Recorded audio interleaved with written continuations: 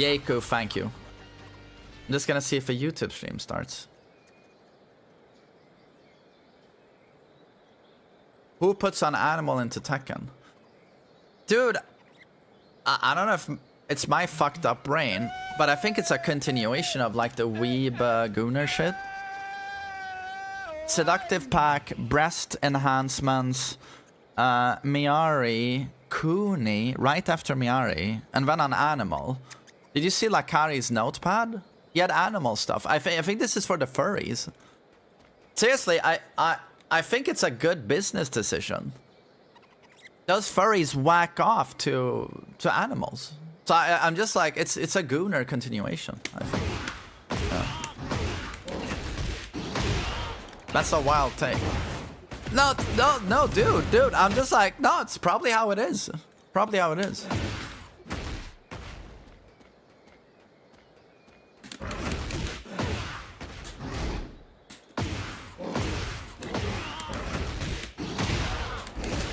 Juicing it up. Thanks for 14 months, dude. Thanks. Yo, Duelist, what's up, man? Oh, dude, it was...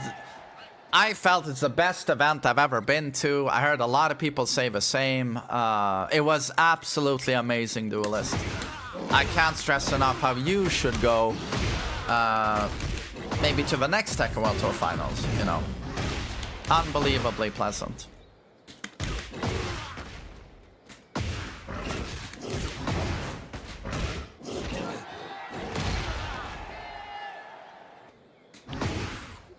Arnas, good to see you, man.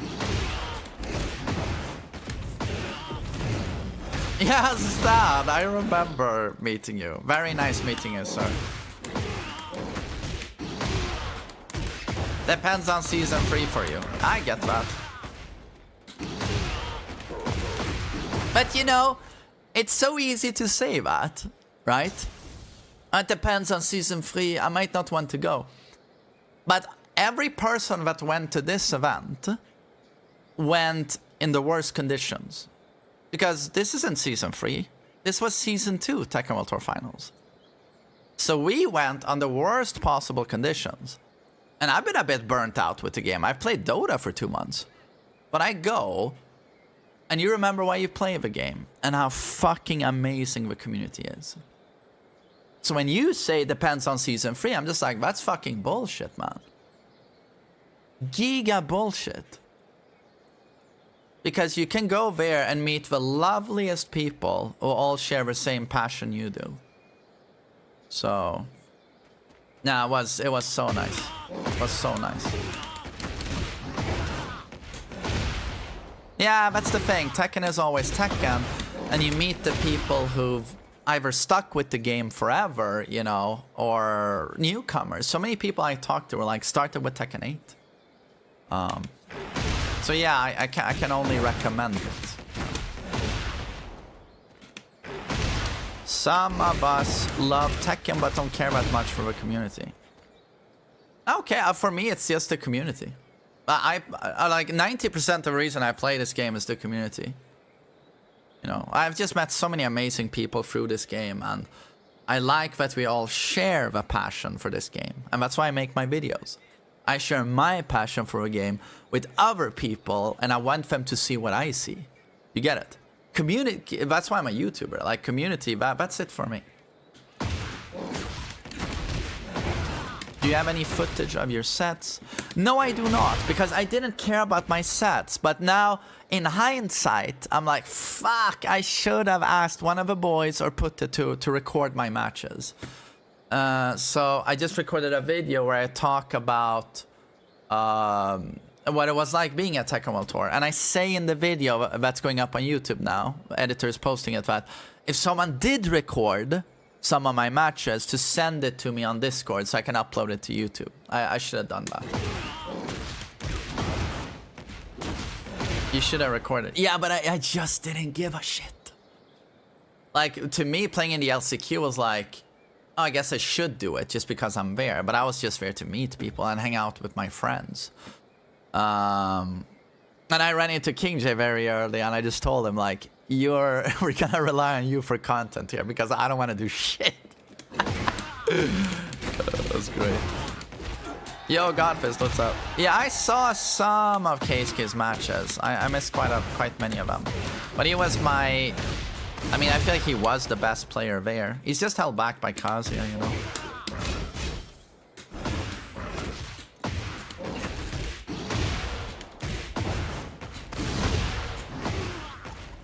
He should have been on stream. Yeah, I mean, I just played in pools, got knocked out there, didn't get a match on stream.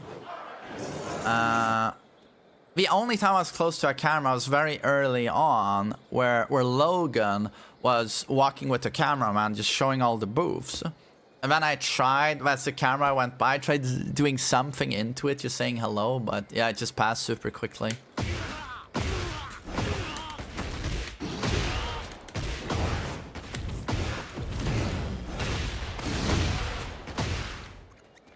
Am I happy with the Season 3 characters? No. No. When DVD with the boys? Exactly. I mean, maybe off stream I can play a match at some point. And then instantly uninstall again. Who did you want for Season 3? Just off the top of my head, as I was watching that, I was just like rolling around in my head was Miguel, Julia, Marduk, Kazumi, Ancient Ogre, Jinpachi, Bruce. That was rolling in my head as they revealed 1, 2, 3. And instead I just got like, I was just like, characters weren't even on my radar. But it wasn't Lei and it wasn't Lucky Chloe.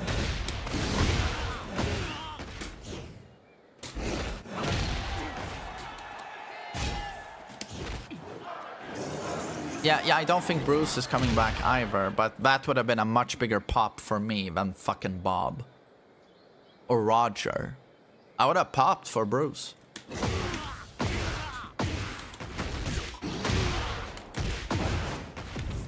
Ru Kang crying when Bob was revealed was funny.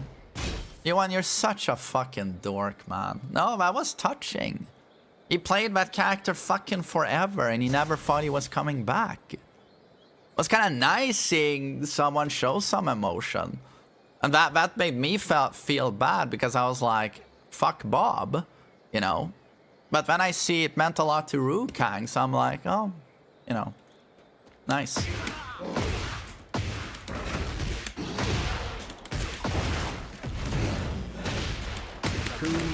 Did you see what Tierlist VDX posted?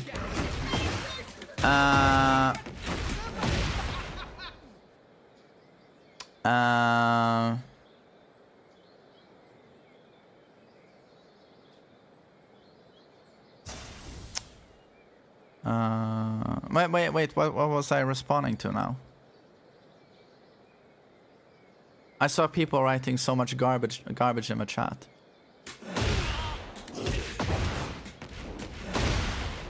Oh, FDX tier list. I'm thinking about but old man, yeah, it's not like you guys are posting 100 fucking things, and I'm thinking about 100 fucking things at once here. I did what Bolan and Deviant Jim, thank you so much for the subs, guys. Regarding FDX tier list, I watched like the first minute. That's it, and I heavily disagreed immediately because he said everyone's OP, everyone can compete. And this is something I've heard people say many times. I completely disagree. I could not disagree more. You can't tell me everyone is OP and everyone can compete and then have Devil Jin and say like, oh, I mean, he's basically like Anna. To me, or Kazuya, it's just like, no, I 100% disagree. And it's a bit like, and I think he even said in the first minute, like, well, you know, most characters can do everything. No one has a weakness. And I'm just like, how can you say that? When you watch Keisuke play, and all he's doing, if you pay attention to when that guy plays, all he's doing is moving around with movement, like this, blocking, movement, blocking, and then, Durya! Counter hit, timing. That's 70% of Keisuke's gameplay. Moving, reading timing, moving. He's gonna press Duria, and it's just an instant perfect electric. Like, I'm sorry, but that character is just core Tekken and has no poking, no stance rush down. And he's using one move. If you can't see the contrast between that and someone playing like Clive, Anna, Asuka, Brian, I'm just like, yeah, it's just... So I listened to the first 60 seconds, I'm just, this is just horse shit. Like, sorry, I love VDX, but it's like, don't say that. And why do you think no one's playing Deviljin at Tekken World Tour? Well, I'm gonna surprise you. Character's dog shit. He's fucking awful. Like, so, no. But it is true to say that a lot of characters are OP, but that doesn't mean everyone is OP.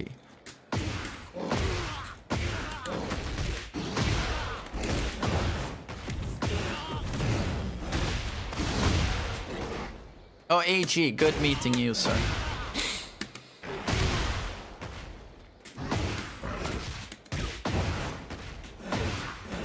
Let's not act like Bilal didn't block like 6 patricide fists in a row. He was fearful of the mix-up. But I don't know, are you trying to say that Kazuya has a bullshit mix-up or something? Did you watch Keisuke play? He smoked everyone just using electric. And what's that? That's core Tekken. Did you meet Harada? Yeah, I got to meet him final day at a pub. It was super nice. So I just, you know, shook hands with him, Morena Katsu, and then I got my photo with them. Super nice.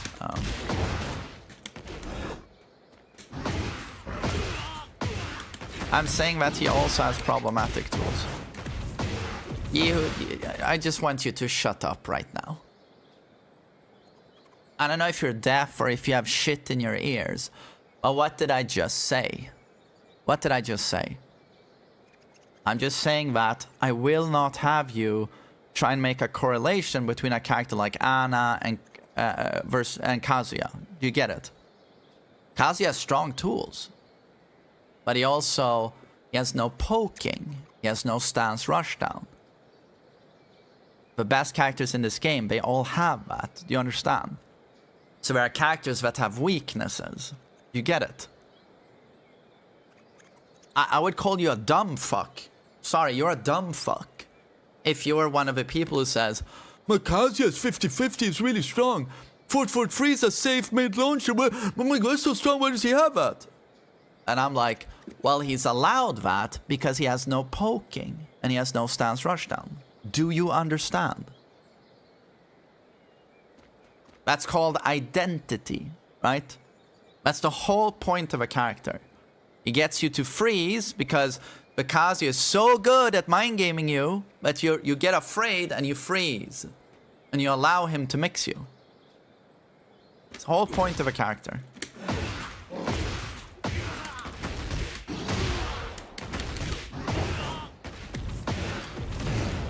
Is the Lee video incoming?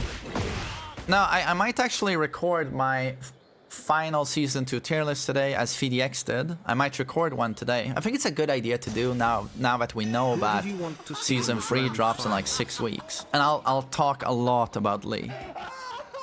I think it's very clear Lee is really, really strong. He is really strong. And he's like a mini Brian. If you wanna... The big separation between those two is Taunt and Incinerator. But that's it, I feel.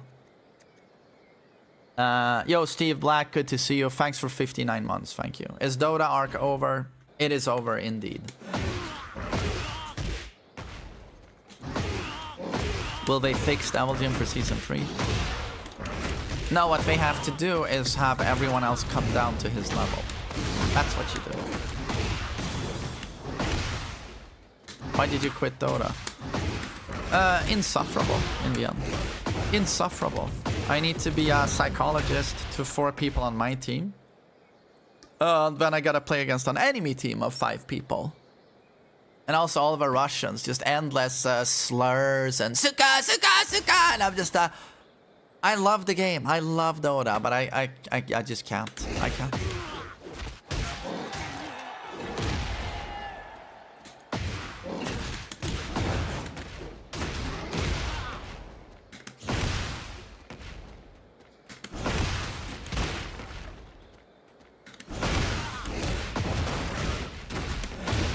Gosh.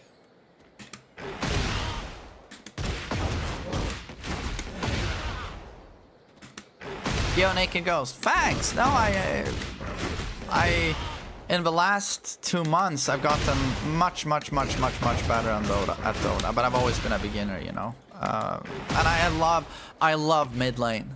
Dude, if there was a 1v1 Dota where you only played mid lane, dude, I'd play that. But I just, that's my favorite part of a game, the 1v1 mid lane. Oh, I love it. But as soon as the laning phase is over and it turns into, now I gotta play with my team, I wanna gouge my eyes out. I wanna gouge my eyes out. And I really tried, but I just can't.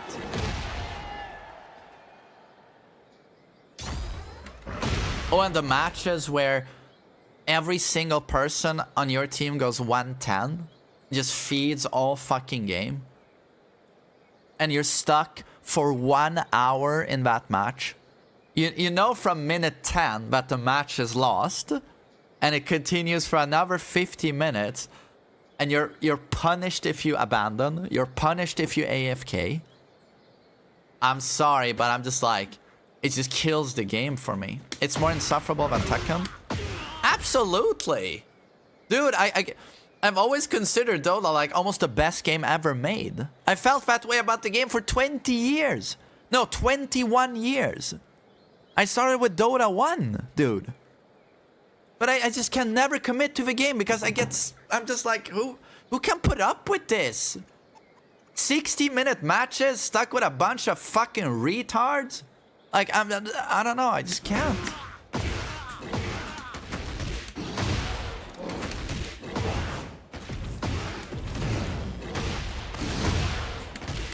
Did you see Super Akuma versus cooldowns? No, I did not. Oh, I'm so sorry, Uchiha, but thank you so much for the 15 bucks. I really appreciate that. Thank you.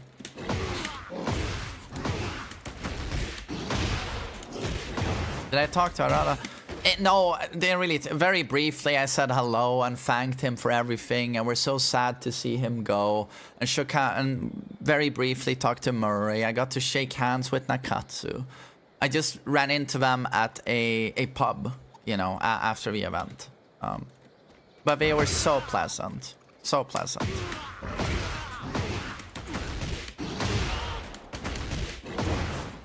Did I meet any players?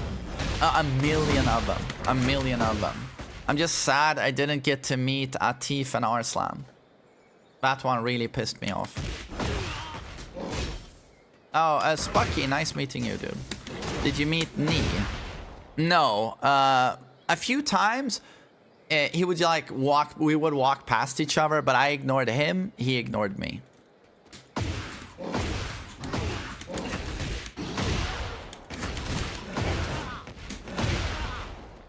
You see Jason Momoa. What? As the main man.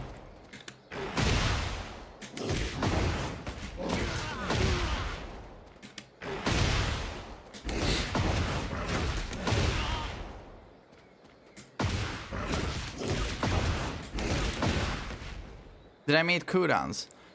I did, and I gotta say it was a little bit disappointing, I have to say. I don't know, you know, it's like I really wanted to meet Yonding, and I told my friend Patrick, I'm like, because Patrick would run into, he would always see Yonding smoking. My friend smokes, so he would stand outside, and he would see Yonding there a few times, and he would just nod to Yonding, and Yonding would nod back. So I was like, if you ever see him again, let me know. And then we're walking in at some point. I'm walking in with Patrick, and Patrick's like, oh, Yonding, he's there. So I go up to Yonding, and he's standing with 3 other Korean players. So we're standing like a gang, you know, smoking. So it's Yonding, Kudans, Mangja. I don't remember who the fourth guy was, but it wasn't like Ulsan or any of that. So I go up to Yonding, I shake his hand, I'm like, I'm a huge fan. And Yonding, I didn't hear this, but according to Patrick, Yonding said, I know. And so funny, you know. I didn't hear that, I would have laughed. But he like never smiled. So he did it in a very serious tone. And when I turn to my right, I see a Kudans, and I'm like, oh, hi, Kudans, dude, I'm a huge fan. And he doesn't say anything. He just looks at me like this. And then I think Yonding says, oh, it's the main man. And Kudans goes. He doesn't say anything. And I'm like, oh, okay. And I say like, oh, dude, I'm just a Mishima noob. And he's like. And I was like, okay. And then I turn to Mangja. And I'm like, hi, nice to meet you. And he doesn't really say anything. And then I'm like, oh, are any of you playing tomorrow? And Yonding points to Mangja like this. And I'm like, and then I just say, oh, looking, no one's giving me anything. So I'm just like, they're all just looking at me. And I'm just like, oh, you know, hope you enjoy the event tomorrow. Nice meeting you. And I just leave. But I just, it was unbelievably disappointing. I think that was my big, like, oh, you know, I don't know what it was. If it's like language thing or they fucking hate me for some reason, you know, a Scrapman thing. But that was very, very disappointing. Yeah.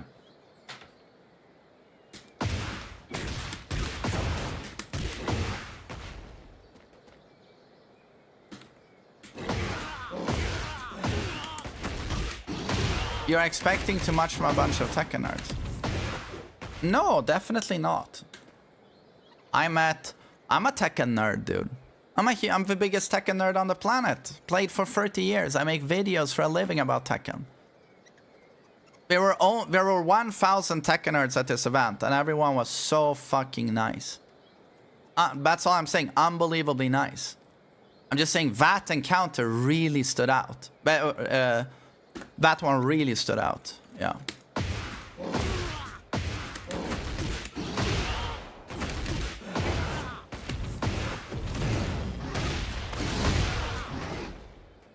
I did not meet Raf, and I did not see him ever like walking around where I saw him at the venue. I only saw him on stage.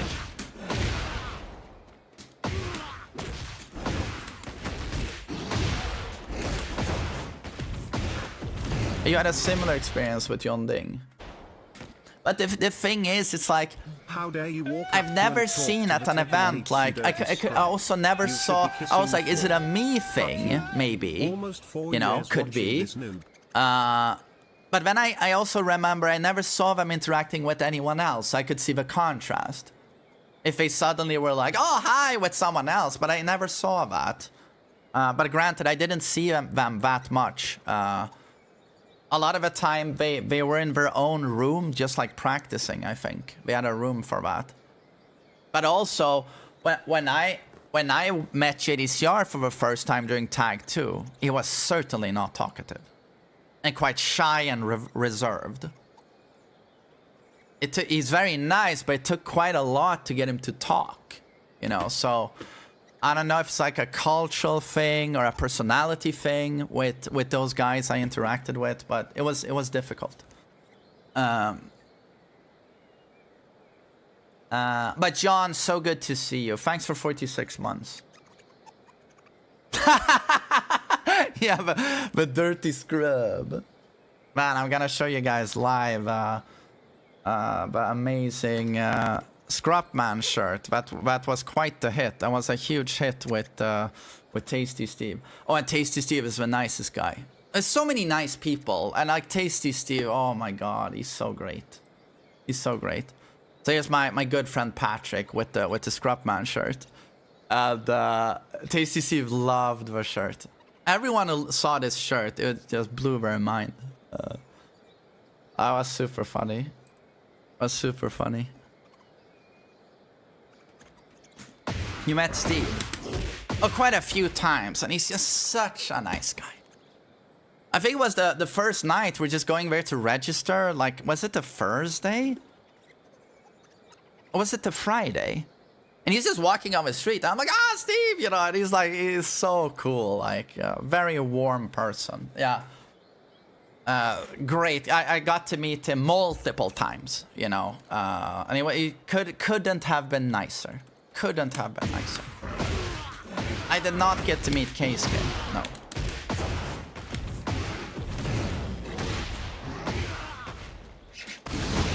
You meet any Pakistani players?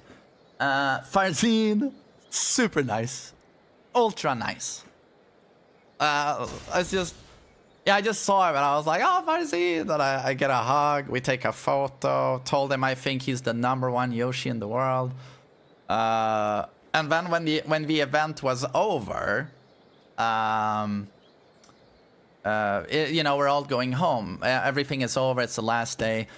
And I just see him walking alone. He's walking out, and I wave, and he just comes up to me, hug, and I was like, "You played so well today." And he's just so nice. He's so nice. And then I got to see the John. I told him he's my favorite player. I'm his #1 fan. He was super cool, super cool. Usama Abbasi, super cool. However, I did not get to see Arslan or Atif. And I really wanted to meet them. I really, that's my goal, you know, to meet them, but I did not get to meet them. Did you meet me? No, but we passed each other a few times, but just ignored one another. No.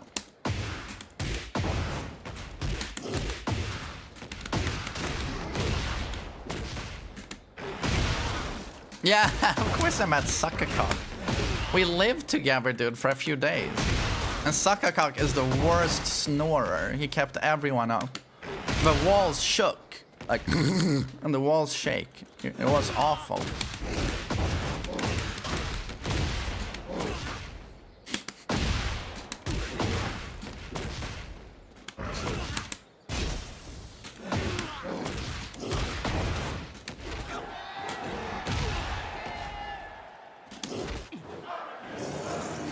Did you see the Back to Basics?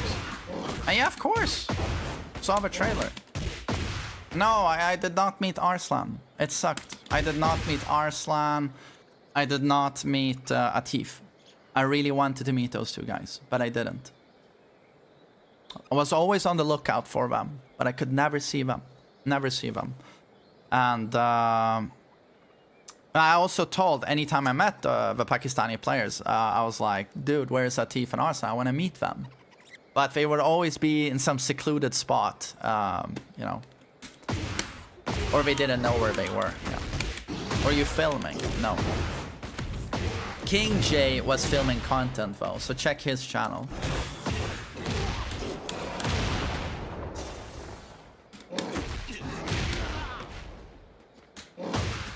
My name is banned from the official Tekken stream. Yeah, but I mean, that's the last... That's been a thing for like at least 5 years. No, since 2019. Since 2019. My name has been banned forever.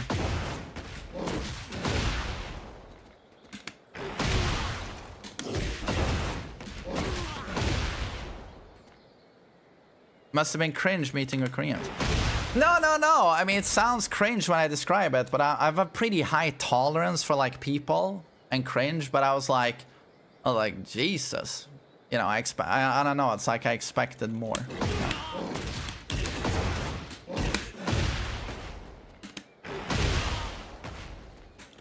Yeah, yeah. I lived with my Twitch mods for 4 days. Yeah, I can take awkward.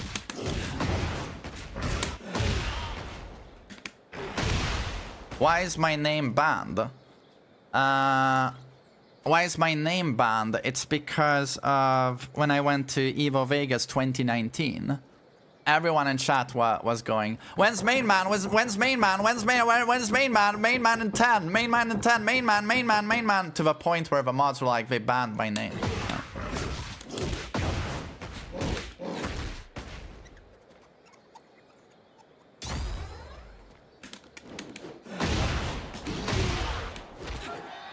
Everyone was doing that in FDX's stream. Really? That's great.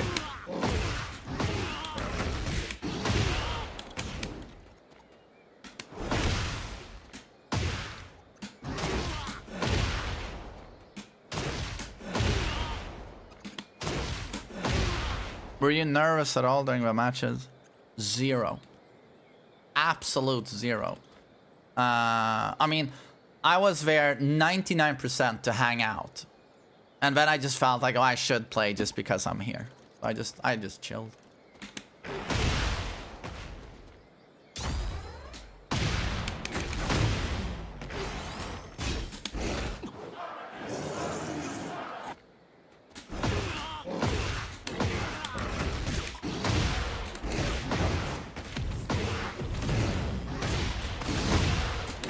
Yeah, Masood, I talk about it in a video my editor is uploading right now. But yeah, my stick stopped working. It was... that's the match where I got eliminated. We're 1-1 in matches. I'm playing against Analisa. And the last match, during the first round, my character... I'm holding back to block. And then I notice Kazi is just walking back. And I'm like, what's going on? So I let go of the stick. And he continues to just walk back. He's stuck. And I've never seen this. I was like, what is this? So I just look at it and I'm just like, well, what's going on? I ask the guy who's playing. He's like, oh, he's also dumbfounded. So I yank out the stick, put it back in again, and now my stick won't light up again. And I'm just like, I have no clue what's going on. I've never seen this. So I lose 2 rounds like this, and then final round, it lights up again, and now it works. And I'm like, ah, fuck it, let's just play. And then good round, he beats me that round, he wins, I'm eliminated. I didn't care that much. I was like, oh, okay, GG's. But I assumed it was like a PlayStation thing because I've never seen it on PC. So I assume it's a PlayStation thing. Jorky, thanks for 30 months. Thank you. Burkrow, thank you. Sinister, thank you.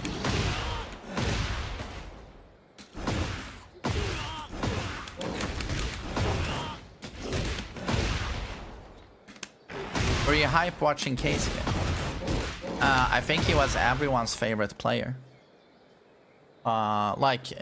Rukang told me, you know, Rukang was doing commentary. Rukang, I felt the same way. Rukang just reinforced what I was thinking. Rukang came up to me and said, Keisuke is the best player. Keisuke is the best player. He's the best Tekken player here. He gets the biggest pops from the crowd. You know, the crowd is rooting the most and responding the most to Keisuke. So I'm not the only one who felt that way. Did you meet Manja? Yeah, I did. But as I said before, I just shook hands with Kudans, Yonding, Keisuke, and another Korean player. I don't remember who it was, but it was very... little bit awkward, maybe. They didn't say a whole lot, you know. I didn't get much of anything, you know.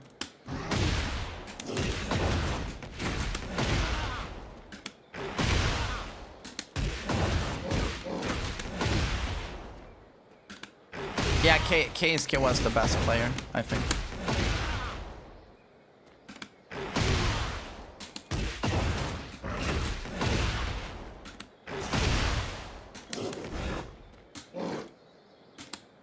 Oh, Masood, dude, like, people were so nice to me.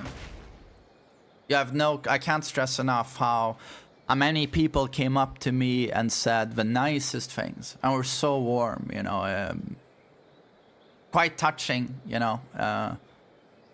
It was incredible. Oh, it's always nice meeting Arada. Every time I've met him, he's been super nice.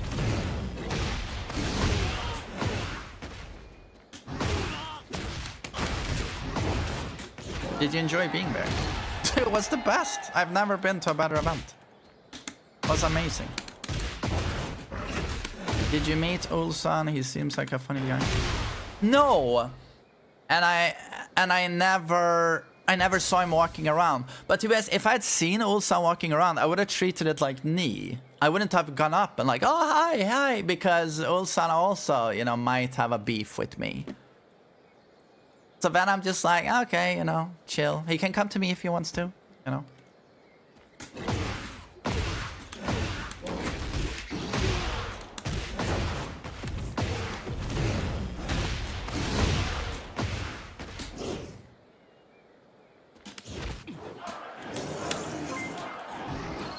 Yo, RM, good to see you, buddy. Thank you so much. Joking about Roger's DLC. Why would Olson have beef with you? No, it's just the dumbest thing. I was restreaming an event. He won an esports World Cup, I think. And he's saying, the guy there is interviewing him, and Ulsan goes like, "Oh, I'm still so hungry. I still want to play." And when I was restreaming, I don't remember. You know how I go. I was like, "I'm still so hungry. I still have an erection. I'm coming everywhere." I just did something like that. And well, to be able to say, it's just a joke. Like, who gives a shit? It's like when I tell you guys I'm 5'5" and I like getting railed up the ass at the local biker bar. I'm just like, it's just, I don't give a shit. It's just jokes. But apparently people told me he tweeted about that. I'm just like, dude has just won $300,000, but the day after he tweets like, "How can he do this? This is so disrespectful." And he has that clip. And apparently, I couldn't see this, but he had removed the tweet. He had removed the tweet, so I assume he felt like maybe I shouldn't complain about this. I don't know what it was. but I'm just like, I don't know. It's like, it's a cultural thing, I think. But so like, it's the same with Knee. Same with Knee. He seems so upset that Scrapman thing. But I'm just like, I don't give a shit. I'm just like. So that's why with Knee, I'm just like, I'm not gonna go and say hello. If he wants to talk, like, just come up to me. But they seem to have beef. So I'm just like, you know, and same with Ulsan. I'm just like,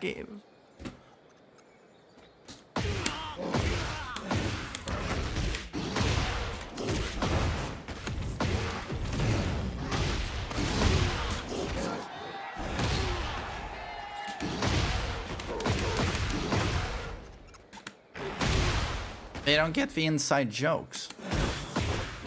What's the inside joke? I mean, to me, it's just laugh a bit. Why so self-serious? Just laugh a bit. I don't know.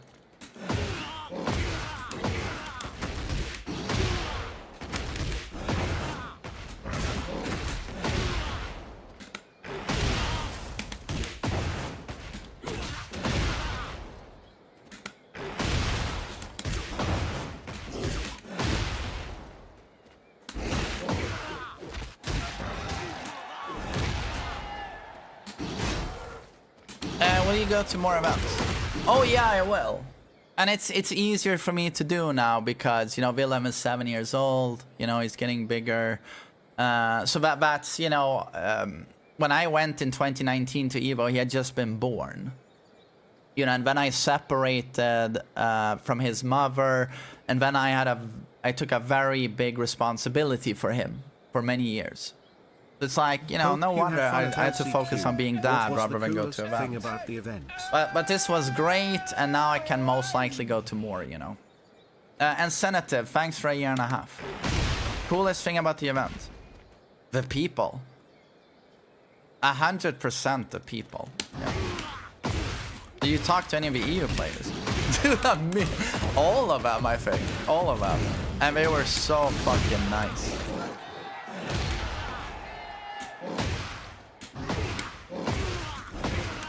Hexmark? Yeah, Hexmark was so cool.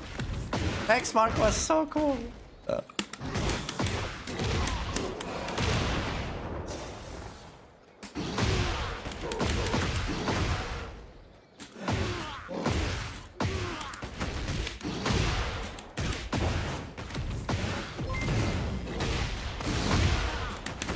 How was the vibe like during the LCQ? Main man, the John and I musician set went crazy. The John I musician. No, we had a lot of amazing matches. Like, many of the sets were fucking incredible. Of joy for Bob? What was my favorite? I mean, a lot of people seem to dislike it, but I really liked the Yoshi mirror match. Kane versus iMusician.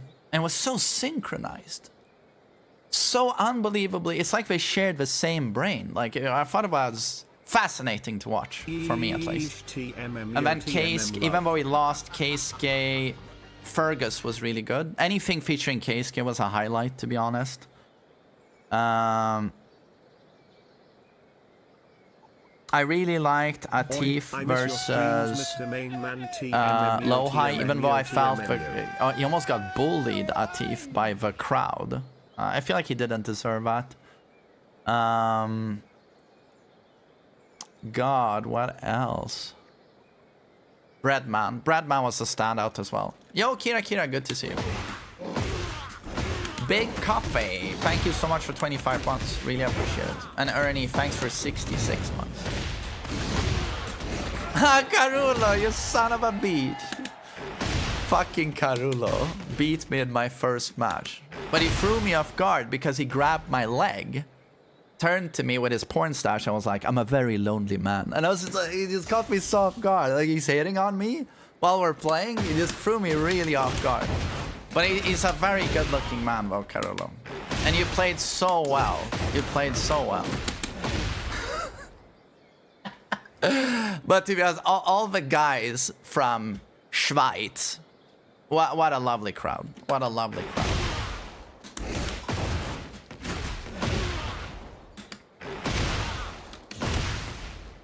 Did you talk to Douglas? I did. When I went there to register, I think him and Fergus were standing together. Super nice. Super nice. And then at that same... when we did the registry, I got to see Ayo Richie. I got to see Hopper. I got to see Zaka. Super fucking nice guys. Was Raif at the tournament? He was. He was. Did you feel that Pakistani players get less support from the crowd? 100%. It felt like everyone was rooting against them. Yes.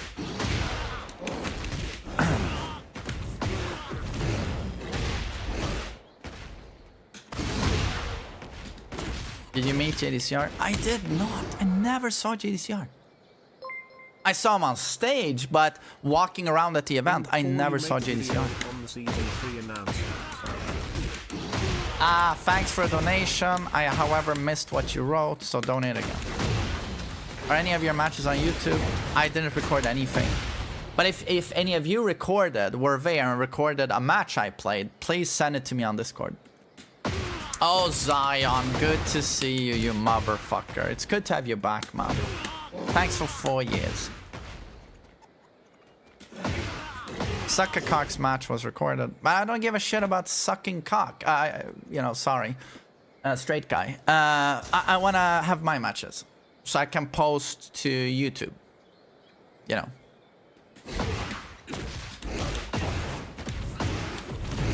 But I mean, Sucker Cock played like shit anyway. He got demolished by some fucking Mighty Ruler Jin. Who else did you lose to? Oh no, he was good though, the Leo player. He was good. Yeah.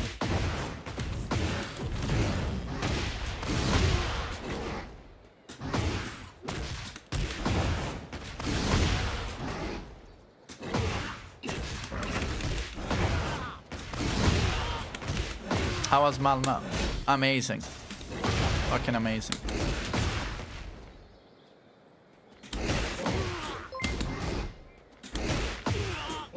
Yo, Sonic, what's up? It was amazing. You really should go, Sonic. Amazing event.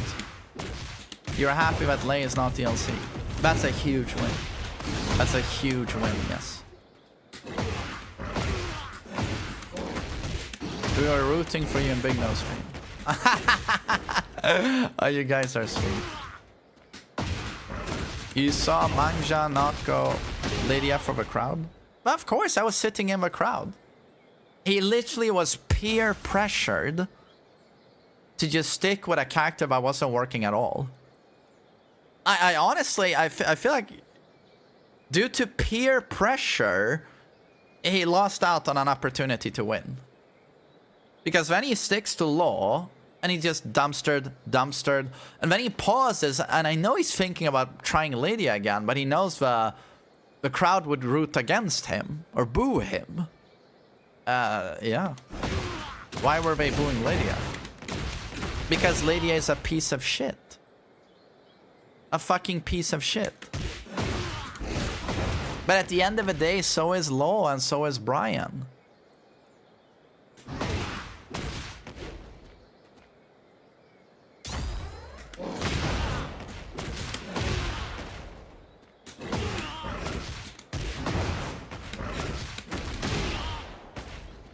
We have the biggest banners in the room.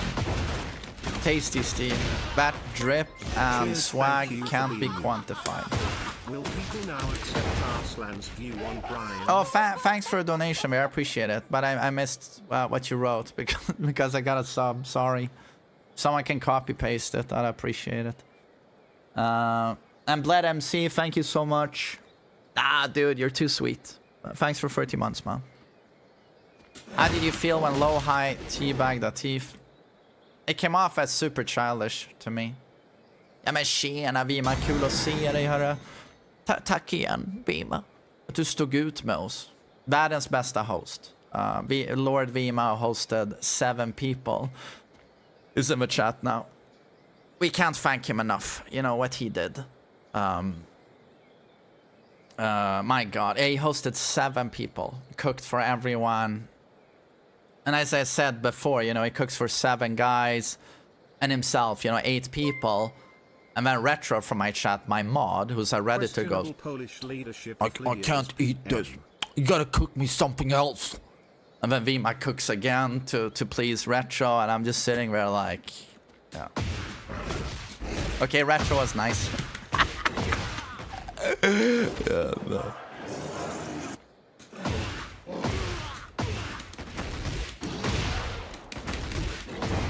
Are you excited for Resident Evil 9? Ah, super excited, yeah.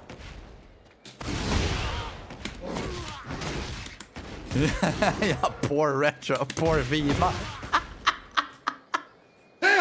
Poor Viva. I just loved in the car as well, like Molly. But I don't want to eat that. But Molly, what can you eat? I don't know. Maybe some bread. What kind of bread? Normal bread. That was so good. So good.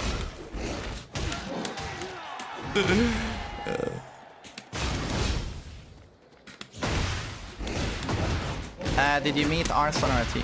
No. No. I must send our match to you on Discord. But I don't want the match where I get fucked up the ass. I want the matches where I was doing the fucking.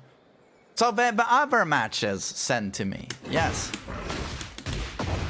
Dude, our match, I take no...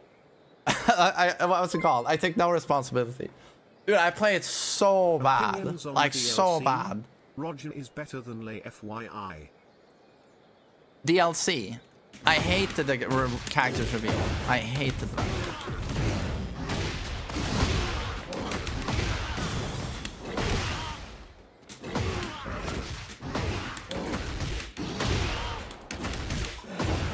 What do you think about Roger announcement? Shit. Sorry, I just shit.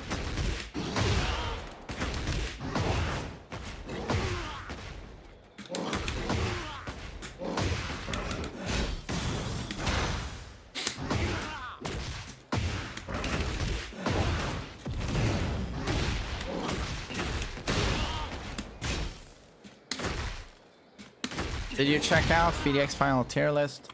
I want to make one just because I saw he made one. I think it's a good idea to make such a video. But I just listened. I was dropping off Willem at school and I listened to the first 60 seconds. And then I turned it off because I disagreed so heavily with his intro. I explained it before to you guys. I don't know if I'm gonna repeat it again, but he said that all characters are competitive, everyone can win, everyone is busted, and everyone can do everything. He said things like that, and I was like, could not disagree more. And I've heard a lot of people say that about Tekken 8, and I feel like, fuck you. Just fuck you.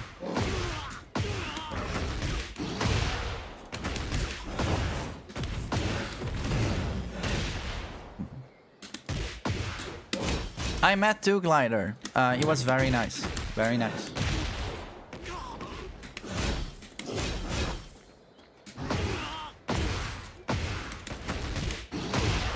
Did you grow up watching Jackie Chan movies? Why not play? I love Jackie Chan. I'm a huge fan. I've seen pretty much every movie he's made. I think Drunken Master 2 is the greatest martial arts movie ever made. But what the fuck does Lei have to do with Jackie Chan other than they're trying to give him Kung Fu Jackie Chan animations?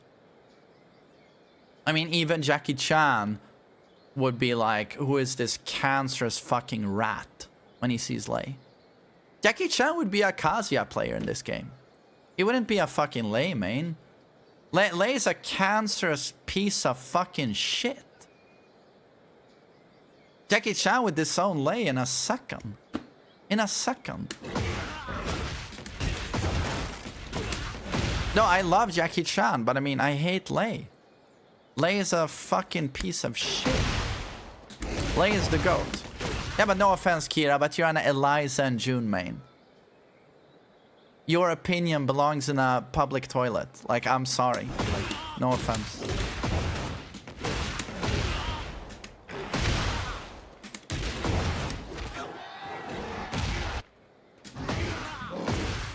Did you meet Kwiz? No. No, was he there? Yeah, no, I didn't meet him. Where's the on-screen chat? Oh, it's not on. Oh, there it is. Oh, he wasn't there. Okay. Your favorite Mishima is kind of... Oh, very good. Very good.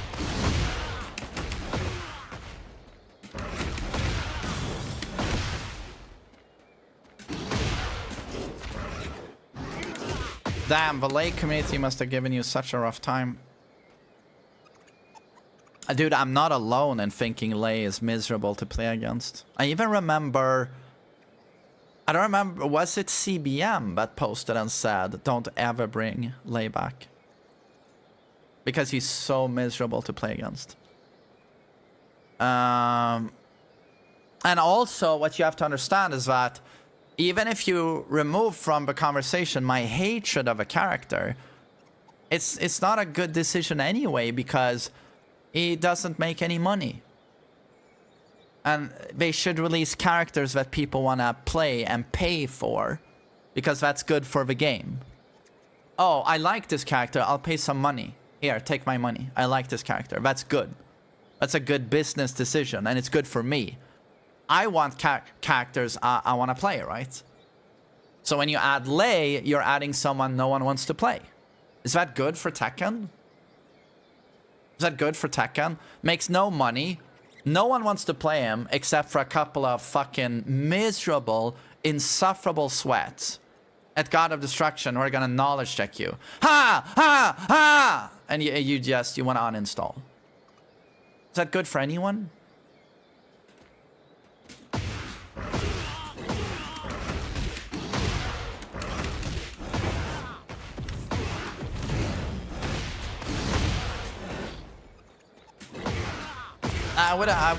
Jinpachi would have gotten a huge pop from me. Huge pop. Like Kazumi, Jinpachi, Ancient Ogre, Bruce. Even Marduk, yeah, he's cancerous, but I like him. He would have gotten a big pop from me. Miguel would have been cool as well, I think.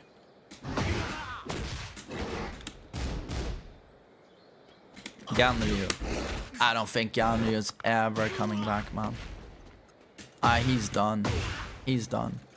Why don't you like Roger? It's a kangaroo. It's a comic relief character. I don't play comic relief characters. Kuma is another comedy character. Comic relief. Look how stupid he is. Oh, it's a bear fighting. He's got a salmon. I play characters when I think they're cool. Armor King is cool. Kazuya is cool. Heihachi is cool. So I play those characters. I'm not interested in a kangaroo. No. But I guess somehow he got a huge standing ovation. So I'm like, Okay, so I'm in the minority, you know. Yo, Shady, thanks for 10 gift subs. Good to see you. Really appreciate it, man. Do I consider Yoshi cool? He's more on the cooler side. He's just awful to play against.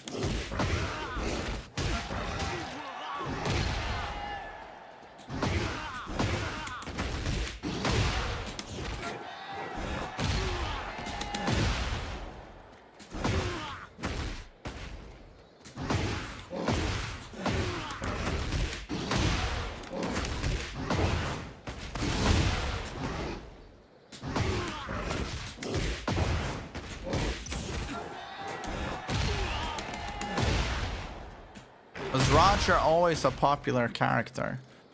No, he's not a popular character. I mean, when was the last time he was in a Tekken game? Tag 2? I mean, it's been a while, dude. Like, I wouldn't call him popular.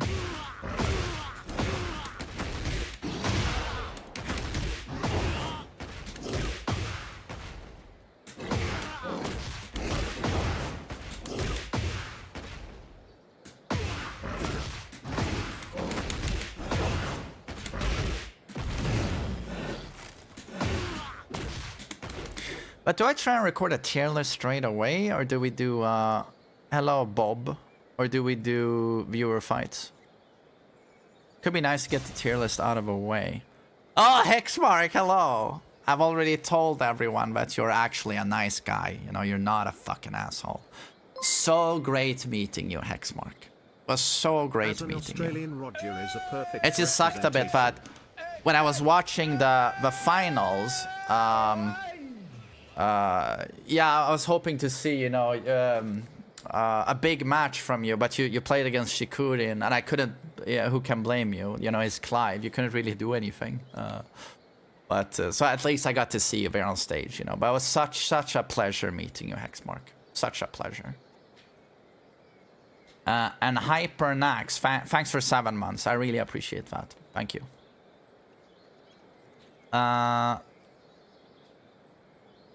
Did you see King J's reaction when he thought Marduk is coming back? Dude, I had the exact same reaction.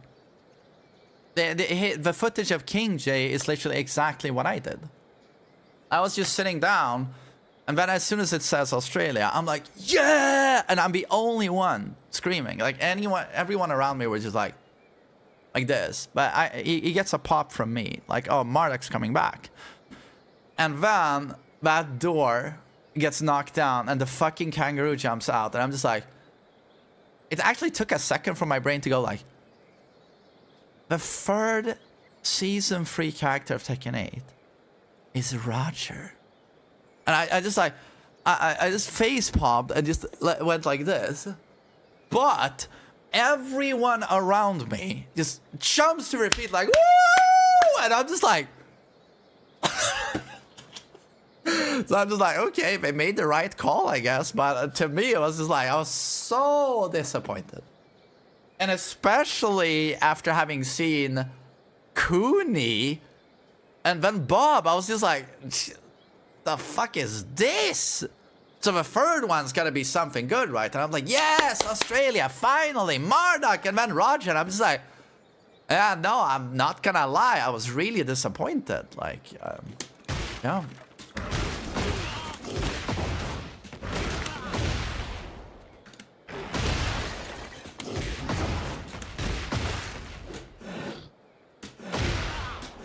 I love that. Now everyone says, of course, fuck Marduk, toxic, fuck Marduk.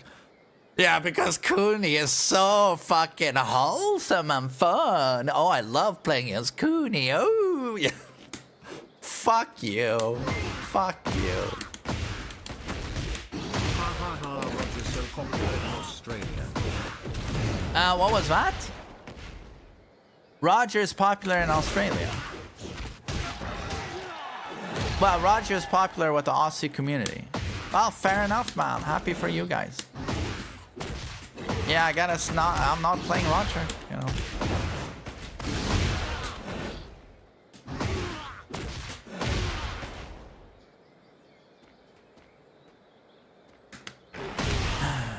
Are you not excited for Bob? Yeah, you know what? Let's before I do a tier list, let's do some player matches. We're talking shit anyway about the whole Tekken World Tour experience, you know. So I can do matches and talk about it at the same time, and then I should do commentary. I should do commentary on Keisuke. Have that on YouTube because it's his greatest performance ever, in my opinion. And then we record the final tier list. And I'm gonna try to keep it brief. Let's not do a 3-hour recording. Let's try and get it in like an hour or something. Did you see Gosane versus Keisuke? No, I watched that. That was amazing. And I met Gosane, and he's so nice. Did you know I met Gosane? I think it's like 11 years ago. I met him at an event in London. When he was, I shit you not, he was 12 years old. I think he was 12. Or no, how old is he now? He was a kid. He was legit a kid, you know. Remember saying hello to him. And then I meet him now, and he's all grown up, my little boy. But so nice, so nice. And got to joke a little bit about how he actually won a tournament. Remember when he beat the John in a grand finals and won a tournament? And except he didn't. The junkyard didn't work on the wall and he lost. Like he won that tournament.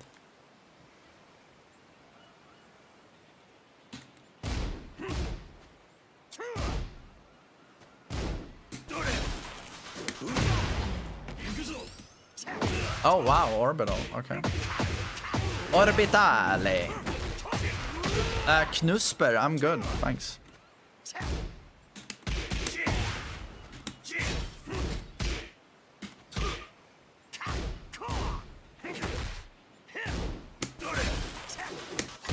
Oh. Catch it.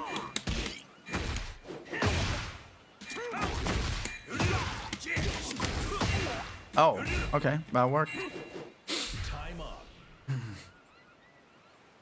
Round 2. Fight.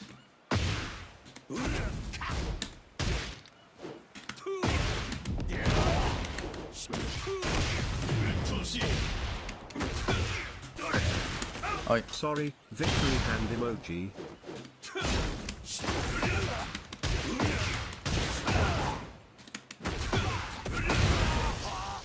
Valeri, spasiba. Thanks for 22 months. Thanks.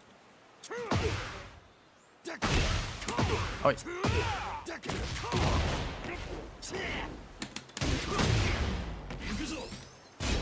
Can I explain? Go back to basics. Watch my video.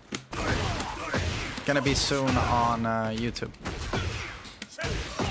Do you see low high teabagging at Thief? Of course, I was in the crowd watching it. I thought it was very childish. I only bought, it's not a hoodie, it's a shirt. It's the only thing I bought. But I really like it.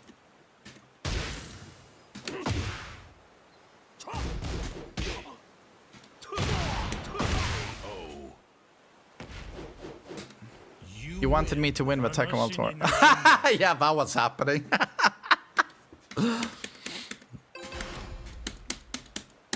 Yo, Lensachi, hello.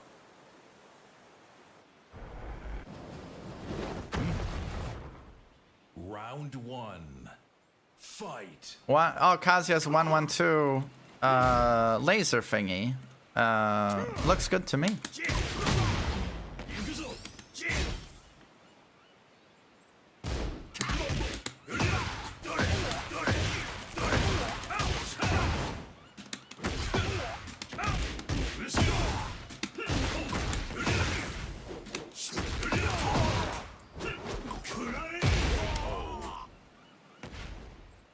Round 2. Fight. Yeah, I was in the crowd, yes.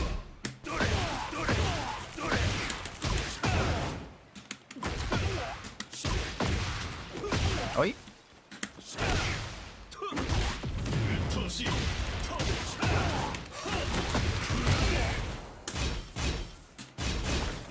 Oi. You don't know what teabagging is? How do you not know what teabagging is? It's a way to BM. Maybe you don't know what BM is either, I assume. But it's a way to show disrespect in video games. You teabag your opponent. Fight. It's basically a fuck you. You know?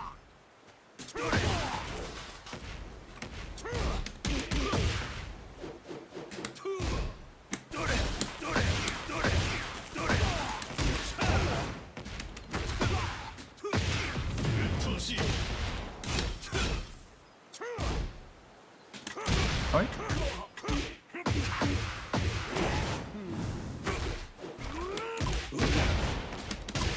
I came.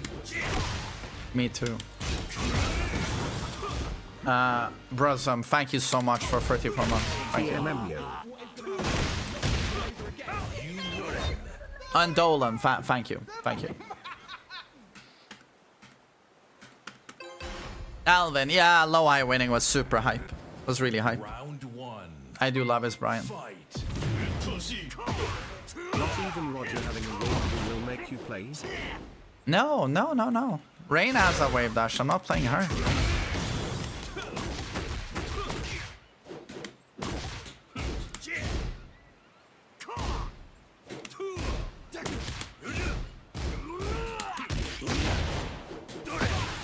Oi.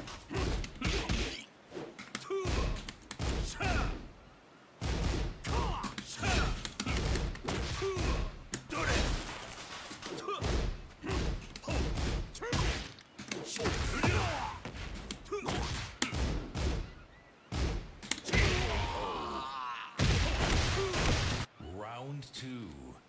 Fight.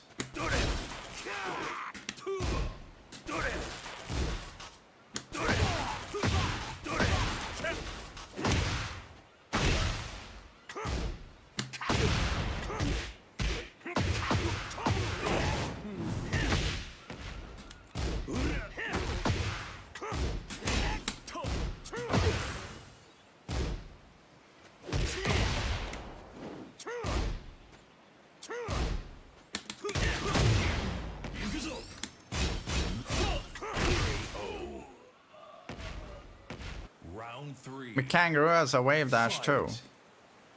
Yeah, he has a wave dash. And giant swing.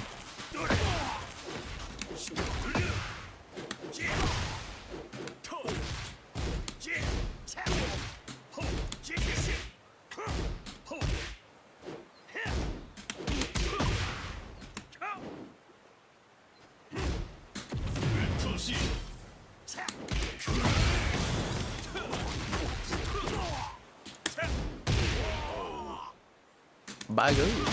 Round four. Fight.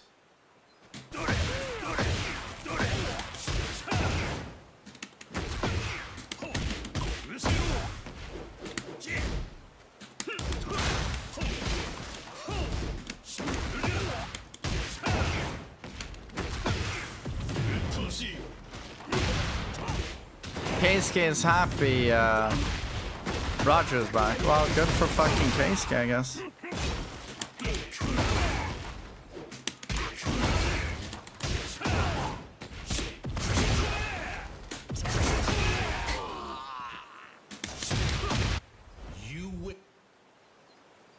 Any rank goals before season 2 ends?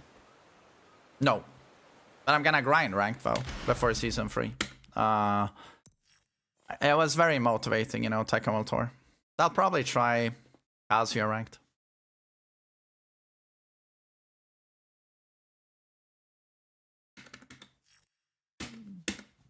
My opinion on Bob.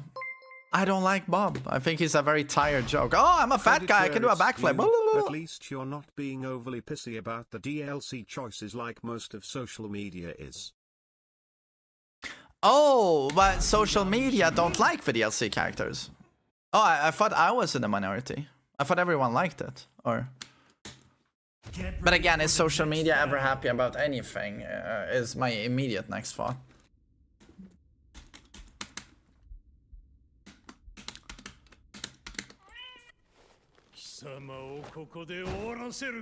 Round one. Yeah, I thought I was in the minority. Fight. Yeah.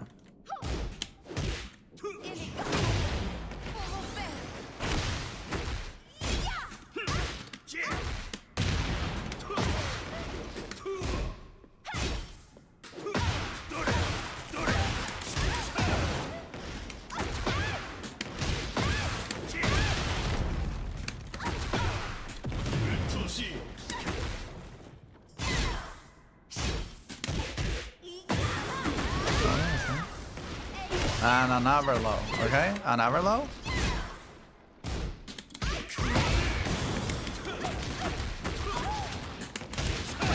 That is hilariously broken and should be removed. Fight.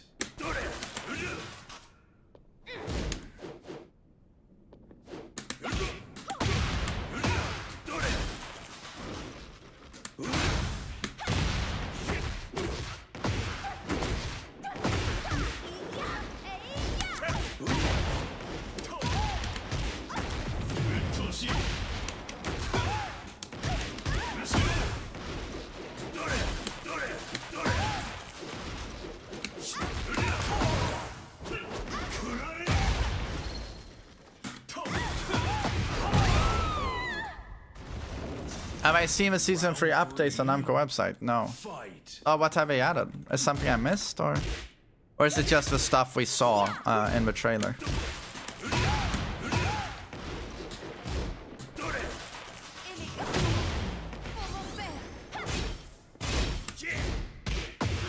More updates. Oh, but what did I miss?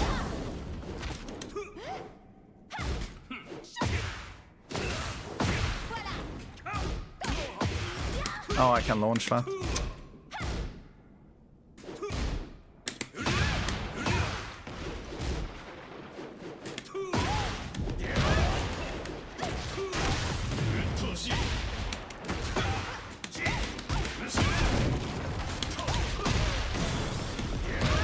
That's cool. You win. 話にならんな。話にならんな。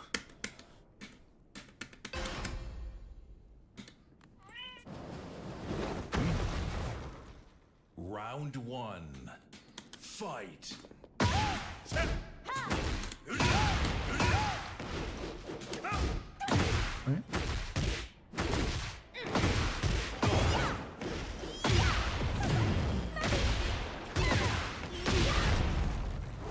Kazuya's near 112. Oh, I like it.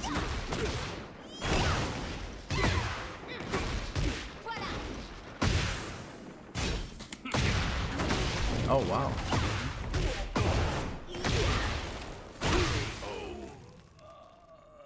Keisuke was the most exciting, yes. Fight.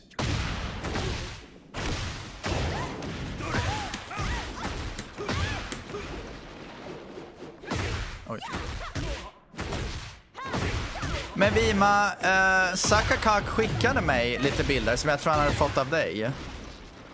Men jag skickar gärna allt du har. Så jag är säker på att jag har allting.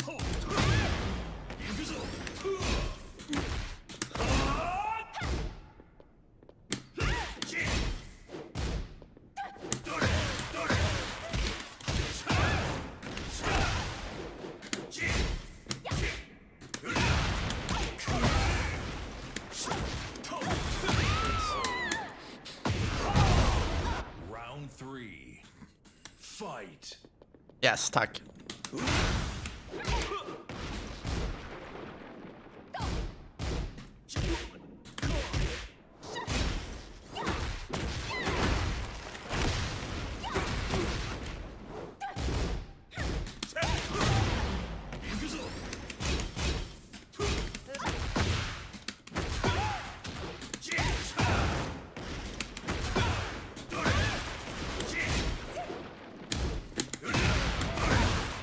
Oh, I thought it was a perfect.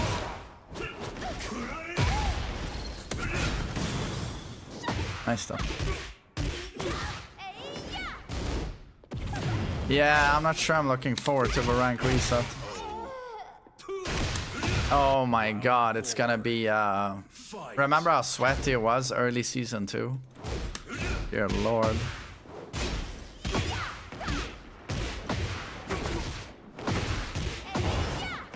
Yeah, it's gonna be a bloodbath again.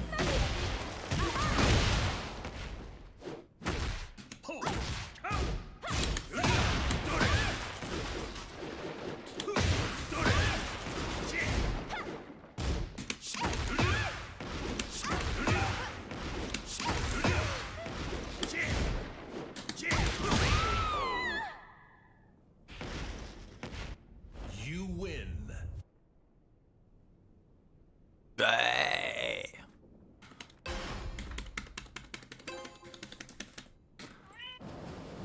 Round one. Fight. Will you make a new tier list now? Yeah, today.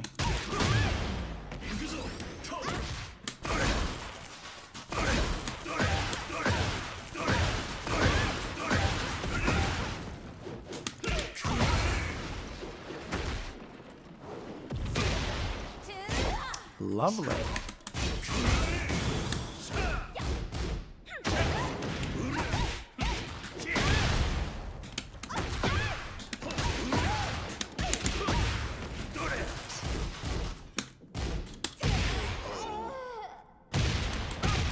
Round two. Fight. I did not meet Arson or Atif, unfortunately.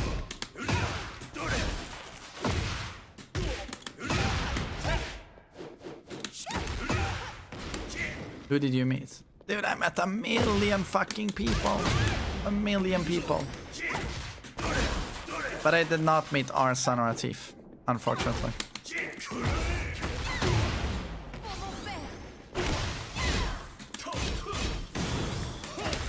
Boy, okay.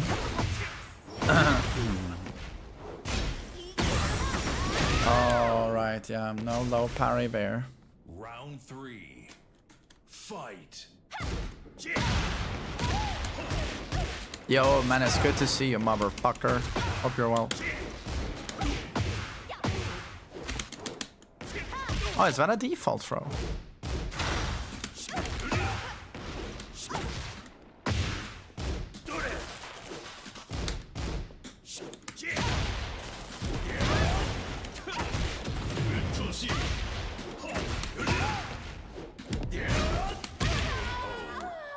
Azos, what's up?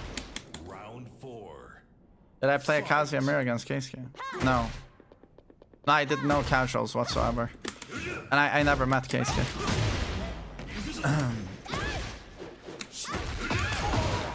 Did you meet with Mangja, Ulsan, or Lowhigh? Only Mangja. Lowhigh, I didn't even see. Only on stage. Same with Ulsan, only on stage.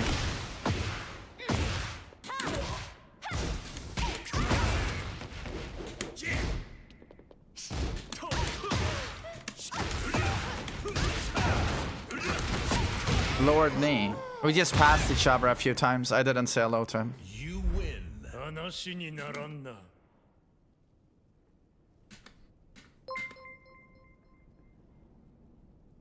Who was the last character with a throw game? Who's the last character? Well, I hope it's Scorpion. And we get the Never Realm, is what it's called, right? As a stage. That's what I hope for.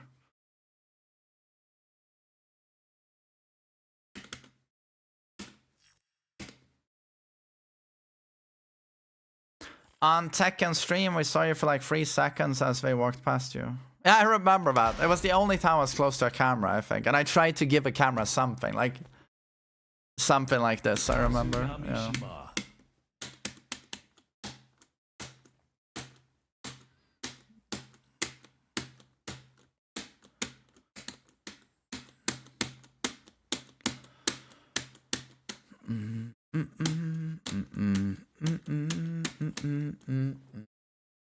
Get ready for the next battle. I did say hello to Harada Michael Nakatsu, yeah. Super, always nice.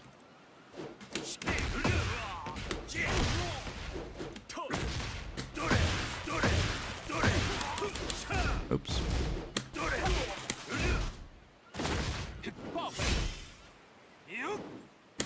Oh wow, okay.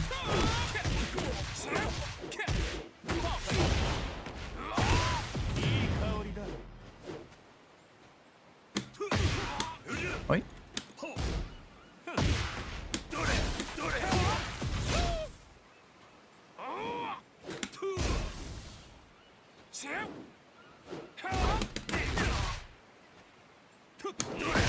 Oi.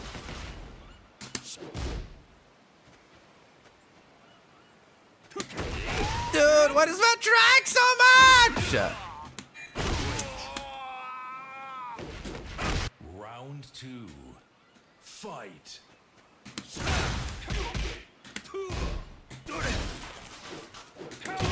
Nice back four. Is low highs Brian better than Atif? I still think Atif is number 1. But low high number 2.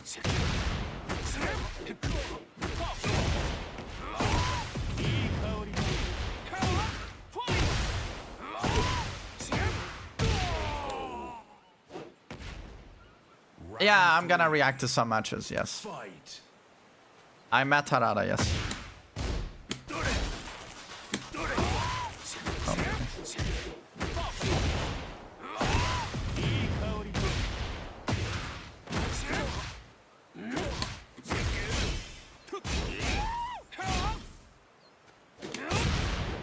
Damn, good. Bradman was sick, dude. He was I felt like he was the crowd favorite to win the whole thing. Round 4. Fight.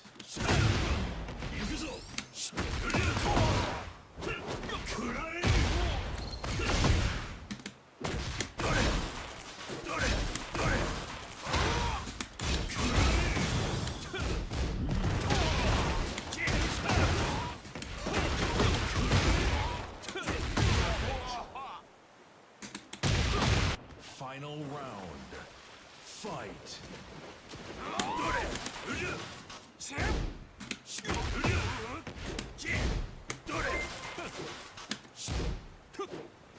Here's RM, an thanks. idea that'll make you bagel. Boss DLC pack featuring G Pikachu, Shaq, Gil, and Rugal Bernstein. Yeah, but now we're just doing fantasy mental masturbation because that's unfortunately never happening. Would have been sick though. Wow, what a block sequence. No punish. Do you play Dead by Daylight? I used to play it, but I hate the game now. But I just hung out. I spent a few days just now hanging out with very, very nice people. You know, friends I have here on the stream, and they play a lot of Dead by Daylight, and that almost gets me where I wanna play the game just to play with them. You know.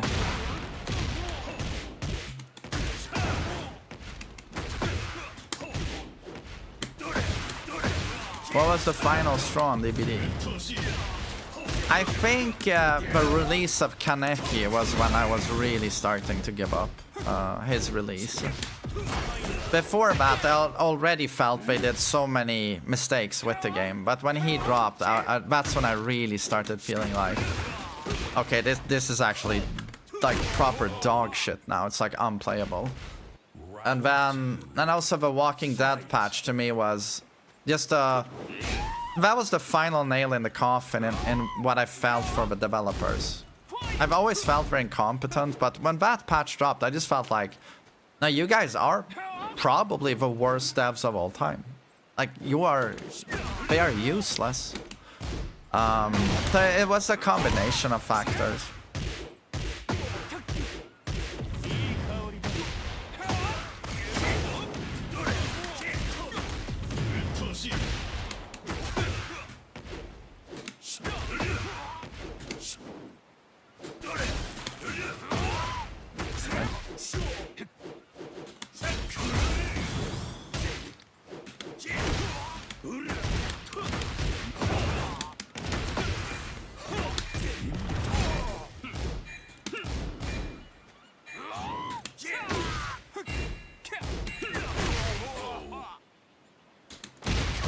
Round 3.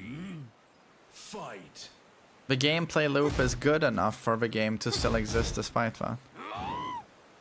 The core gameplay loop is what keeps that game alive, but you get less and less and less of that because they keep power creeping with killers that just anti-loop the shit out of you. So you're getting less and less and less of that. And then they don't understand that their old tiles, palette loops, are the fun ones. They remove them now. They remove their classic layouts in favor of their modern designs that are useless, and there's no thought behind them. We are actively making the game worse. Like, straight up.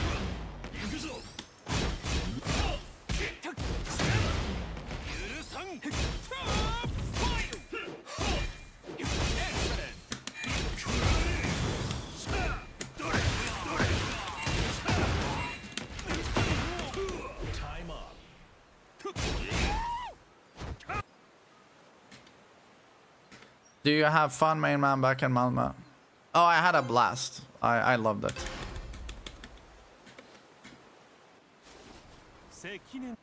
Round 1.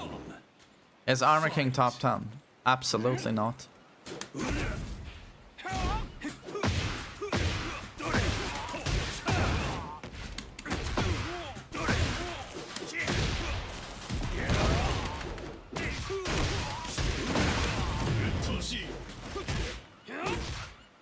Is Kazuya better than Armor King?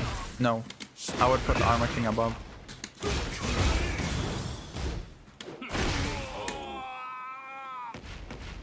Round 2.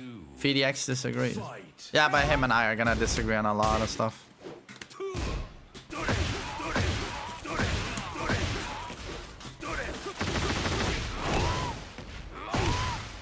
What's my Leroy is very underrated. He's strong. I didn't need to see Breadman play him, you know, to come to that conclusion.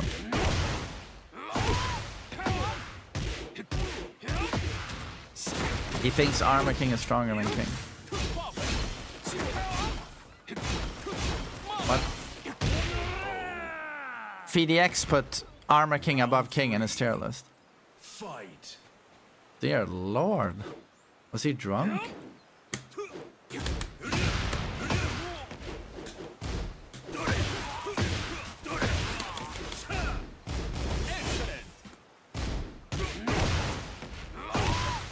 He put Heihachi above Law. Yeah, that's also a joke. Sorry, but that's a joke.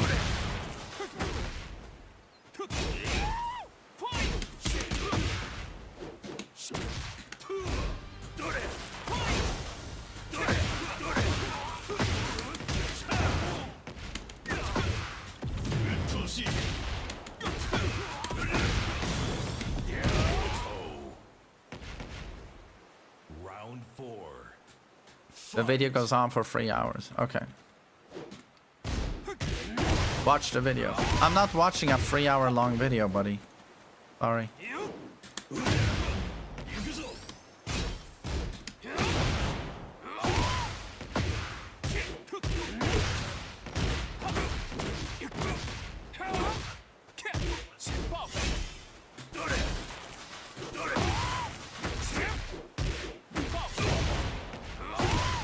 Did you meet Ati? No, and it really upset me. I didn't get to meet Ati for Arslan. Final round. It sucked. Fight.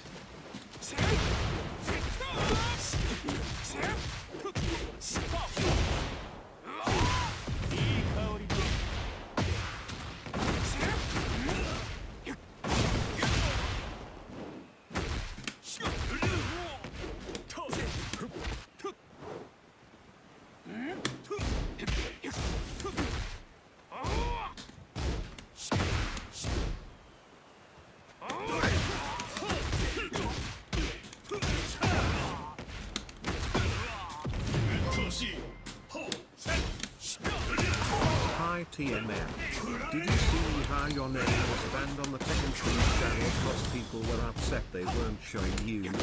Community love right there. My name has been banned on the official stream for soon 7 years. You know, it's not new.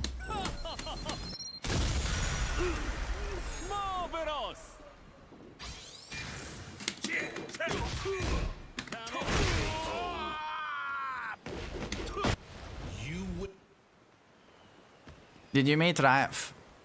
No. Yo, Ducky, good to see you, buddy. I didn't even see him anywhere at the venue, but what if I had seen him, do you think I would have approached him? No, I would not.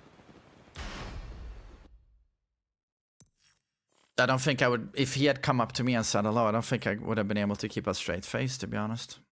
Well played, Andy.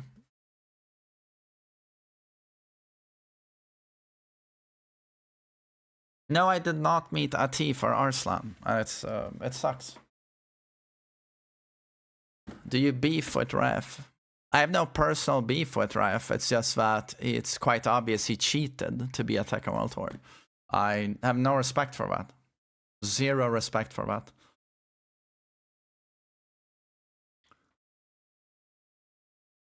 Did the crowd react negatively about Ref? No, there was none of that, I felt. Like, Ref wins a round, people applause. I didn't see any... I did a bit of ironic cheering when he won a round. Yeah, yeah, Ref, the GOAT! Like, but I was the only one, I feel, yeah.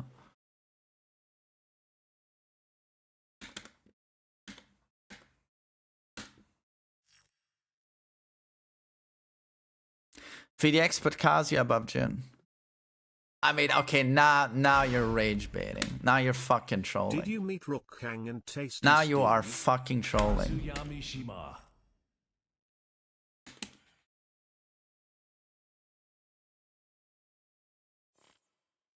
He did that. Ready Dude, for he's the next insane. battle. Dude, I mean... Okay, I need to look at his tier list. I haven't seen it. This sounds awful. This sounds fucking awful. Fight.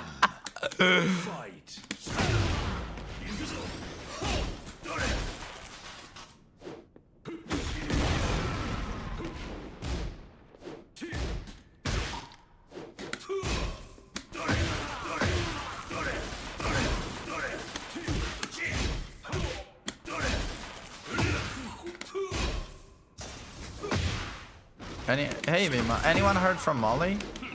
Wow, are you worried? I mean, I'm assuming he made it home safely, no? Round 2. Fight.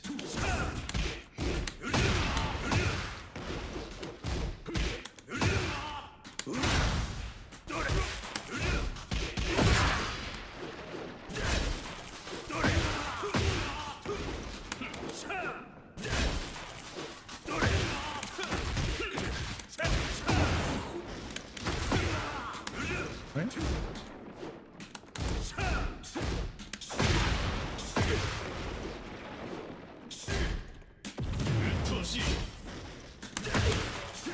Nice electric.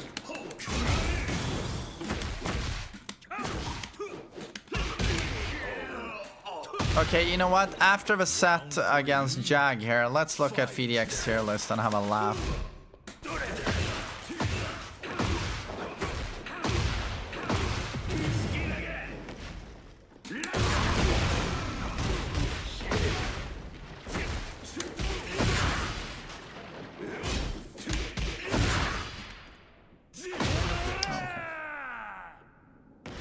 Round 4. They say Kazuya is cheap because he has moves with chip damage. Wait until I tell VDX that all characters have moves that do chip. I'm gonna blow his fucking mind.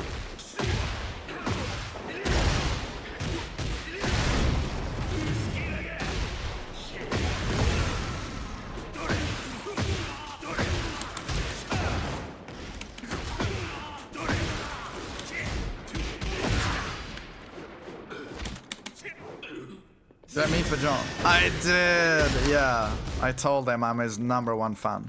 He was very nice.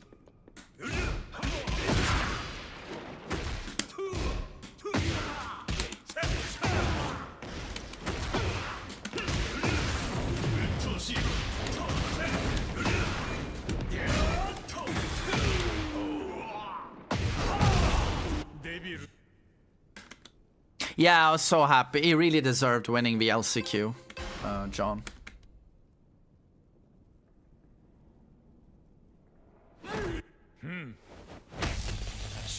In previous games, they feel that Kazuya would lose his turn when he does a mid from wave dash. Did they take into consideration that we're playing Tekken 8 now? I love if that's actually an argument. In previous games, Kazuya do mid, he lose his turn. But what about the other characters in previous games and in this game? Like, are you fucking joking, or...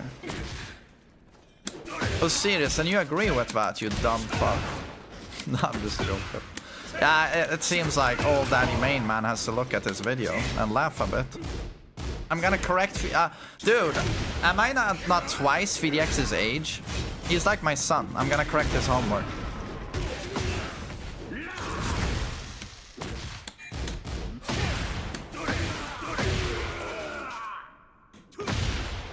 Round 2. Yeah, listen here, kid. Listen to that now.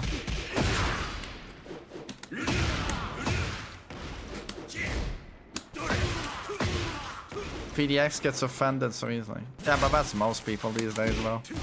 That's a Zoomer thing.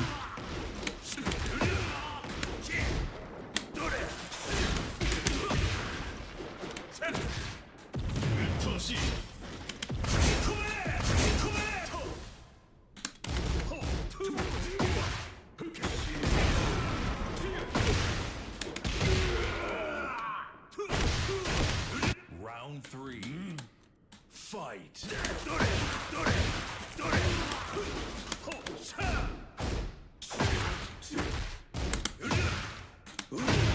Goy. Did you win Tekken World Tour top 8? No. Runner up.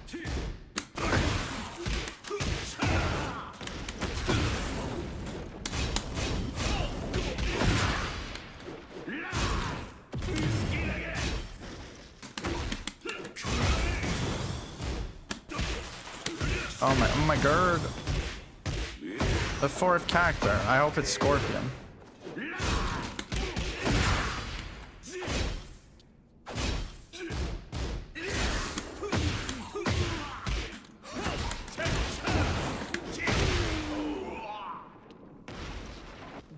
You win.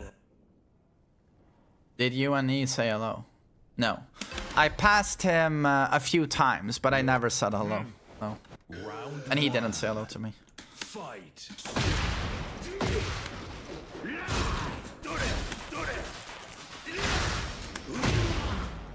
Did he see you, bro? 100% he fucking saw me. 100%.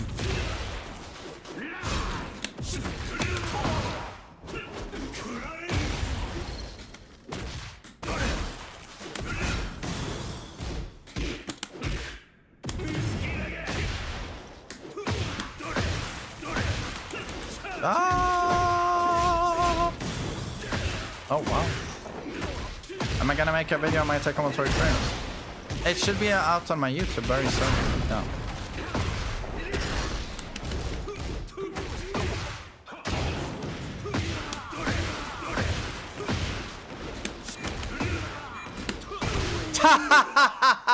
That was funny. Yeah. Round 2. Fight. Oh yeah, Kaiser. Yeah, he's so nice. He's always seemed super nice and chill on his stream, bro. A super nice guy.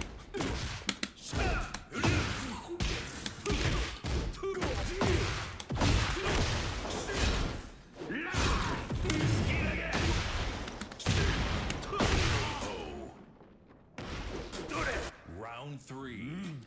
Fight.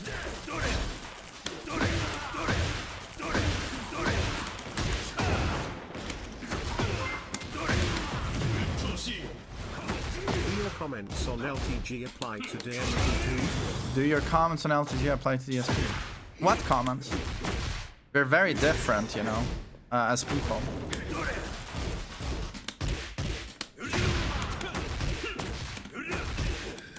Like, they both have unbelievably shit attitudes, but LTG is funny, DSP is not.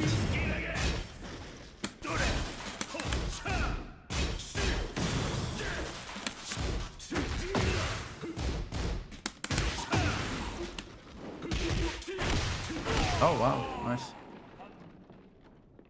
Yeah, DSP is super miserable. Fight. Polly, yeah, absolutely, I want to go to more events soon. Yeah. Dennis, nice to meet you, dude. Did I meet anybody else cool? Yeah, about 300 people that were awesome.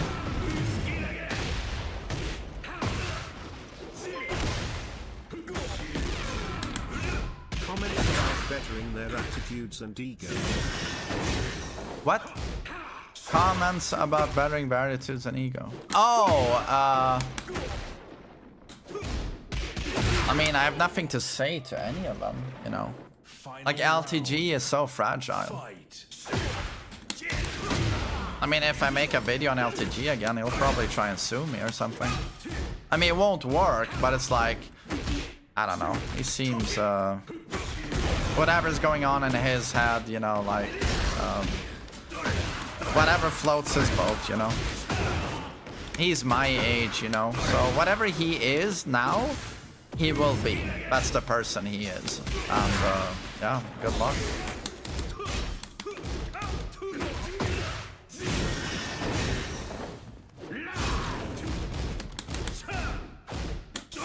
Alpha male fragility. Yeah, but anyone who poses as an alpha male, you know immediately it's a facade and we're a dork. And we have mentality of a 12-year-old. 12-year-olds walk around like this. Yeah, I'm a badass. Yeah, I'm an alpha male. You need tips with the bitches? Yeah, do this. Or like, you know, to get women, treat them like shit. Yeah, yeah. It's just like 12-year-olds do that.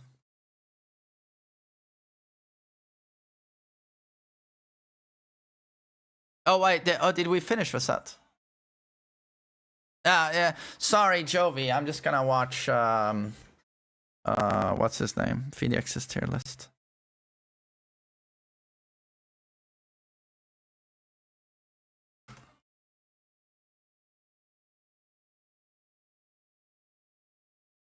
He got a new move in QC back 1 in Tekken This 8, move is insane, yeah. and Before you grab that playhead and skim the timeline looking for the timestamp of your favorite character or least favorite character, or looking to jump to the end to screenshot the tier list and post it on Reddit and tag me on Twitter, let me thank you for clicking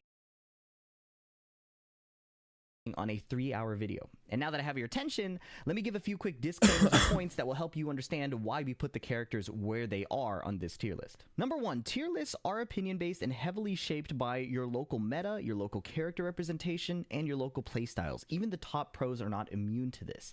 And we're not either. So we try not to overrate, for example, King, even though North America has multiple world-class King players. We try to account for that in our placement of not just King, but all the characters. Number 2, we're looking at ideal character strength, or the full potential of the toolkit. What this means is that top pros may not have fully figured out Can I make it characters louder? yet, both offensively and defensively. Now, we're not saying that they need to have perfect I mean, this is pretty loud in my ears. Like, execution or defense. We just want to hold these characters and the players to the highest standard possible, within human reason. Number 3, we're looking at first to 2 strength or tournament performance. The idea of can you having put it a little bit louder? I want to be louder than him. Because this is my son. I'm the authority, I'm the parent, and I'm correcting his homework. So I should be a little bit louder, okay? Game plan or a really dominant toolkit is really valued here. So by dominant toolkit, we mean the idea that once you load into a game, the character immediately has aura, and their tools are already threatening you just by existing on the screen. Okay, so Number first 4, to we're 2 looking is at going to be the matchup spread. focus This here, kind of right? ties Tournament. into that tournament strength again, but this is the main divide between the strongest characters and the weakest characters. In Tekken 8 Season 2, every character can win. The only difference is that some characters handle a wider spread of matchups easier, or they just don't have the same struggles. That's really the main point where we draw the divide, because every character's strengths on paper are just so ridiculous. And number 5, we value these the least. Yeah, I don't know. I remember him, again, I took Willem to school. I heard like 60 seconds. So I heard a little bit of the intro. I agree when he says that anyone can win, but I would put a caveat, I think it's called, in that if you're going to Tekken World Tour, you're not going to see anyone playing Devil Jin. But if you go online, Devil Jin has a decent win-loss ratio, especially in certain ranks. Anyone can win, I feel, is a little bit of like, yeah, maybe if you play online, but I would still say Devil Jin is a dog shit character. Absolute fucking dog shit. And then he says, when you look at their strengths, they're so strong in that area, but I'm like, what are Anna's weaknesses? What are Brian's weaknesses? Devil Jin has a strong 50-50, and it's accessible by Season 2 Heat Engager into Crouch. That's nice and all, but in everything else, like, why would I play Devil Jin when there are characters that do everything he does, and then some, and do it better? Do you get it? Devil Jin has weaknesses.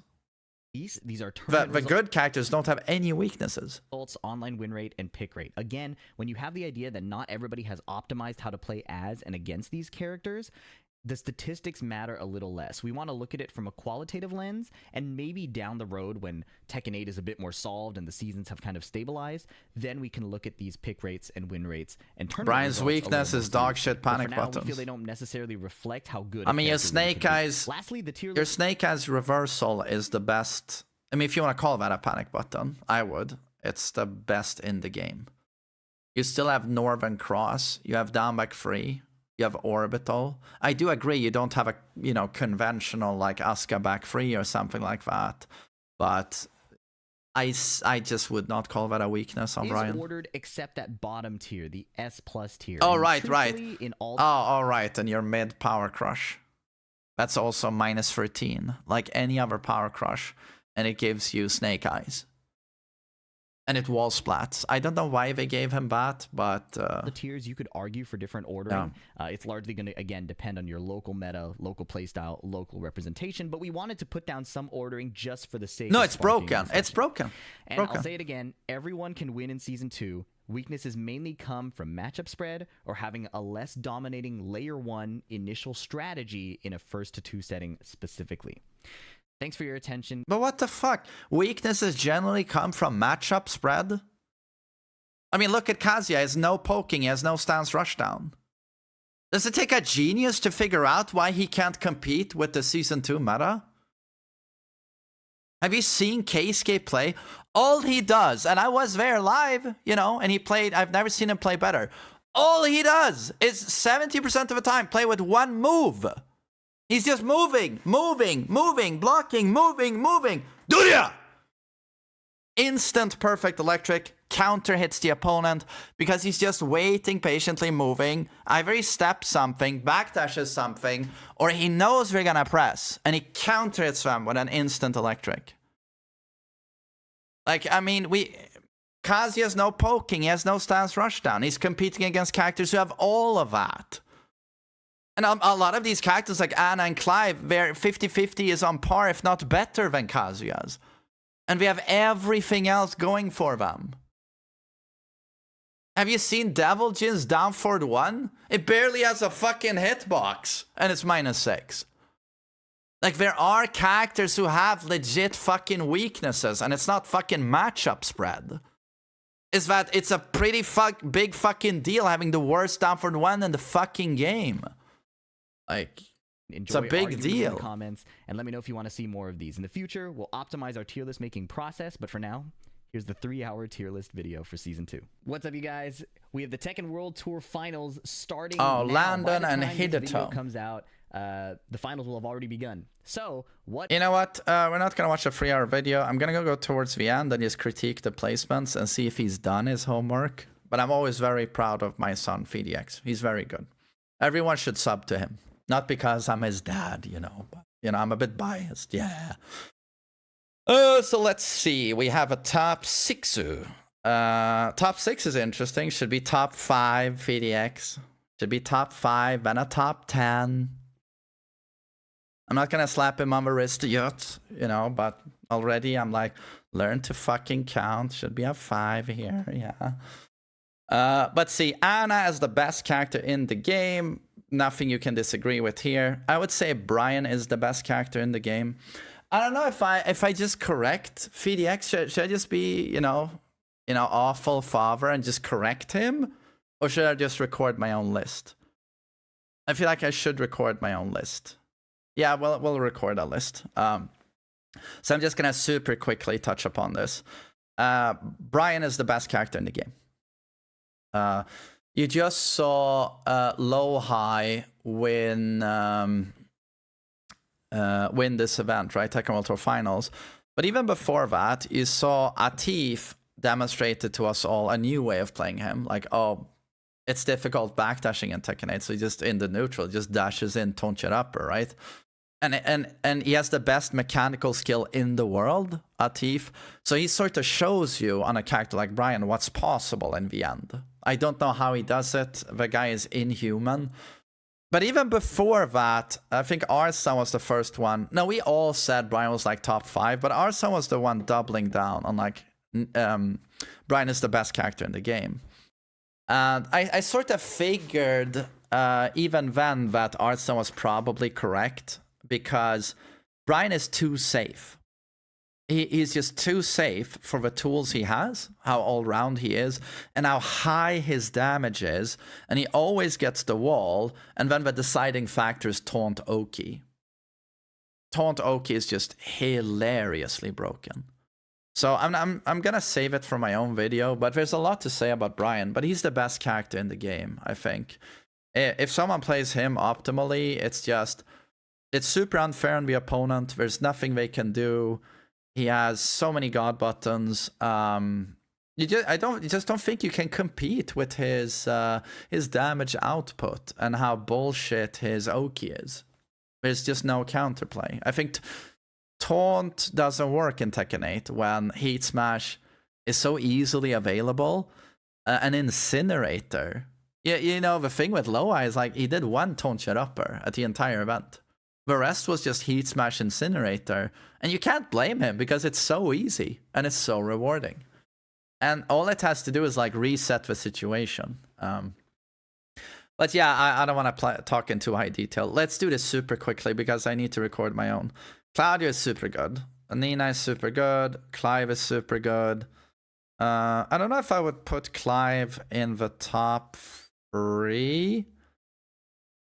I think Nina is better than Clive just because her rushdown, like Tekken 8 is all about mashing, and I think her mash is better than Clive's because of like he outranges her, but it's her range 0 poking is the best in the game, and she does well from afar also. You could argue he does better, but I put Nina above Clive, but he's super dumb. Asuka is super dumb. Anna is super dumb. This really surprises me. Like, Heihachi is very strong. I think he is. Him or Jin are the best Mishimas. I still think at the end of the day, in a long set, it goes to Jin. He is too all-round. If a Jin player has really good reads, he'll start landing those 50-50s, and they really hurt. And Jin has everything. And his parry has infinite potential. Infinite potential, only held back by the player. So I can't in good conscience say that Heihachi is better than Jin. I think what FDX is going for here is like, oh, Heihachi, big combo, wall, Heat Smash, broken, ultimate Heihachi, broken. But I still think Jin is the better character. I guess in a 1-2 format in a tournament, you could absolutely be of the opinion that Heihachi is better, I guess. Yeah, I guess maybe I should. What I'm going to disagree with is putting Heihachi in top 7. That's a joke to me. I don't know how Heihachi ends up above Law. I certainly don't understand how Heihachi is above Dragunov. I think Dragunov is much better. I think Lydia is better due to her heat. Like, it's like, you know, if you dislike, I can see people disliking Ultimate Heihachi. He's cheap and he's broken, but it's like, Lydia, when she pops heat every round, and certainly it gets stronger with every round, but she still has access to that every round. It's like, yeah, I just don't see this at all. I think Alisa is better than Heihachi as well. I don't know if I would put Horang above Heihachi, but Horang is very strong. So yeah, this Heihachi placement is a bit of a meh to me. I think Loa is better than Heihachi. I would put King above Heihachi on a tier list, for sure. King is so much easier. Also has so much damage, is so versatile and all-round. Down 4-1 alone is like, I don't know, one of the best moves in the game. Listen to some explanations. I can't listen to 3 hours. I can't.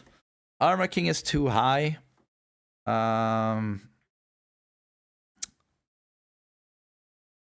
You know what? I'm gonna listen to Armor King because this blows my mind. Armor King is top 6, 10. I need to listen to this. Like, here we go. I need to listen to this.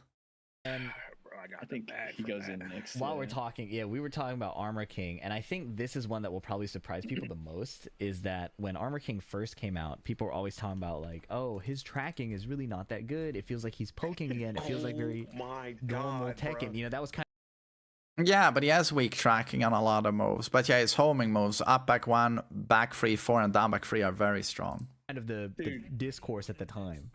I think everybody in the world has at one point, if they've touched Armor King, they've been like, yo, my Armor King cold. Yeah.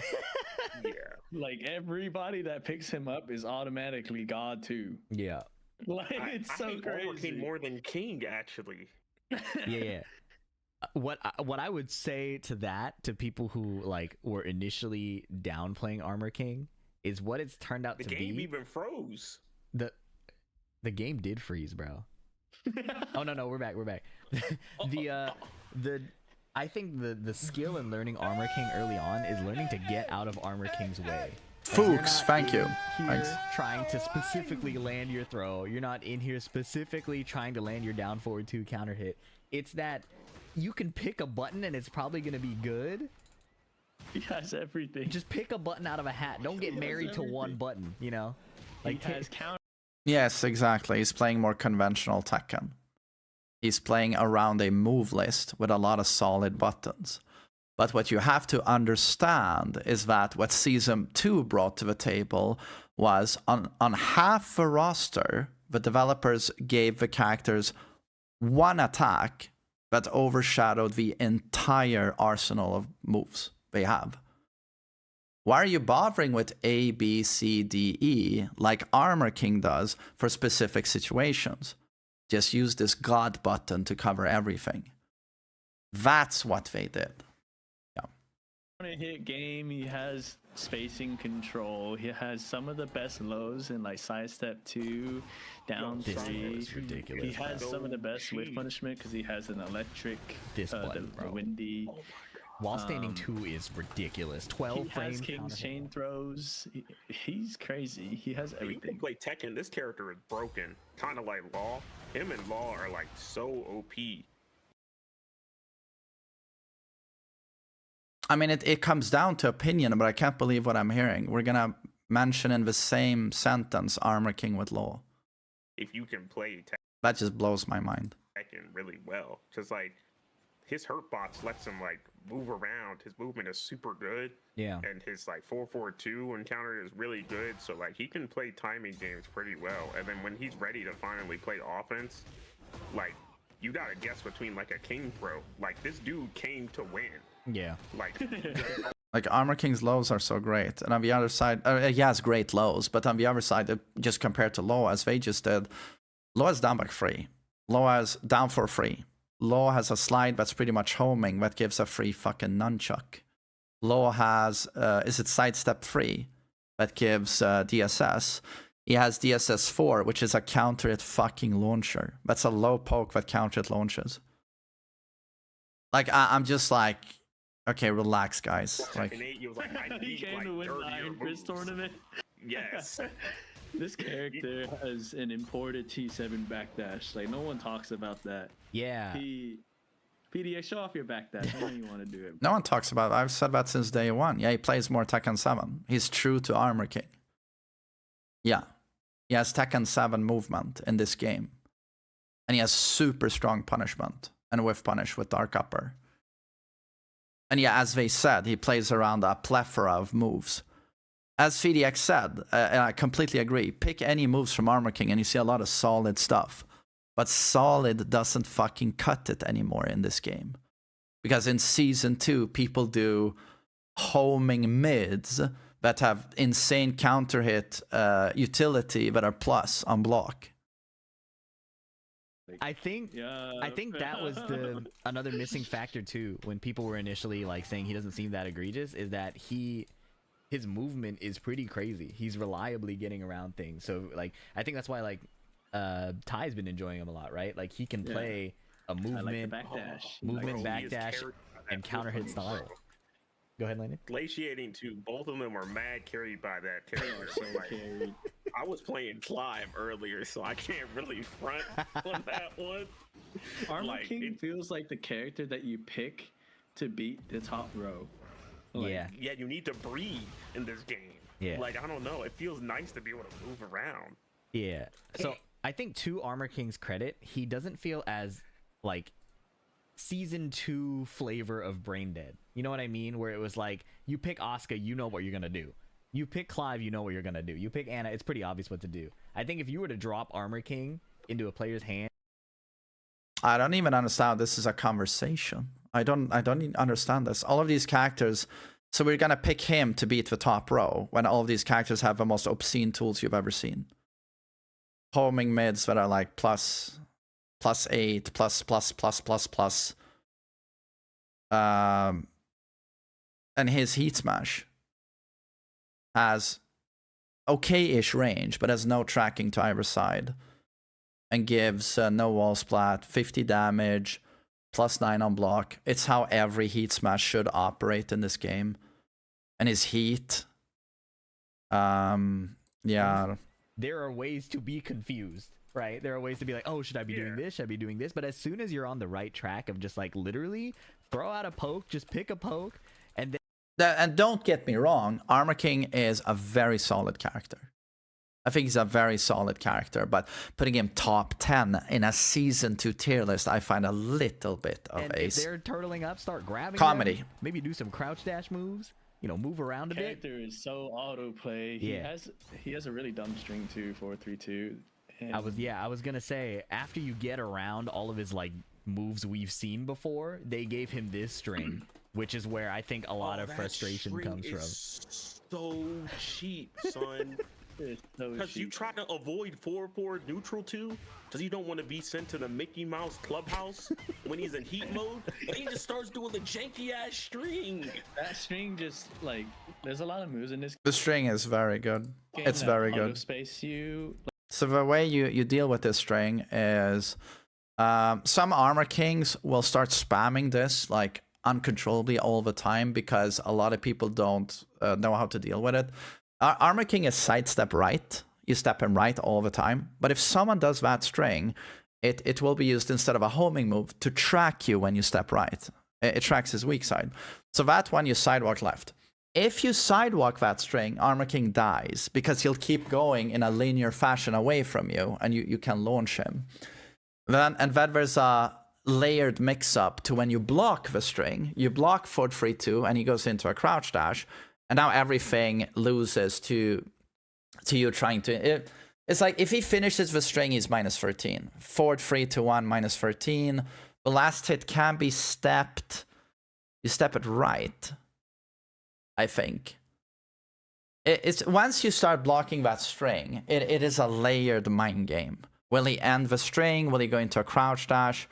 Oh, it's step left on the last hit. A lot of Armor Kings will try and throw you. They'll do forward 3-2, crouch dash, and they'll try a chain throw mix on you. So that you can duck, you can step. I think the best option Armor King has once you block that is that, yeah, exactly, you step the punch to the left, because then they can do forward 3-2 while standing free to track you when you step left there. So there's a lot of like intricacies with that string, but it's just like the first thing I said, a lot of Armor Kings spam that 24/7 because no one's ever dealt with it properly. So if you see someone just spam it all the time, sidewalk them to the left and they just die. Like push you back, so you have to play like a pushback mix-up. Armor King does not have to. But as I said, it's a very strong string, for sure. And they absolutely did it on purpose, that it tracks his weak side. Because otherwise, you would just step right all day long. 4-3-2. The second hit probably is on block, and then he's like going into a mix-up. So this shit makes me sweat just thinking about it, bro. He's like, oh, stay Lofen. I love Armor King. He's the most fun character I've ever played in a Tekken game, like Tekken 8 Armor King, and he's so cool. They really nailed the look. I didn't think it could get better than Tekken 7, to be honest. I know some people still prefer Tekken 7 over this, but this is my favorite. But he's very solid, and I love what he brought to the table. But yeah, I'm just not gonna hear that he's bullshit brain dead broken top 10. Like, that's...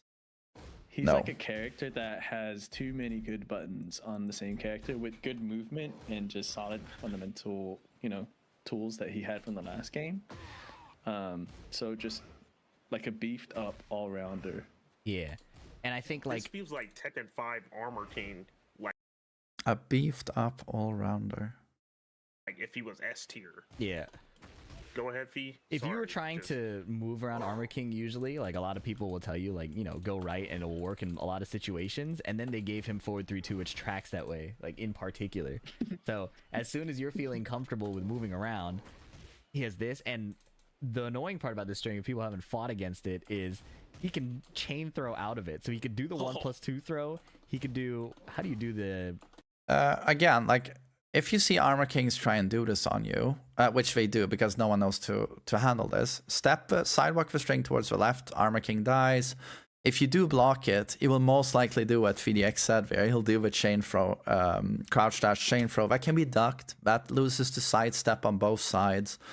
1+4. Yeah, so this is the chain throw versus the 1+2 throw. It looks the same. Oh my god.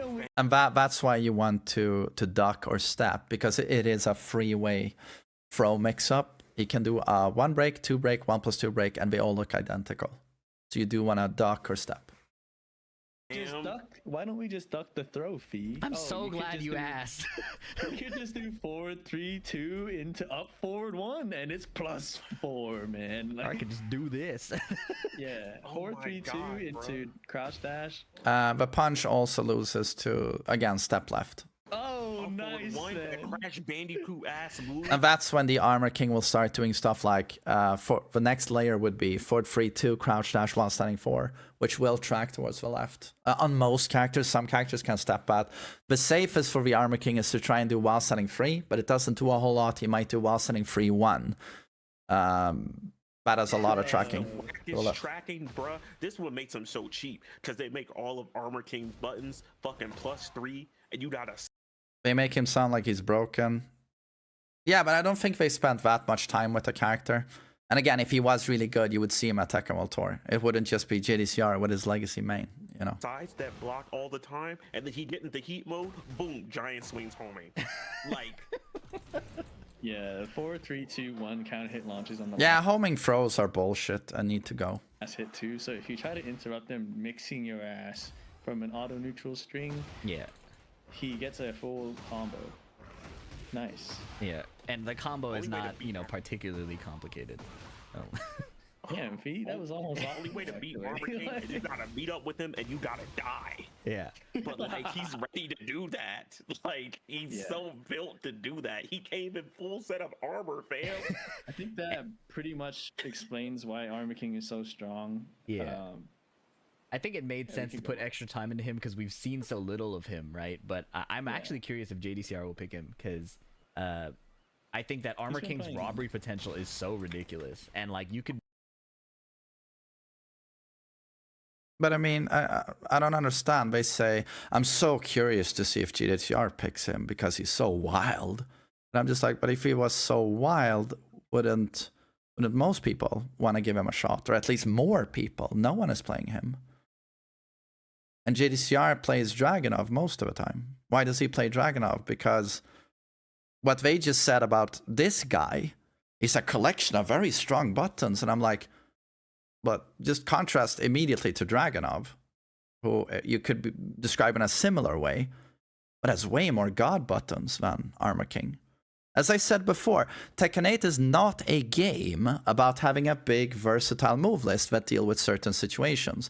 Name of a game, it's always, I was going to be unfair to Tekken and say, or Tekken 8 and say, in Season 2, it's the name of a game. But it was the same in Season 1. You know, when Brian had a homing Requiem, Cannon was even stronger. Like, it's always been the same with Tekken 8. Give the characters a couple of attacks that overshadow their entire fucking move list. To the point where you go, well, what's the point of all of these other attacks? Remember Jin in Season 1? Where you thought of what Jin has been historically, and you go, he has down 4 for a quick evasive. When he's close to people and he's just trading jabs, he presses down 4. He beats your high, your jab, and he does a low poke on you. Not super rewarding, but very good option to have there when he's trading, right? Up close. if he has you at the wall and he's like, I'm gonna commit a bit more, he does down back 4. That heavy kick to the leg, right? And he gets a +3 frames he can work with. A little bit more committal than down 4 though, because now you're -14 and you have more frames of startup, right? But the reward is greater. And then when people never want to duck you, right? You never fucking ducks, what do you do then? Now you commit to a wave dash into a 20 frame animation, just like down back 4, but locked behind a wave dash, a stance. And now you knock them down with 30 plus damage into Oki. They have to scramble back to their feet. There's a lot of different attacks that serve different purposes, different utility. But what do they do? Well, Tekken 8 fashion, here's Scourge. And suddenly, what are Jin's doing?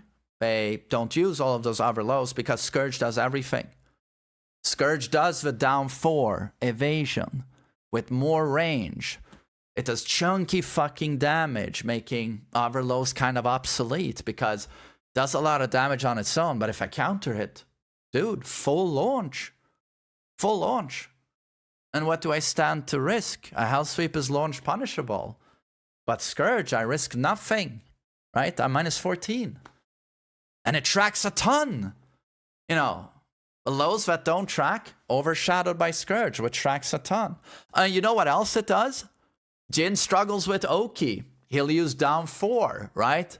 To do some damage, at least hit them on the ground. Like, get up, down 4, Scourge is fucking grounded. And even flips them 180 on the ground. It like staggers them a bit.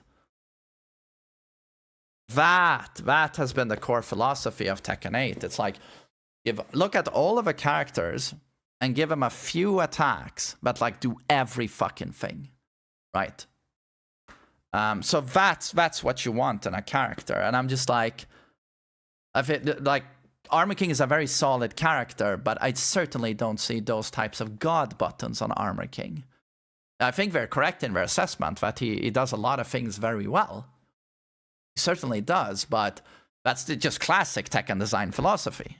I just certainly do not see Tekken 8 in Armor King. Yeah, I just, no, and I don't see how he competes with the top row of characters. I don't see how he's top 10. I see JDCR, if he wants to win, he'll probably double down on Dragunov as 1-2-1, right? Back for 2 string, and that wall throw, and that heat smash, and unbreakable tackles, which I still don't know why it's in the game, or his pigeon roll mix-up, you know, for Oki, etc., and everything else Dragunov has. And, you know, a 12-frame while sending 1+2 fucking launcher when he's in heat. Like, yeah, I don't know. Be playing so it comes down to opinion in the end, but I just feel like this is not the best take, in my opinion. He decides to do some nonsense. He just hop kicks you or whatever. It's like, oh, of course. You know, why? How could I forget about that move while I was thinking about No, exactly. It's, yeah, jack of all trades, but it's not the best tools. That's the worst hop kick in the game. his like 150 other moves? Yeah. So on one hand, again, it's about god buttons, right? It's like here, FDX is like, he just hop kicks. He just hop kicks. Yes, man. Oh my god. And then you play against Claudio, who goes Tekken 8 on you with his DP. Bappity boopy. Right? And it's more evasive moves than Armor King's hop kick. It's like a Samsara in evasion. It launches on normal hit when he's in install, which is pretty much all the time, if we're gonna be real. And it hits grounded, unlike this hop kick. Oh, and it's safe on block. So I'm just like, you know, well, what are we talking about here? Or whatever it's. I'm not disagreeing that Armor King is not solid all-rounder. He absolutely is. But it's like, we shouldn't be comparing him to the characters that really do well in this game. And that is also the reason why you don't see him at Tekken World Tour or events. You'll see JDCR pick him here and there, but compared to the characters that are meta, like, no. It's like, oh, of course. You know, why? How could I forget about that move while I was thinking about his like 150 other moves? Yeah. So on one hand, I really hate fighting this character a lot, but if Season 3 is like Miyari and Armor King, I think the game is going to have a pretty good lifespan. If they're going to go with that design, that's a lot healthier than some other things, but sidestep 2 Oh, he actually agrees with that though. Well, that's cool to hear. gotta go, bro. Yeah. Sidestep 2 need to be at least minus Bro. 13, or they just need to make it slower. I don't know. It what needs they're to be doing with minus this move. 13, bro. That has to go as like, bro, that's like, They could absolutely make that low minus 13. And it's a very good move. But maybe I'm going to be the cock-sucking down player here. But I don't see it as a gigantic problem because it doesn't have a counter property. They can make it minus 13. I don't care that much. But the fact, you know, you have to commit to 8 frames of sidestep. When it's like Claudio's sidestep 4, which is also minus 12, right? Commit to 8 frames, and then you tap the button, and now your move comes out. So this move is very slow. Comes out at like 30 frames in total. And I feel like a lot of characters who have those types of lows, they'll have a counter property, like where it knocks down into a guaranteed follow-up. And this move never does that. So sure, make it minus 13. I don't care that much, but I don't see this move as outrageous as a lot of people make it seem. if he sidesteps, you can't like Brian quarter circle back one him on the delay timing. You can't elect. I can't one him. If he sidesteps, I gotta commit to a big move. He And really gets down. Sidestep 4. Yeah, it comes out at like 30 frames. Yeah. Yes, he's too big to be moving like that and high crushing that much. And Is that avoiding my armor jab. like made out of plastic? How is he able to just? I be know, this he strong? really- Like, he's just moving. Like, Yeah. I'm so mad at. Sidestep 4 Get does him count. off hit my bounce. screen, bro. Get him off my Hope you had a nice ride back, bro. For people who aren't convinced, we'll do some Armor King It was so good to meet you, Molly. Hope you had an awesome trip home. Mine was great. And thanks for 17 months, you cocksucker. ranked runs or something. But this character is a lot better than the initial discourse gave him credit for. So I think All I'm extra gonna say detail on the is- DLC characters makes sense. Go ahead. All I'm gonna say is my Everybody armor king plays is him. cold. Okay, my armor king cold. Yeah. That's all. Okay, so yeah, I heavily disagree on the takes on Armor King. So let's see Kazuya, and then I'm gonna make my own tier list. Gotta get to it soon here. Where's Kazuya? Did I skip him?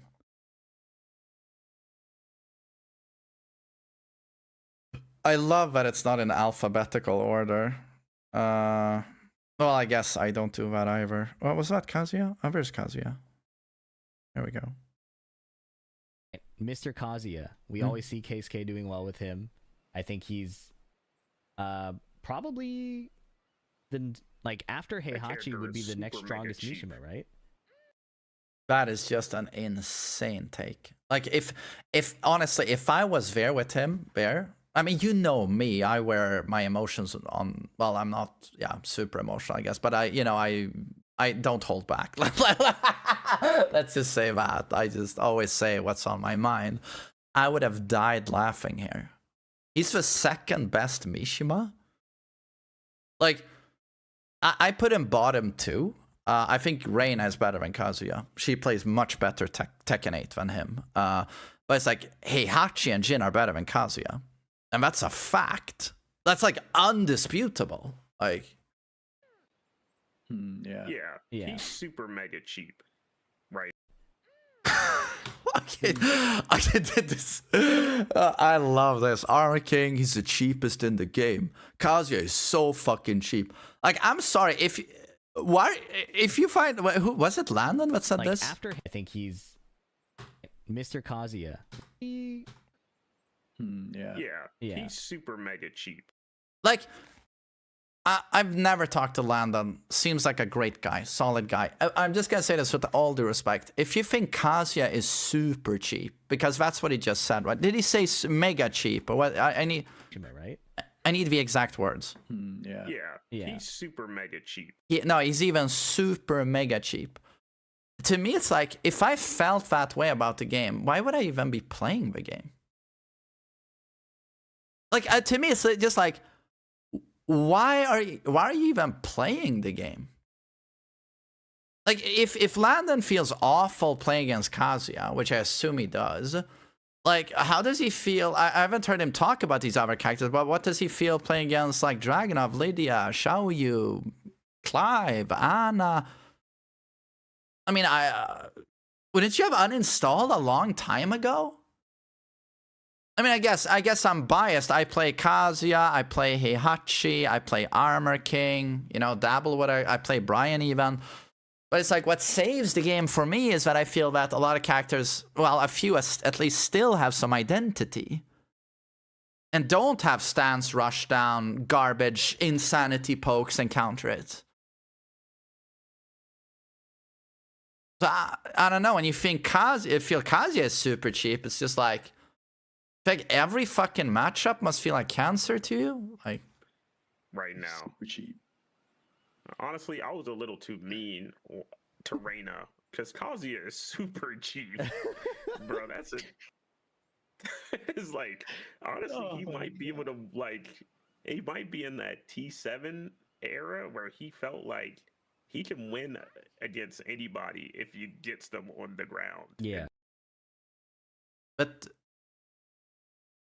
okay, I mean, I've been around for a while, I would say, so I was there during the Tekken 7 era. He feels like in the Tekken 7 era where he could mop anyone. When did that happen? I'm sorry, is it my Alzheimer's? Was there a specific... I only remember Kazuya in Tekken 7 pulling down his pants and getting fisted up the ass. Can someone remind me when Kazuya was even considered competitive in Tekken 7? Like, seriously, I'm not... This is not comedy effect here. I'm just like, can someone remind me? I thought he was trash in Tekken 7. Do you know why Kazuya was trash in Tekken 7? Because in Tekken 7, they started with Tekken 6, modern Tekken. Characters can do everything. Characters are very all-round. Bob's got a better wave dash. Bob's got a better hell sweep. Bob's got a better electric. I'm not exaggerating here. This happened. Bob has poking, Bob has panic buttons, and this continued. Modern Tekken characters have everything and are very all-round. And for some reason, the devs are also too cheap to give them dedicated side throws. No, it's too much work animating those. They just do their default throws again. So this is modern Tekken. This is how it works. Kazuya, up until Tekken 8, they did not give him anything modern. Because I don't want that. I want him to stay legacy. They tried when they gave him a homing hell sweep. They were like, now we've given everyone else homing hell sweeps. So maybe we should update the legacy hell sweeps. And they actually made the Mishima's hell sweeps homing. And we wouldn't have it. Every fucking Kazuya player was like, fuck this shit, get away from my character. You are removing all the strategy in this character. It's more fun for us to play around people countering it. So now we gotta apply wave dash to realign, we gotta use homing moves, wave dash demon god fist. You reduce the game. You reduce the depth of your own game by doing this. Put it on those shit characters, but, you know, keep it the fuck away from my character. That was the Kazuya community. And they removed that, right? But outside of that, Kazuya could not keep up with the other characters. Kazuya in Tekken 7, outside of that steel pedal, he was literally playing like Tekken 5, while everyone else was playing Tekken 7. And if we're gonna be real, some of those DLC characters and all the 2D characters, Akuma, Geese, Kuni, even fucking Ram to a certain extent, they were playing Tekken 8 already. They were given such tools. But we know they were working on Tekken 8 as they were doing those final seasons of Tekken 7. But I don't know what the fuck Landon is talking about here. Kazuya competitive in Tekken 7? I don't know. I couldn't disagree more. I think he can't compete at all in Tekken 7. The modernization they did of Kazuya for Tekken 8 was giving him Devil Fist. That changed the character, and I think everyone would agree here. They didn't give him like dumb poking stance rushdown, but the Tekken 8 thing they gave him was that Devil Fist. And that makes him so much more viable in competitive play. I still think he's not viable. Yeah, you can go into chat is mentioning Patricide Fist. You can get into that. You can get into Shikue. You can get into Downback 1-2 is also. I would say it's Devil Fist, and after that, Downback 1-2. Downback 1-2 is the one move that makes his heat potent. He's got a lot of solid option, but it all weighs upon Downback 1-2. And the fear of that, especially at the wall. But yeah, no, I just could not disagree more with the take here so far. This game. Yeah. And that heat mode is one of the strongest heat modes in the game. Like The that 1 turns plus him into 4. like He has you so can't many stay good on the things. ground. Yeah. Down back 1, 2, Yes. you can't stay on the ground. He's He has a insane. statue Actually. kick. He has down back 1. Yeah, down back 1, 2, 1 plus 4 in heat. He has CD 1 plus 2 was the biggest thing that messes me up with him. Patricide. Because previously in Tekken 7, before you got a Demon Paw and CD 1 plus 2, if you block mid versus Kazuya, his turn usually ended, right? Like you guessed right, and he didn't do the hell sweep, but he did the mid, and you guessed right. Like obviously you didn't step it, right? So you didn't kill him for it, but at least you'd be like either +3 in crouch from forward. I love how we say here, we look at Kazuya in a vacuum and we say, do you remember in previous games when you blocked one of his mixes and his turn ended? What's up with Tekken 8 Kazuya? And I'm just sitting here like, isn't that the entire fucking roster in this game? Remember when you blocked a kick from Hwoarang and Flamingo and his turn ended? No, remember when you played against Hwoarang or Leroy or Raven and you block one of their lows and you could punish? Or remember when Hwoarang would do a low poke and it didn't do 70% of your health bar on counter hit? Remember those days? I just love it. I don't know how many characters I could mention here. Or like Lars, who's not even a top 10 contender in my opinion. Like, remember when you could option select Lars's stances and he didn't do 3+4 to cover almost everything, like and neutral on block? Or his fucking what's silent entry free +5 homing mid covers everything, kaboom, boom, boom. No, nothing you can do. Like, I mean, welcome to Tekken 8, guys. Welcome. 3 or like +9 from forward 4, right? But now that he has a plus mid from crouch dash that he can do anytime, right? It just resets the situation where you're guessing again. So this knocking down, doing chip like that, I forgot it does chip. Oh my god! Like, it's really crazy. You don't understand this community's obsessive hatred and overestimation of Kazuya. These guys will you shut up? No, you shut the fuck up. Alan Slaughter, thanks. It's because he's so popular. I think he's like the most played character now, so you run into him a lot, so you get recency bias or whatever it's called, so you dislike him. But there are things to dislike about Kazuya. I want them to... All heat regeneration should go. Down 1+2 Scourge is cheap. That should be -14. No, sorry, -15. It should be it should be launch punishable. And I don't like the down back 1, 2 into Rising Sun. I think that's way, way, way too strong from a 13 frame mid that he can confirm, right? And that the Rising Sun can put them on the wall for a bound. That's super cheap. I think that needs to go. But yeah, everything else, like, oh, Patricide Fist. I used to think like, oh god, this is too much. It's +5. But at the end of the day, I'm just sitting there using it. I'm like, it loses to stepping any side. As like, it doesn't have a pixel of tracking. And Kazuya, I don't know if you've seen the frames on that thing, but like, you're doing a crouch dash, and man, is it 26 frames? How the start of it looked. No, it's 24 frames, but with the input, it will be like 26, 27. You're almost looking at like a total of a Snake Edge, you know? It's almost 30 frames. It's like, yeah, I don't know. It's like hell. I can see Kazuya having this move with what everyone else does in this game, and the fact that Kazuya has no poking. The doofy sidestep 1+2 crouch dash CD1. You know when the crouch dash for that, or CD1+2. Excuse me. God. That's on the dude. Yeah, that shit looks goofy, doesn't it, stream? Look, yeah, this character. Nightshade, thank you. They're gonna say he's not, or because he's too hard, but bro, if you could land that down forward 2 perfect electric link, everybody in the world dies. Like, Yeah.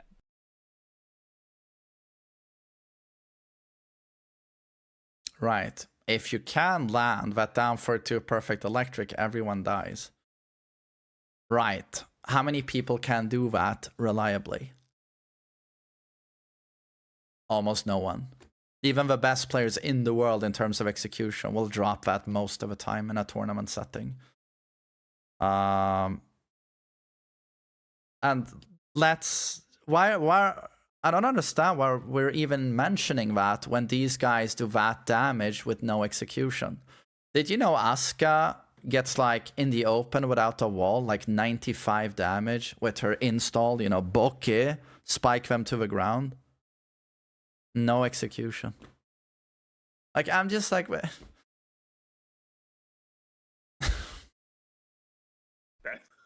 Yeah, he falls into that category of difficulty and all that. So you do have to be very good to play him. Yeah, like the Horon class, right? Like very good. Why would you pick him? Yeah, let's compare him to Horang in difficulty. Yeah. That might be a category. It's like, why would you pick them when they're this, you know, when it takes that much work? But yeah, okay. Yeah, why would you pick them when it takes that much work? Because Kazuya players can't play anyone else. Kazuya players can't play anyone else. Because Kazuya players can't play anyone else. Dude, imagine Keisuke not being so loyal to his character. Imagine him playing some other character. No, but seriously, a lot of people felt this way watching him play at Tekken World Tour. How, you know, he's going up against Bilal. Bilal's playing Brian. You know, he's a Pakistani Brian player, and you know how strong Brian is. And Keisuke is just beating him doing electrics. Like one move. And you know, and that makes you think, like, what if all of these, what if Keisuke did play, you know, a significantly stronger character, you know, or, you know, you pick a character that does. Oh, dude, this tier list is a joke. I just realized I was gonna say play a better 50-50 character. Lydia is a better 50-50 character than Kazuya. So is Anna, and so is Eddie. Eddie is better than Kazuya. I don't know how anyone misses out on that. Eddie is better than Kazuya. And enforces his 50-50 game plan much better than Kazuya. Yeah, I don't know what this list is, to be honest, at this point.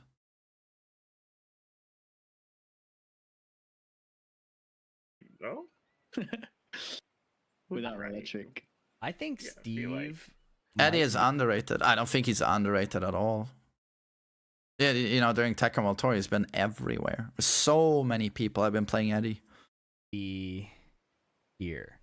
Even Usama Abbasi, I've never seen him do it before. He pulled out a pocket Eddie. Abbasi pulled out a pocket Eddie during the finals. I want to put him low. There's so many people playing this guy. So many people play him. But Newman's performance is like undeniable. It's like he has the capability. He's had a lot of practice though. Yeah, but he has the capability to navigate the hard. Yeah, not gonna lie, I find this frustrating to watch. But you know, at the end of the day, it's opinions. It's opinions.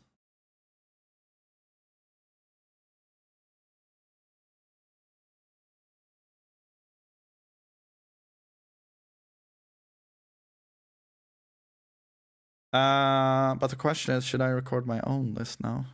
June is bottom 30. Oh, June is wait. Oh wait, yeah. Let's just look at the final screen.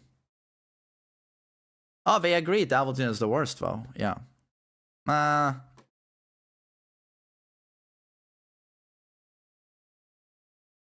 Miari is better than Azusena Xiaoyu?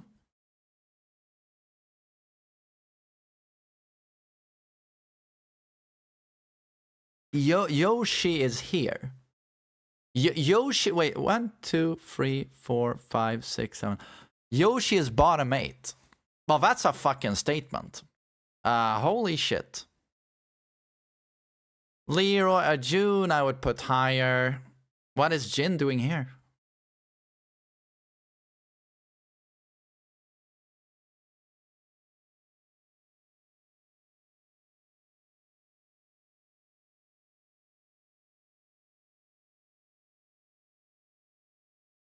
Okay, I'm just dumbfounded. Like, Kazuya is better than Jin. Paul is better than Jin. Our Armor King is better than Jin. Shit, I didn't know. I'm too old. This is some serious dog shit list. Like, I'm sorry, FDX. Dad disapproves. Like, this is all over the fucking place.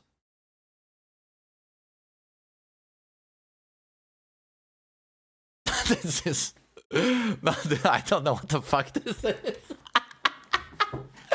Did we use one of those websites that just randomizes photos? This is randomization. I don't know. This I can't tell what we're doing here. I just yeah, I just have no clue what the fuck this is. I have no fucking clue what this is.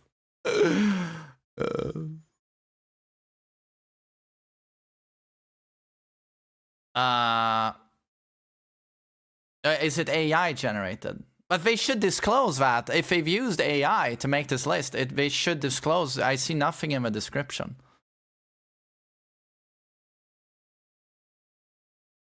No, I'm gonna do my vid. Wait.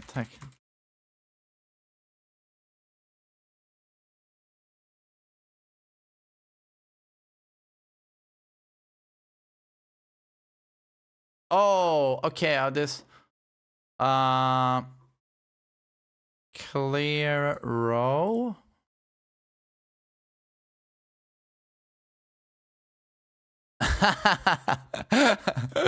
I love. No. What happened? There we go.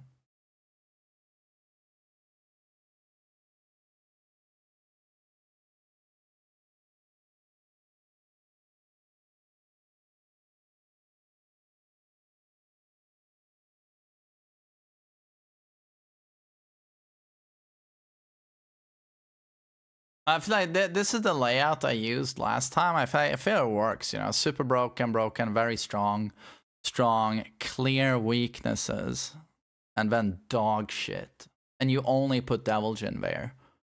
Is anyone else like proper dog shit in this game? I feel like Devil Jin is the worst character, but after that, I feel like everyone has things going their way. I feel like he's by far the worst character. I can't think of anyone else that's really there.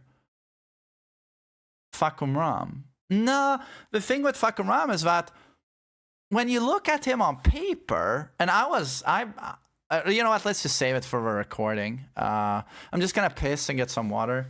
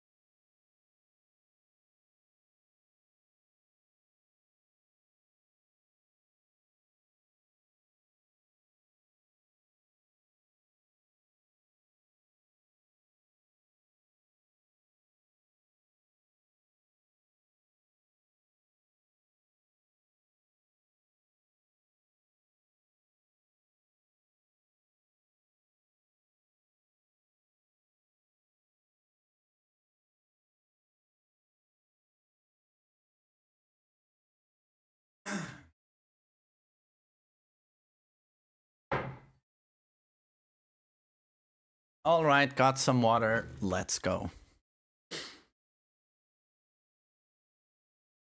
What's up, guys? MainManSWE here. Hope you're all doing awesome as always. I saw FDX made a video like, final season 2 tier list. I felt I'm not going to be worse than FDX. I must also make one. And, it's kind of interesting to look at, like, what are our final thoughts on the characters. We just had Tekken World Tour played. And it's the end of season 2. We know we're going to get season 3 now. So yeah, I'm just going to see where I'm at. I haven't really prepared anything. We're just going to go with our gut feeling. So yeah, it's just my opinion, of course. So take it with a grain of salt. I think I'm going to start with like the worst characters. And I think Deviljin by far is the worst character in the game. I was just asking chat. I was like, can you think of a character that is as dog shit as Deviljin? And I feel like... he's probably gonna... We're gonna see. I'm gonna go with all the characters, but I think he'll be alone there. And with him, it's easier to say, like, what does he have going for him? Wait, we don't have music right now. And what he has going for him is a very potent, like, 50-50. Like, he'll health... I mean, you know how it goes. He lands a heat engager on you. And then he can crouch, season 2. Heat engager, they go into crouch, Ana, full crouch mix-up. And Deviljin can mix, of course, his while standing 2 with his heat hell sweep, and he does a lot of damage. His while standing 2 is minus 12-0, which ain't that good in my opinion. And the damage ain't that great from while standing 2 either, unless you have like a PhD in execution, And his CD1 plus 2 is slow and reactable. That's the bigger heat mid mix-up, but not that good in my opinion. I don't think his heat smash is that strong either. A shackle is... I'm trying to think of good stuff he has. Like, laser cannon is good. Mid. Unsafe, still good. Shackle is very good. A space control button, like 5 meters, tracks reasonably well to both sides. And he has electric, But I think that's where it stops. Everything else is kind of dog shit, gimmicky, circus. The reason he's dog shit to me is because of his poking. I think his downward one is absolute rubbish. 13 frames, doesn't have a hitbox, stubbiest downward one, and is minus 6 on block. His jab ain't that great either. He has a lot of tracking problems. Momo tries to defend this character at times and say, he's better than you think. And I don't see it at all. And I think there's a reason you don't see him in competitive play. I think he's dog shit. Thanks for sub, chillin'. And it's good to see you, buddy. Good to see you. And then I want to talk about Fakumram, because that's a character I think in my last tier list. I was like, I felt he was quite close to Deviljin. It's easy to get fooled by this character, in my opinion, and think he's worse than he is, because when you look at his frames on paper, in my opinion, doesn't look that good. Like, chunky damaging lows that are all like minus 13, 14, which is kind of risky in Tekken 8. And he has a lot of tracking problems on a lot of attacks, and not like the best frames. A lot of stuff is unsafe. But you will see, other characters have similar tools that are safe. But what you have to factor in is not only the range, but more importantly, and this is something I spent too little time thinking about, but it's like how stressful his mix-ups are. He's one of those characters where you have a counterplay of like, you can step that, you can duck that you can backdash, that you can punish. But the thing is, he gives you such a tiny window to react and do that. Like, it's very stressful when he does his standing free into the twister mix-ups, because like, it's just so... There is counterplay and you can punish him, but it's like... I don't know if you get what I'm saying, but your window to react and deal with it is very small, and it can get very stressful and overwhelming, and if you miss one, then he goes into the next mix-up, and it's like... It's stressful in that way, but he's always gambling his own health bar, 24/7. But he does have good damage output, like his punishment, and the stance, what is it called? The Muay Thai stance thing, from parries or downward 3-4. It's a decent enough mix-up, but of course his range. He has a standing free, which is his downward one, basically, and it's an infinity range, 13 frame mid. That's one hell of a tool, And jet kick is very strong. back forward 4 while running free. But he has a lot of like counterplay and weaknesses.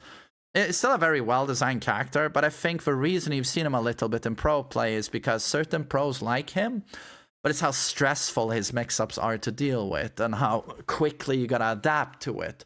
So clearly better also in a 1-2 setting than he would be in a long set format, I think. Lady Miari. I'm trying to think, did I see Miari play the Tekken World Tour? I don't think so. Miari is not a strong character. And I think they did a really good job with her, to be honest. And it kind of says everything, in my opinion, about like when she lands her heat smash on block, everything is so counterable. You can deal with did Kaiser play her? What a nice guy Kaiser is, by the way. What a pleasure meeting him finally. But like the only thing she has to keep you in check is a jab into that cartwheel. But that also, you know, you can duck. You can dick jab her out of it. You can actually even, you can duck the jab and then start sidewalking. And you'll walk around her and you get her buttocks when she comes out of it. Not the tits, though, unfortunately. But you get the buttocks, you know. Downgrade, but... so there is that. Now I sound like Lakari, you know. Jesus. But and then everything else, you look at her move list, and it's like, or is she too old for Lakari? There's you know, there's so much counterplay to the character, and she's, to me at least, she's so honest. Like I can't fault this character. She's so honest. Like in terms of like her visuals, I've told this a million times. I despise the character. But in terms of gameplay, I really like her as a DLC addition. I'm not gonna talk to death on her, but it's like... Will you shut up, Hellas Group? Yeah, I don't think you're gonna see her a lot in competitive play, to say the least. We have Gosane here. Kenya School, thanks for 63 months. That is loyalty. Thank you. Law, where's he going to end up? I almost want to put him in top 5. I don't know if I'm the only one who feels this way about Law, but I think he's just hilariously broken. I think he is hilariously OP. And it's for... Yeah, I know, you know what? I'm just going to say he's top 5. Because I don't get how anyone thinks about this guy differently. And it's because in Tekken 7 and prior games, he's already very strong. He has amazing fucking tools. And probably the best down for 2. And super good counter hits, super good everything, super good punish. Like, everything is super strong. And then his unique mechanic, like DSS pressure mix-up, no execution. You always get to perfect frames, just holding forward. Yeah, that was a pretty big deal for this character. And now he's ultra fucking oppressive. And his heat is just the most bullshit fucking thing. Oh, and giving him a slide follow-up nunchuck. You know, that if it just loops on you when you try to get up, and in heat, when it lands, when he slides you in heat, and then he does that, and he regains his heat. And I'm just like, oh, great. Oh, that's a good design philosophy right there. Nunchuck is arguably the best move in the game. I think, even in neutral, like without heat, it's so fucking strong. It's so fucking strong and spammable. And then 10 frame launch in heat just has to go. I don't know why it's in the game. It's combos, you know, it's like in season 1, his combos were okay, but then, you know, season 2, we give him down for the 1-2. And now he's also one of those characters where combos never end. And I love his heat smash as well, you know. I play Armor King, you know, so I play a different game to you. I play Tekken 7 with, you know, the mini heat smash. I do my heat smash, you know, it has some range, doesn't wall splat, does like 50 damage, and then I barely get Oki afterwards. If you do a tiny step to either side, it whiffs. And then you play against Law, and it's like, oh, I'm stepping. Yeah, wow. 14 frames start up mid, 50 damage, wall splats from Madagascar, and then he runs in and he does 100, like, what does he do? 105 fucking damage? And it tracks quite a bit to both sides, and I'm just sitting there like, what is this? Like, what? I'm sorry, I'm gonna rant. Like when it comes to important things like heat burst, it's an important mechanic. And heat smash. Why does Brian's heat burst hit me from Africa? Why? And why does when I play Kazuya and Armor King, why is mine like T-Rex arm? Like I don't get it. Why? Shouldn't this be universal? Like, I don't get it. And it's same with Heat Smash. Why does Law do all of that? Even if you remove a Heat Smash, he's insane. Like, I don't know. It's just, I don't understand. I'm too old. But he is ultra fucking strong. And some of the best heat engagers in the game. Yeah, I mean, Anna needs no introduction, does absolutely everything. And I have to agree with my dear Suckercock, was my mod. He was not the only one to say it, but during Tekken World Tour Finals, like, I love Atif butt. I love a butt. But he played so ugly. And it's sort of, but the character sort of incentivizes it. It's just, I don't know if you saw, but he did like, as a universal catch-all, and we've talked about this in Tekken 8, how a character that wins in Tekken 8, it's not Armor King who has 50 good moves, or Feng Wei has 50 good moves. Those characters don't win. The characters that win have 5 ultra-broken god buttons. That's Tekken 8. Those characters win. They don't need move A, D, F. They need that one move that catches you stepping, is mid, catches you ducking, counter hits you for some nasty shit, and is plus on block. Or like neutral on block. Those are the characters that win. Oh, and it's probably evasive as well, and might hit grounded, there's a good chance. And Anna is one of those characters, like, Atif is just doing standing 2, you know, with her 10-frame jab, which counter hits into Hammer Chance 1 heat engager for like 30 damage. And I just noticed he's doing it for everything. He's just up close, like going like this. He used it as keep out. It was standing like 5 meters away. Reminded me of how they would play Akuma. It'd stand really far away and just throw jabs like this or down 2s. Because if it ever counter it, they would get the Tatsu automatically. You know? And I felt like he was doing that with Anna. It's just 5 meters away, taking no risk because it recovers instantly. You can't whiff punish it. So he's like, and if it counters, boom, 30 damage, heat engager. Anna goes into crouch. Fun launching, you know, 50-50 mix up, or doesn't have to take risks anymore. Can do while standing free. Can do, what is it? Is it down forward 2, where she does a -10 and mid? That's a heat engager, but launches, of course, in heat. Hammer Chance is like the dumbest dance ever. Down for the 1-2 is the dumbest shit ever. Got her 1+2 is the dumbest shit ever. +1 on block. What, 16 frame startup mid, I think. But counter it's into bazooka wall splat for what, 40 damage? It's homing as well, and it's +1 on block. Who designed that? And then gave her 4-4-2, like, oh, she's holding a bazooka, so now she's Noctis, or Clive. 4-4-2, you know, that homing, she swings the bazooka, and it's like she swings the entire screen, and it's like +3 on block, and has a guaranteed follow-up. And you're just sitting there like, why? There's just, I don't know, there's so many things about Anna I don't understand. And like how she used to take risks, you know, with the poking, especially the low pokes. She'd do down forward 4, which is launch punishable. But we can't have weaknesses anymore on certain characters, so we give her down back 4, which is an ultra fast low stomp. Hits grounded, solid fucking reach, right? Counter it's also into that heat engager, Hammer Chance 1. And it's only, the stomp is only -13 on block. And if it's blocked, she doesn't go into stance. She does it automatically on hit. And I'm just like, I just could not disagree more with the design decisions. It's, and this is only scraping the surface. There is just so much on this character. Like, that is just absurd. Like, forward free, 1+2, you know, kick into bazooka, 1,000,000 damage. I could talk forever about this character, but yeah, it's a joke.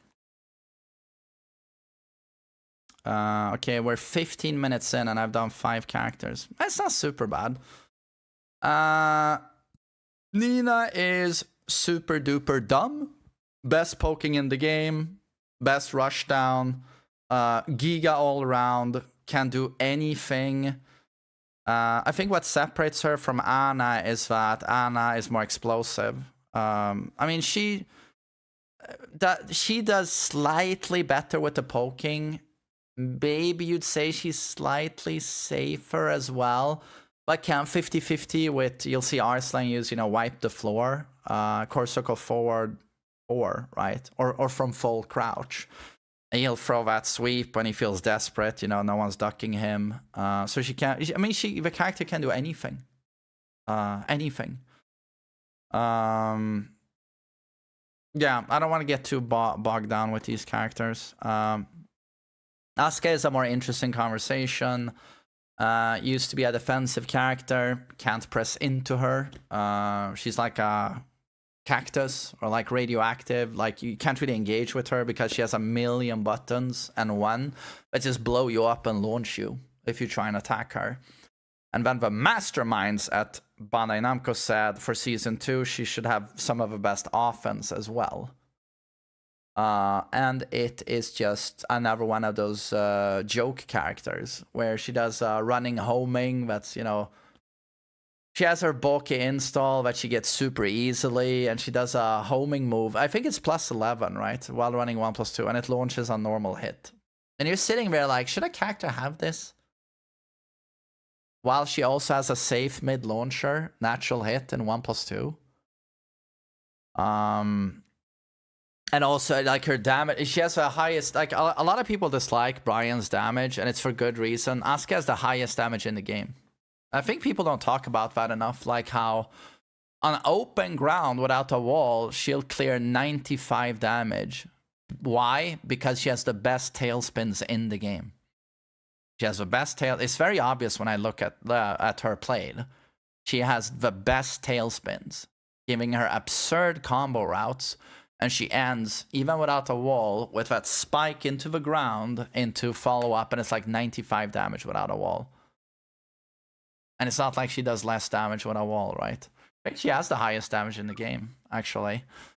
And of course, that character being in a crouch, threatens you with full crouch down for 2, which is a very nasty counter at low, right? That's very safe at like -11. That character with that mix gets that full crouch kick, full crouch down for 3. Charge up move, +8 on block, chips a ton, does 50 damage on hit because she gets the follow-up kick on when it knocks you down. Oh god, and just install what is it? Upward 1-2. It is upward 1-2, right? The double mid. That's neutral on block. I don't know. There's just an endless amount of dumb garbage on this character. Yeah, super dumb. Oh, no, and Brian is always a fun conversation. I think he is the best character in the game. Yeah, shoot me. I know it's a controversial opinion. I think he's the best character in the game. Low-High just won Tekken World Tour with him. And then you've seen Atif Bot has shown us what happens when the player who has the best mechanical skill in the world plays Brian. I think Atif is inhuman. And the fact that he plays on a conventional arcade stick it still blows my mind, and I can't believe it. The things that guy does, and he's not even on a keyboard. He's not even on the juice. He's natty. Like, he's inhuman. But so Atif shows everyone that, like, okay, Tekken 8, you've got a reduced backdash. That leads to crazy things, like with Atif's execution, runs into your face, taunt your upper. Did it to Arslan. Has done it to many people. So that like completely changes how you see the character. But Arslan also, said months ago that he thinks Brian is top 1. He's the best character in the game. And I was already back then putting him in top 5, but the more I've thought about it, I think I already in the last tier list said he's like top 1, but I think it's kind of undisputed he is top 1. He plays like... I can never hate the character because I still feel he plays core Tekken. Not when he's in Heat anymore, because now it's Heat Smash, Incinerator, his forward 1+2 reversal. Now he's no longer in our realm. Now he's playing something else, and it's not Tekken. But when he's not in Heat, I still really like the character. I still find him honest. He plays conventional Tekken. It's just that he plays a conventional Tekken that no other character does in this game, because he is way too safe with the damage output he has. He is just way too safe with all of those buttons he has and the frames they have, and when they counter it, you will end up on the wall because his combos are arguably the best of the game. And then you hear him say tick tick tick tick tick tick tick tick tick, and it's 1 billion damage. And then now comes the great part. Taunt is ultra fucking broken in this game, just beyond broken. And I'm sure everyone felt the same way watching Low High play or any decent Brian, you know, and it's like, you just can't stand up again. And in Tekken 8, you know, Brian's, they don't bother with, like, you know, the legacy shit, like Taunt Shit Upper. Atif does. But the very efficient Brian's, Low High just wants to get the job done. Low High doesn't give a shit about being fancy. He does some, like, taunt dancing, but he just wants to get the job done. He doesn't do Taunt Back 4, he doesn't do Taunt Shit Upper. Once in a while he does. But he'll just do the Taunt Heat Smash or Taunt Incinerator.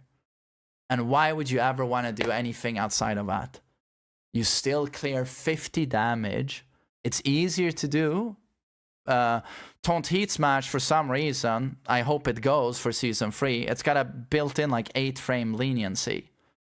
What this means, those of you who don't know about it, is that the Heat Smash has a 16-frame startup. The Taunt gives you 16 frames on hit. So this should translate to a just frame, right? Just like Back 4, which also is 16 frames. But they coded into the game, and this is, you know, they want to make things easier with a lot of things in Tekken 8. So they code into the game that when you do this sequence, if you press early, like 8 frames early on the Heat Smash, Brian will delay. He'll just wait until the taunt ends, and on the frame it hits, he'll do the Heat Smash perfectly. That is coded into the game. And if you have a lot of experience with the taunt, you felt this when you played the character. So that is easy. And then, of course, what you see Low High do a lot is forward 2. So he'll taunt into Incinerator. This is 15 frame startup, so 1 frame of leniency. Significantly easier than a Jet Upper or Back 4. Well, much easier than Taunt Jet Upper, right? And that's all you need, because what this does is 50 damage, but crucially resets the situation. Incinerator goes bam, bam, bam, knee, boom, slams him into the wall, and now they slide down on the wall again, and they sure as hell are not gonna tech roll, right? So down they go in front of Brian's feet again, and now, yeah, you gotta try again. Try again. You know, and if they stay on the ground, you know, because they're so afraid of a taunt, which everyone is, he has down 4, he has soccer kick, and it's the most awful situation in this game, and there's so many things to say about Brian, but I think it's just how well he fits this, like, I'll launch you, and he has arguably the best launchers in the game, and I'll do more damage than everyone else. I'll do more wall travel than everyone else. I'll do a wall combo that hits harder than most wall combos, and then you gotta wake up to the most awful situation in the game, which is the threat of taunt at the wall. The taunt Oki is too broken. And there are so many other things that are so broken about this character. Or, like, you know, Taunt Oki. It's like, how many times did you see Low High do 1+2, 2? You know, that most of you will eat. When you know that homing when he's spinning, double punch? And you guys will get launched by it because your Brian will do a heat burst and you don't know how to tech that. It's a very tricky thing to do. Even if you know how to do it, to tech right there takes a lot of timing. But I just kept laughing when Low High would do that, and he wouldn't bother to do a heat burst attempt. He did once in a while, but he will also just run in because he knows his opponent is trying to tech out of a bound. So he just runs in and gets a guaranteed taunt. He would do taunt heat smash or taunt incinerator, and it's just super cheap. And like I think it could be the best move in the game. I'm not even talking about taunt here, but his forward 1+2, you know, his snake eyes Mach punch. That's a reversal. +5 on block. High. That wall splats for like 30 damage. Has infinite range, chips a ton, tracks like a motherfucker. It's ridiculous. And then for some reason he has Soul Eraser as well. Remember Season 1 Soul Eraser? Yeah, it's like Brian is the best character in the game. It has to be sad, but I think he's significantly harder to pilot than these guys. But when the pilot is good enough, like... yeah, I don't know. Is there a stronger character? I don't think so. And now we are on Dragunov. I'm gonna put Dragunov below these guys, but Dragunov is super fucking strong. Super all-around. Can do most things. Has very good movement. I think his 1-2-1 is a god button. It's one of the best moves in the game if you're good enough at using it. Just a 1-2 check, high mid. Can almost play with that move alone. Twitch confirm into counter G-Clef, 1-1. Wall splats. If that wall splats, his damage is absurd. I think he has some of the highest damage in the game in terms of like being at the wall and just wall splatting you. Any wall splat gives so much damage due to his wall throw. I think back for 2 is a fantastic string, mid string with all of its utility. Sneak 4 is still very strong. His counter thing is great. Down 2 is great. His lows are great. Full crouch down for 1 is super strong. His heat smash is great. His tackle is super good. Honestly, it's one of the strongest things about the character. I think that he has like untechable tackles in heat. I think that's very strong. I think Pigeon Roll is underrated.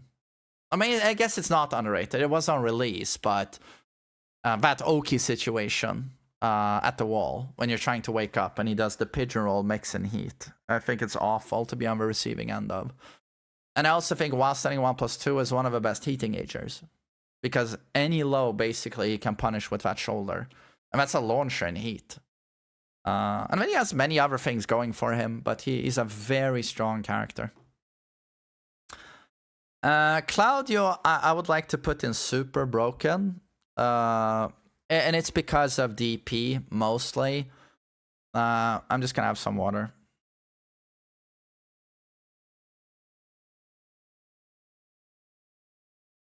Claudio has he has a lot of amazing moves, but his DP to me is like I think it's the best move in the game.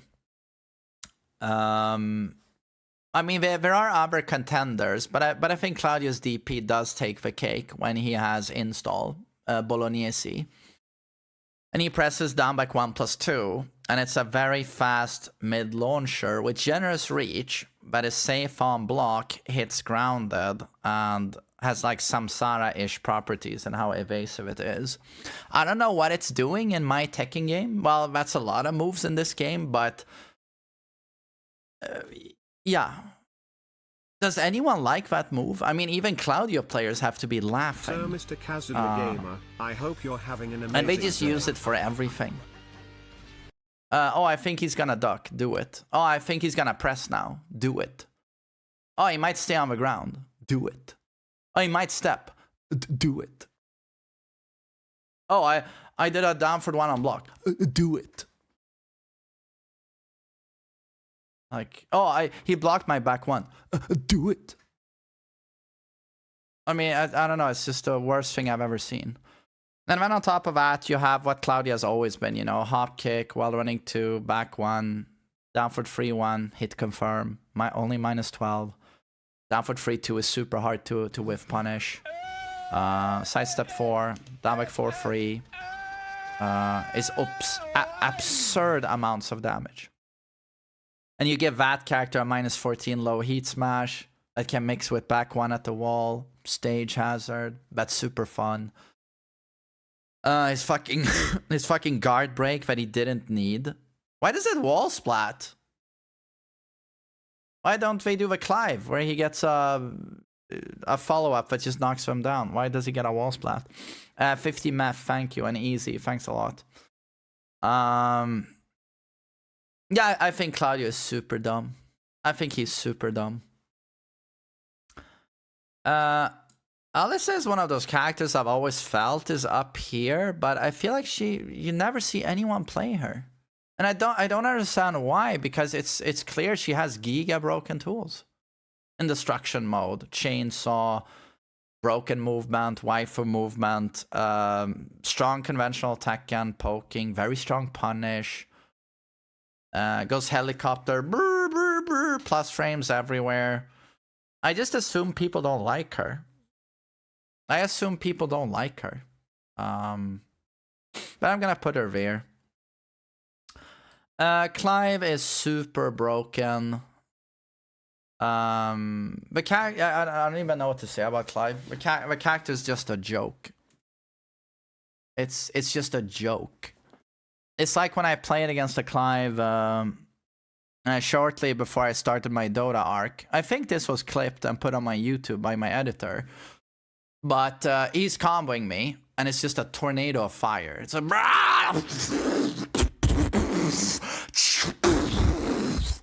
And I'm just flying on the wall. Like, Kaz just going, ah! Ah! And it's just never... And then I don't even know what's going on. I can't tell on the screen. So I'm just like, I don't do anything. I just stay on the ground. And then he pops his heat smash and he flies into the air. Phoenix! Phoenix fire! And I'm on the ground and I'm turning into a shish kebab. I'm just going on the ground. I'm just sitting there like, what is going on? No, but seriously, it just blew my mind. I was just like, what is going on here? And then I just labbed his heat smash, and I was like, oh, it hits grounded. Like, of course it does. It does a huge AoE bubble around him. That's very large, by the way. You have to watch this in practice mode to believe it. It hits grounded and picks you up. And I was just like, okay. And then when it hits you and it's got a lot of range, it just like does a ton of damage and it heals Clive. And did you know you can't step it? You can't, it's a huge AoE, you can't sidewalk it. It hits behind him. I labbed this. I could stand 3 meters behind him with Paul and try something, and it just blows you up. And I'm just like, and then I was like, surely this must be minus, right? And then it's like it plus frames. It's plus on block. And I'm just in utter disbelief. I'm just sitting there like, who designed this? Who designed this? Like, I don't understand. Like, and then, you know, on top of that, like, there's a million things I could say about Clive. But, like, just pick one. Oh, he has a demon breath. 1+2.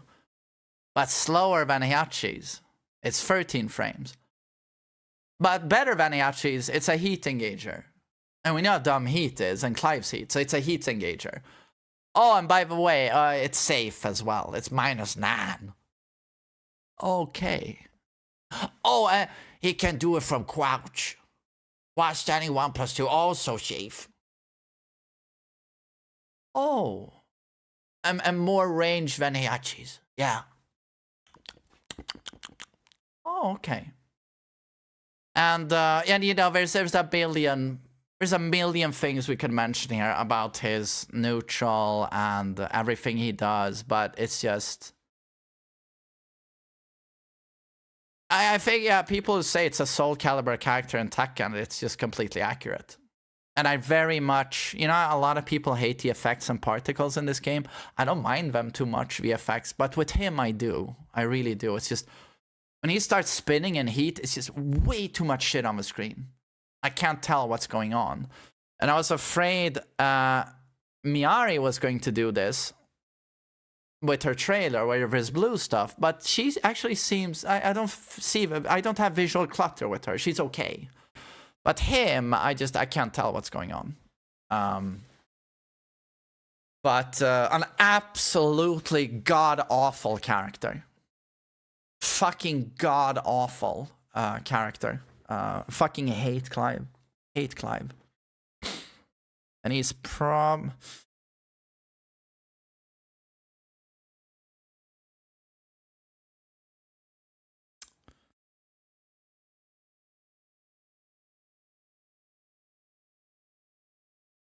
I think I need to factor in a little bit more like difficulty, so I'm gonna put Nina here.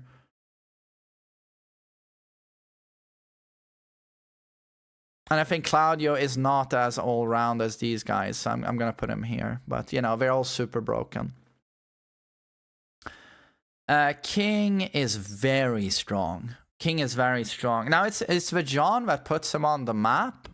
So you always got to be wary about calling out a character and saying, oh, OP, OP, when there's one guy representing the character, right? But it's because he's a bit of a specialist character. Like, a lot of people, and I hate when people do this, they hate King as a character, or they hate grapplers. I think a lot of people just hate throws in general. So they get really salty and upset about King, and I feel like they're unnecessarily rough on the character. But you know, people do this on every character, but I hate when people say King is like piss easy. Is he super difficult? No, but he's definitely not pick up and play. Especially if you want to be really good, like when you see what John does with his running throw mixes and, you know, blue spark giant swing every time. There is work to this character, and like half a character is down for 2-1, and that's still a pretty tricky Twitch confirm. But when you do get it down, you have like the best mid in the game, arguably. King is very strong. Down for 2-1. Muscle armor is still insane. Has very nice poking. The throws are second to none. The Oki is fucking broken. His wall combo is fucking broken. Like, 3-2-2 charge and then wake up to a sprint mix where it's just like, well, take a fucking guess. That's all you have. Take a fucking guess. I don't know why they buffed that sprint mix. And his heat smash is a fucking joke. His heat smash is a fucking joke. Infinite range. You can step it, but you say a prayer before you try, because you better be millimeter perfect in your step, otherwise it clips you. Insane tracking, insane range, mix up on block, 60 fucking damage on hit, breaks the floor, and it's just like, well, thanks. And he has a lot of other great tools, you know, like shove, forward 4 neutral 2, forward 4 is homing is very good. It's very good for Oki as well. King is a very strong character. He's very strong.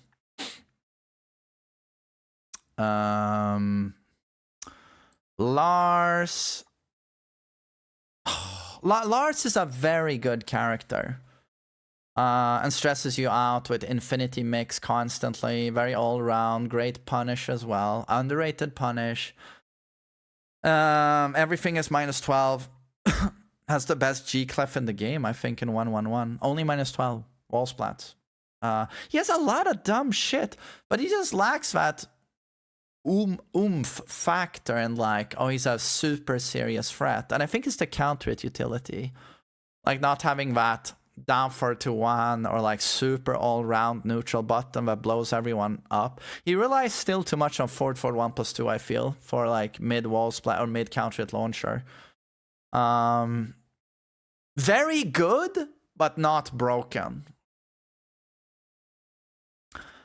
Lydia is unbelievably stupid. I'm not gonna put her in super broken, and it's as simple as when she's not in heat, she plays Tekken. But as soon as she is in heat, and this heat gets stronger with every round as she powers it up, as soon as she is in heat, she is the worst aspects of Tekken 8. She's like everything that's like toilet dog shit about Tekken 8. But once she pops heat, she symbolizes all of it and captures all of it in one character.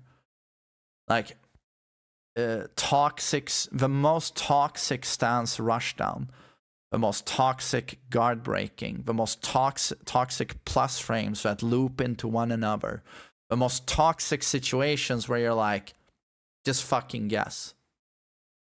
The most toxic chip damage output, where you'd think it's giga nerfed, but it's like, you just see the best in the world, just fucking hold it. Just fucking hold that mix. And oh, he just blocked? That's like 40% of his health bar is gray now. And now he's guessing again. And she might do heat smash, she might do a mid that's giga plus on block, that wall splat. And it's just, what a toxic character. What an unbelievably awful character design. If it wasn't for the heat, she'd be quite a welcome addition, but in heat, it's insufferable. June is very, very good. Has a lot of dumb shit. Arson always says she's not that good. The way he justifies that is saying she doesn't really have lows. And what he means is power low. Because she does have downback 3, downback 2. I know you have no clue what I'm talking about here because you don't give a shit about June. No one fucking does. So I can just tell you that in terms of low pokes, downback 3, downback 2 are good. If you are interested, try this out. Just look at it in practice mode. Just like Asuka, she has full crouch down for 2. She gets a full launch with while standing free. It scales at 70%, but she has huge damage output, especially at the wall. So that's very good. But in terms of lows, what Arsan means is that she doesn't have a knockdown low. She has to crouch to get that. She crouched into full crouch down for 3. Gives a guaranteed follow-up at low. It's very good, but it's launch punishable. But still good. But everything else is super cracked on this character. It's an Asuka situation where you can't press into her. Her 10-frame punishes are just hilariously OP. You're -10, either crouching or standing. She wall splats you from like 4 meters into like 90 damage. Oh, and she has an install. It's so funny. She has an install that builds with time. It's like a moon. If a player knows what he's doing, it takes him a round and a half for this one to max out. Maximum capacity. It goes to 100, and now it stays for the entirety of a match. And she's got like a Kamehameha. Like a full screen fucking launcher. That she can dash out of, you know, heat dash. Just full screen. Has a super busted 12 frame. Like, it's a high. She does this. And there's like an effect. And it's a +2 on block, like counter hit high, that you confirm into a heat engager. +2. This launches when she's in heat. It's fully confirmable. She has many other moves that are super plus. Super plus. Very obnoxious stance mix-ups. Heat smash is a projectile. That's always cancer. She's a very, very strong character. Like, very strong character. I think she's very underrated. And her damage output, it's also one of those characters where, you know, we talk a lot about damage output, but she isn't mentioned. But it's because people don't play against her, so people don't know. Jin mains are gonna hate me now. Oh, Jin mains, if you wanna really glaze someone and love someone. You guys are the biggest down players in Tekken history. That's a fact. But go watch VDX's tier list. You're gonna start whacking off. He has chapters, right? So go to the Jin chapter, take down your pants, lube up, and just go, oh yeah! When VDX starts saying like, oh, Jin, bottom 20. This guy struggles, man. Up for 2. Sorry, my VDX impression is bad. Up for 2, -10 now. Unplayable, unplayable. You know, and I'm just sitting there like, right. So yeah, Jin mains, watch his tier list. You're gonna hate mine. Jin is not super broken. I do think he had quite a lot of I mean, nerfs, you know, as soon as 214 was made -10 and Up for 2 was made -10 and Scourge got its nerf and they nerfed Heat Smash quite a few times. Not as dumb as Season 1, like for sure. Season 1 Jin is up here, but Season 2, I'll put him somewhere around here. I don't know what you're smoking when you put that character bottom 20. I just don't know. Is he as good as he was Season 1? No. Is he still unbelievably fucking strong? Yes, he is. The character can do everything. His electric is I don't even know what to say. I just don't understand how people don't get it. Like, everything is cracked out of his fucking mind. Have you seen his pokes alone? His range, his Tekken 8 jab, like his down for the one jab. His down for the one with follow-ups. His like his lows, his back 2-1, his back 4-2-1. Have you seen his back 4-2-3? It's like a mid, but when he goes into stance, it's plus. Mid. It's plus. He still has his forward 4 with easy pickup in Tekken 8. His Demon Paw, I'm still surprised at its range at times. I'm just like, what? And we're tracking. And have you seen his Heat Smash? Have you seen Dive Kick? Have you seen his Season 2 combos? I'm just looking at my watch and I'm like, is it ever gonna fucking end? He just goes and goes and goes. Tailspin. I'm just like, Jesus fucking Christ. Can I play the fucking game? Granted, he's not the only character that makes me feel that way, but with Jin specifically, I'm just like, it just never fucking ends. And then there's everything else. You know, he's got his perfect fucking throw game. He's got a better Samsara than Devil Jin. He's down for 2 in terms of poking. Oh, you try stepping? Down for 2. Goes into fucking crouch dash. I'm just like, what's this character's problem anyway? Like, yeah, I don't know. And his 50-50 is super strong. His 4-4-3 is super strong. Yeah, no, I don't know. Well, what is that? What is Jin's problem, really? So I'm not gonna put him here due to some nerfs that I think hit him. And his 2-1 is still -3. But there's no doubt he's very strong. Yoshi, sorry, FDX. Yeah, FDX put this guy bottom 8. I'm like, yeah, no, I'm just like, really? That guy's bottom 8? Like, the only thing that held this guy back in prior games, because the devs back then weren't smoking crack. They were like, no drugs at the office. No drugs, though.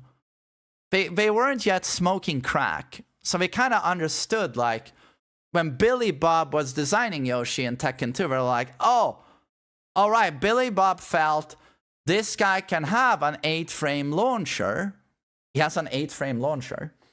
Yoshi can have that, and he can have unblockable launchers that you can, like, not react to. That's okay, because his damage output is so low. This is a design philosophy we also saw on Xiaoyu, on Alisa.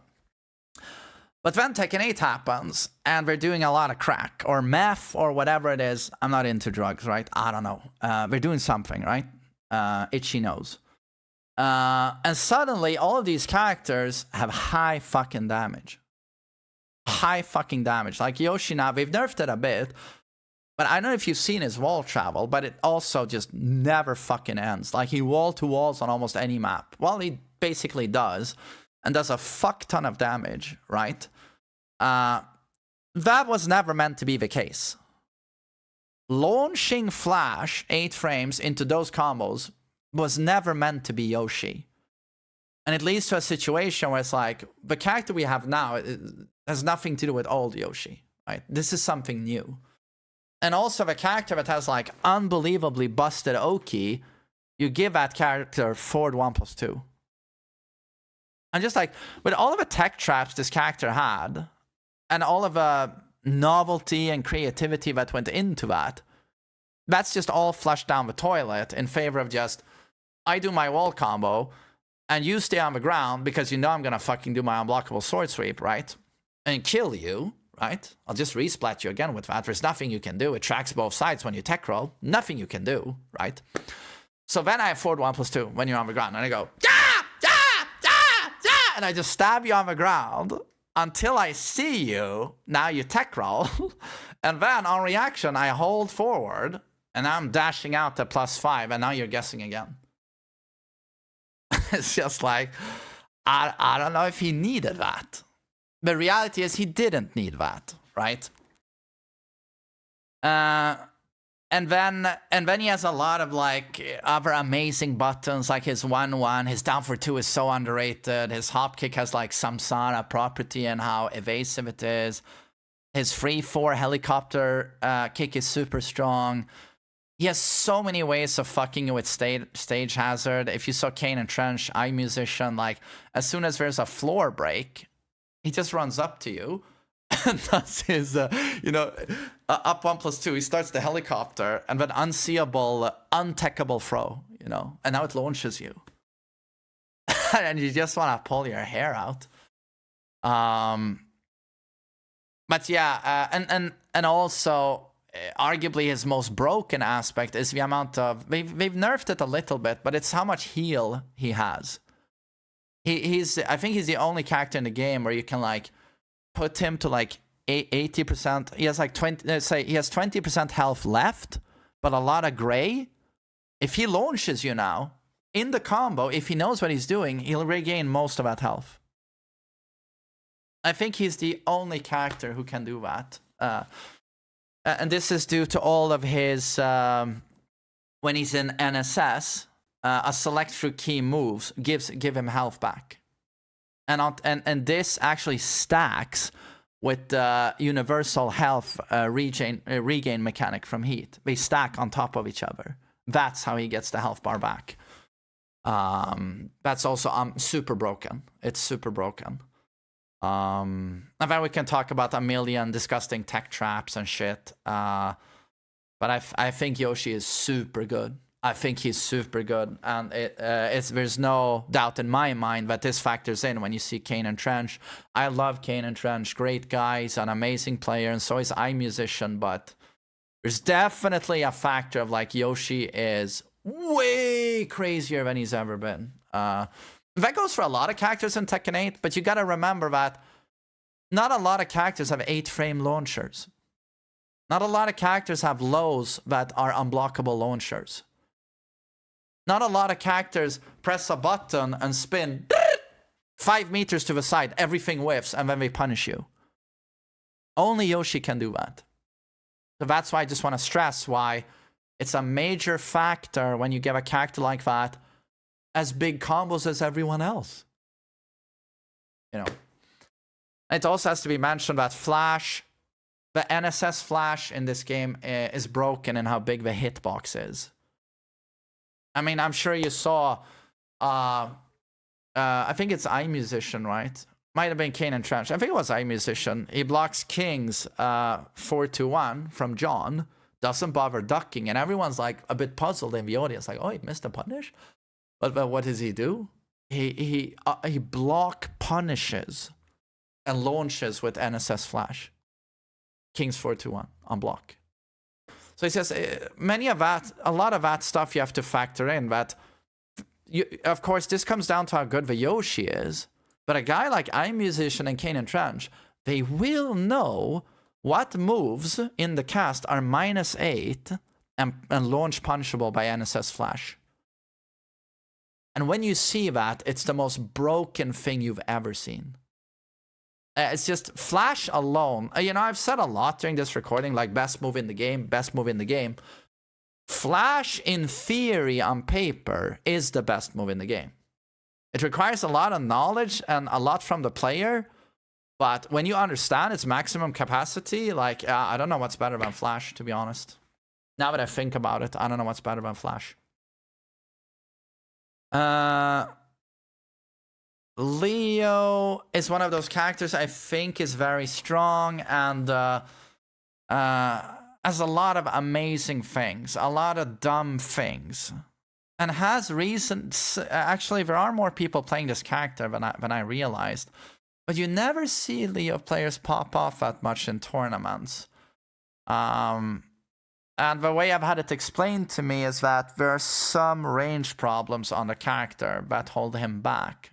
I'm not talking about the penis now, or the Auf tits.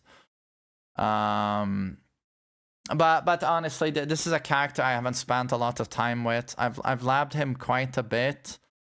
Has a lot of amazing tools, a lot of busted tools, but there must be a reason why this character isn't shown a lot in like major tournaments. Might be criminally underrated, you know. Might belong here, but I'm gonna definitely put him above Lars though. But I'm gonna keep him here for now.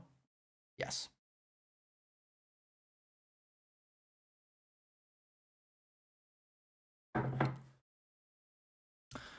Oh god, where I'm gonna put Hwoarang.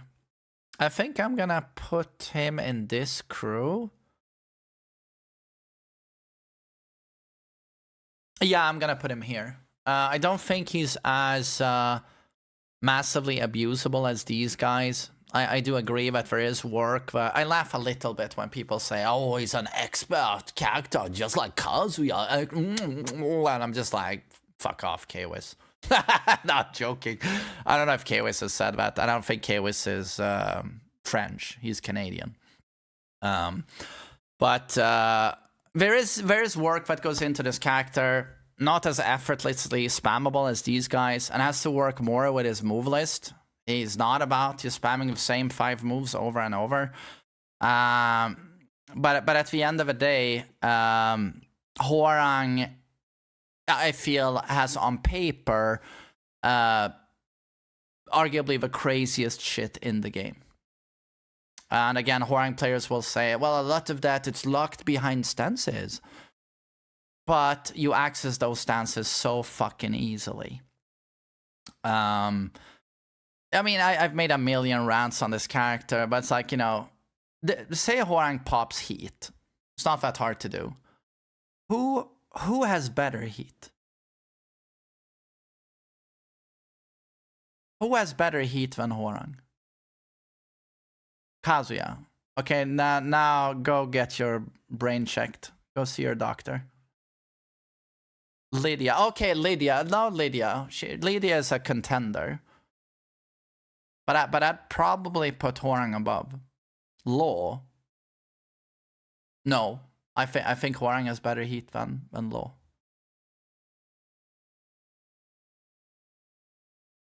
I think chat is correct though. I agree. I would also mention Law and Lydia, I think.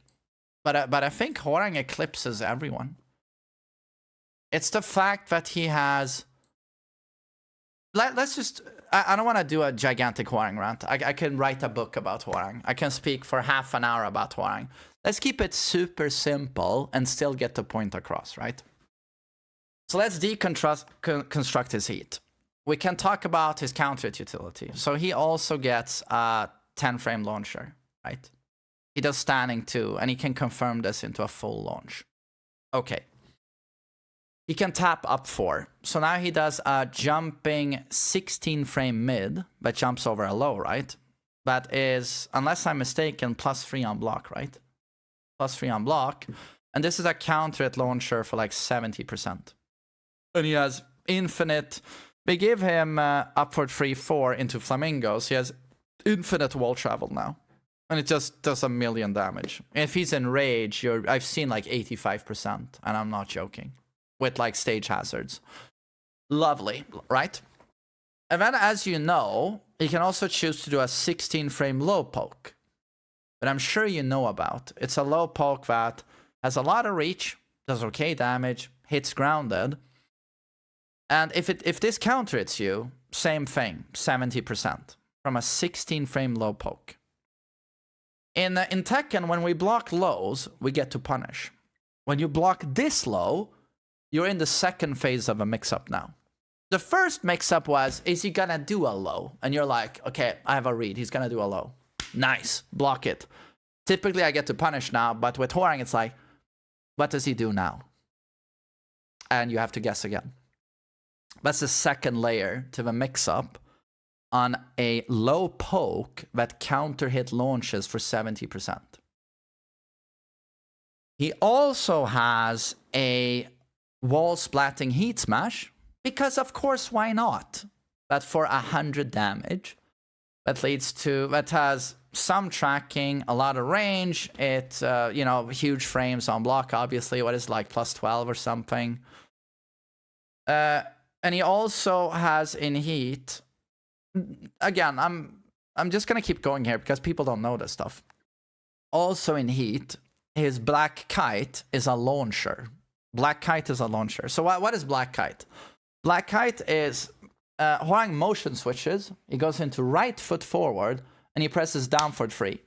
Now he jumps into a mid that hits like 4 meters away from him. This is a heat engager, so he jumps over lows, right? This move is plus on block in neutral state, right? Homing mid, heat engager, mid, plus on block. This is a launcher when he's in heat.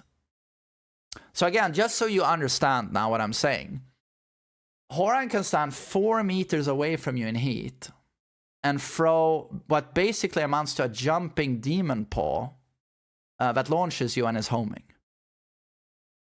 Just take a few seconds to think about this. Yeah. He also has, you know, he gets all kinds of launchers when he's in heat, stuff that won't launch before. But also, of course, what's missing now? We have all of the components here for the most broken heat in the game. Like bullshit low launchers, 10-frame launcher, heat smash wall splat, homing, 4-meter mid, demon paw launch, jump over lows, crush, super launch, plus frames on block. What's missing? Oh, dude, he doesn't have a power low, a low heat smash that blows up stage hazard. Oh, no, wait, he has that as well. That's true. In heat, he gets the right flamingo low, 40 damage hell sweep. That blows up walls. But of course he needed that as well. Can you imagine if poor little Hwoarang, who is starving for buffs, oh, where are my buffs? Oh my god, no, I'm starving. Oh, you know, poor little Hwoarang, who only has 10-frame launch, super safe low into 70 damage. All I have. Oh, where are my buffs? Like, of course he gets a heat, like a fucking built-in low heat smash that blows up walls. How anyone can defend this character? I'm just like, oh, and I didn't even mention that when he's in heat, you know that amazing move is right flamingo 4-free that is +3 and you can't do anything about. In heat, that's unnatural now. Yeah, you're hit by the first hit, can't block the second. Kaboom, 50 damage wall splat. But of course, he was starving. He was a starving little boy out on the streets. He was an orphan, homeless. He needed that as well. Like, like his heat alone, I just stand back in awe and I'm just like, can I meet the guy who designed this? I just want to hear, what were your thoughts here? Like, and again, this was just me discussing his heat. And again, I agree with chat. When we contrast his heat to other characters like Lo and Lydia, yeah, they're up there, but I think he has the best heat in the game. I think even Lo and Lydia go like, oh, that's too much. That's too much.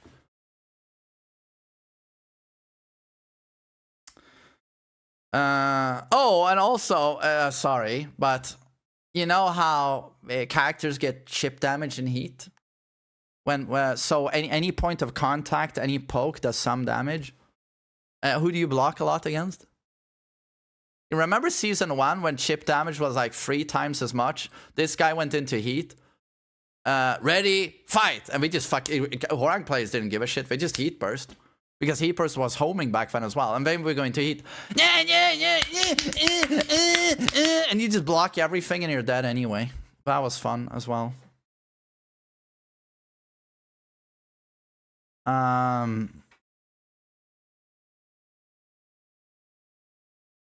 What the hell is that dog shit tier list, bro? I find FDX's tier list much coherent.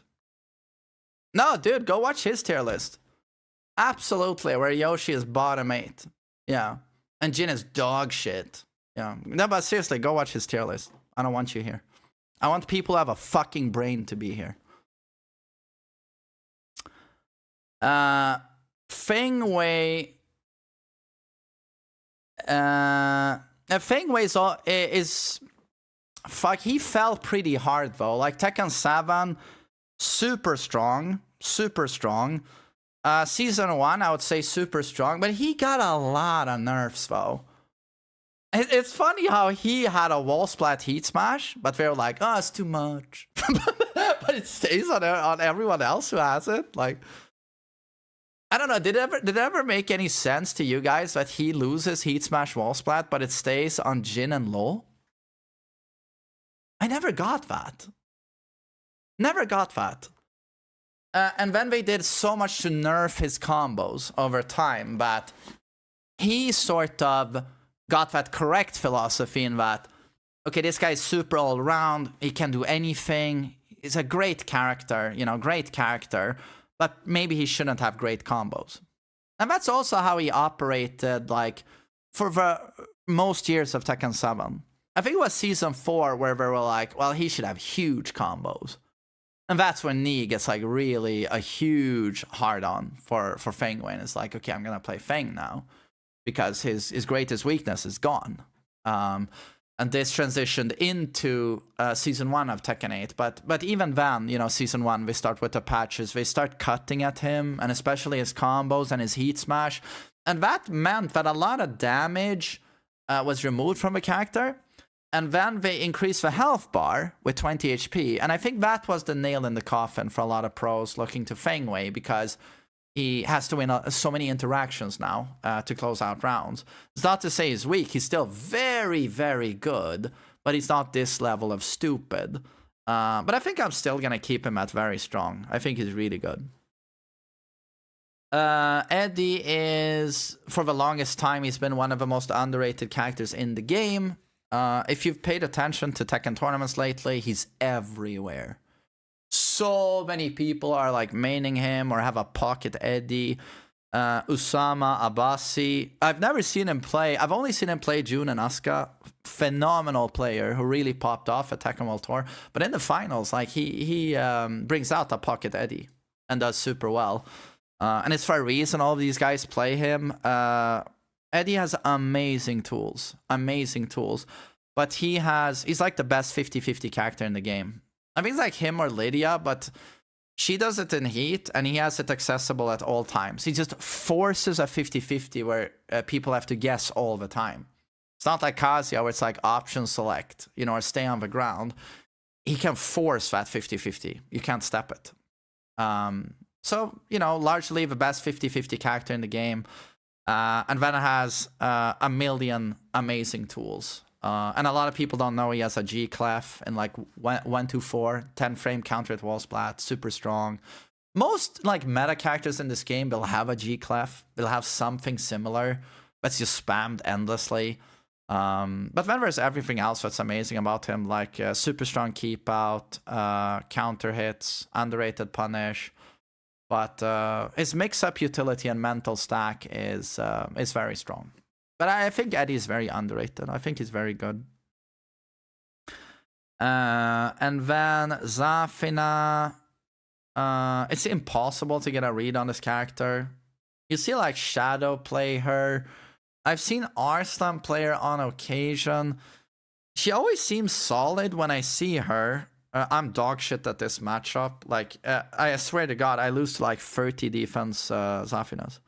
And I lose to 30 defense Asukas. And I'm like, God, I'm so awful. I'm so fucking dog shit. Like, oh my God, I just gave this idiot my points, you know, and I get snake edged by her. But then you just realize that, well, this literally happens to everyone. Because this dog shit Zafina I'm losing to with 30 defense, he's God 1. But I mean, he didn't get God 1 only playing against me. The fact that he's God 1 tells me everyone is losing to this shit. And then you see Arslan fucking just go ham with Snake Edge in matches, and so does Atif, and you're like, no one knows. No one knows this fucking matchup. And I don't know, she seems so strong to me due to back 1+2, her evasion. They gave her insane Azazel claw attacks into huge frames. But no one plays her.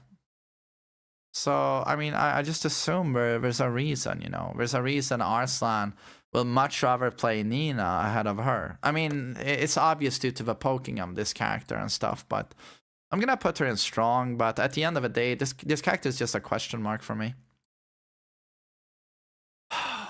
I can't wait for them to give him a low. Honestly, I think #1 on my video for changes I want for Season 3 is a hell sweep. Nah, he actually is super strong. He's super strong. This one is going to be hard to place for me, though, but... this is also something I loved in FDX's tier list. He's like, Heihachi is the best Mishima, followed by Kazuya. And I'm just sitting there like, what the fuck? I think Jin is better than Heihachi. But I can understand some people. Some people say Heihachi is better in tournament format. Because at the end of the day, I think he's less complicated than Jin. I think he can... Oh God, this is a hard... okay, at the end of the day, I just think with this guy, it comes down to his heat smash. His heat smash is... he also has a dumb heat smash. This one is even dumber with the mix it enforces. But more importantly, it's like Ultimate Heihachi. Ultimate Heihachi is super fucking broken. And sure, he has to access it. He has to transform. You know, they can interrupt you from doing that. But once you have transformed, you are pretty much the best character in the game. Like, he is so fucking broken when he's ultimate. And that's for an entire round that stays. And that is really dumb.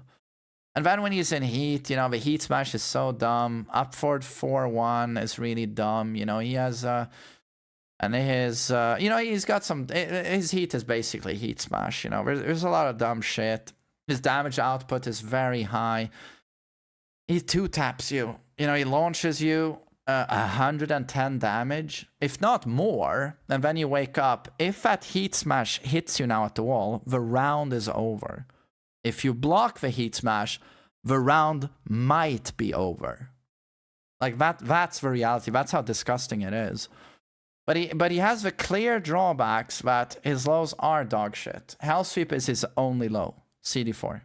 If you want to be real, that's his only low. And without that low, the character doesn't work because it does so much for him.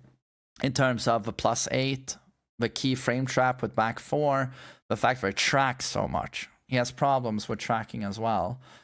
And he feels a bit clunky also with certain pokes and things, you know, down for 1 being -5. But also, like, his flash punch wall splatting 1-1-2 is also, like, it's ultra dumb. It's very strong. Very strong.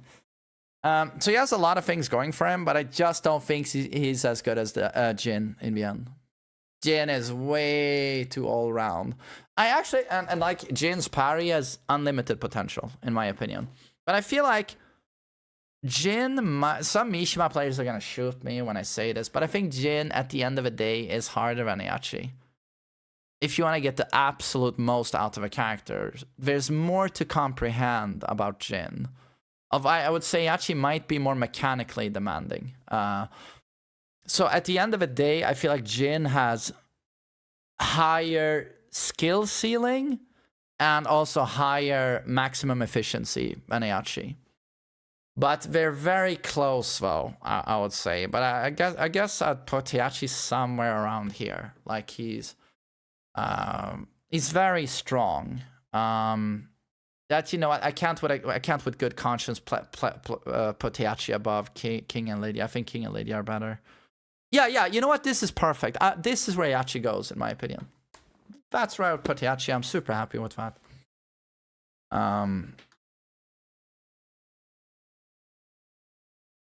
And then we're gonna go Victor. Man, Victor is difficult for me. He has a lot of very nice tools, can play very fundamental. You know what he feels like to me? He feels like a slightly more bullshit Shaheen. Like, they play pretty conventional Tekken, both of them. Like, very strong, solid tools. Down for 2, hunting. But more bullshit than Shaheen. More dumb shit. And I think at the end of the day, the reason he's played in comp and what he's carried by the most is his bullshit fucking wall pressure. If you remove from that guy that fucking combo, what is it? Like, we're on the wall, jab, forward 4-2, into lie, into the down 2 shit. If they remove that from the character, you'll never see him again in pro play. I mean, you don't see him a lot anyway. It's Farzin you see, but Farzin would never play him again. It would be the equivalent of removing down for 2-1 from King. I think he's so carried by his ultra broken wall combo into wall pressure. That's he has amazing tools, don't get me wrong. He has amazing tools, but I think that's the backbone of a character, that any launch, and we have a few characters like this, you know, Heihachi, Brian, or well, a lot, basically all of these characters, like any launch, Victor launches you, and he has amazing fucking launchers. And it's like the best wall carry in the game. The best wall carry you've ever seen. Tremendous wall carry. And then he does that super broken wall combo into the best wall pressure you've ever seen. And that's basically his greatest strength. And he's so easy. That's a big deal as well. He's so easy.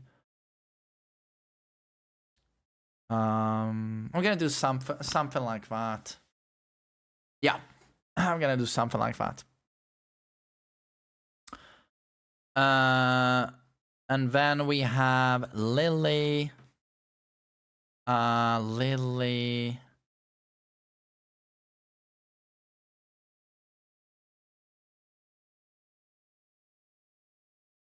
I think she goes in very strong. She goes in very strong. It's like best movement in the game, amazing combos, very high damage output. Her heat loop in 50-50 is still extremely strong with Rabbit, and she enforces it at the wall. You try and get back to your feet. Has amazing lows, amazing mids, amazing reach, incredible launchers, strong G clef. Her forward 4 in particular is extremely strong. I don't know. I don't know why more people don't play her. She's just very good. And especially in Tekken 8, you know, having access to the best movement, I think is a really big deal and a very nice thing to have. And yeah, that's true. She has but there's a lot of characters these days, like 10 frame punish that wall splats, 2-4.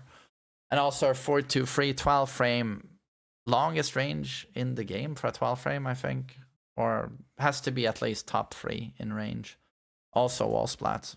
Her punish in general is really, really good. Lily is very strong. Reina to me is the 3rd best Mishima. I think she's like very, very good, but she's very, very hard to play. Like very demanding. She has everything that's difficult about a Mishima in terms of like, you know, mechanical skill, execution, but it also feels like a character where you have to like master the move list. Like OG Jin. You can't just stick to 5 moves. You have to use all of it.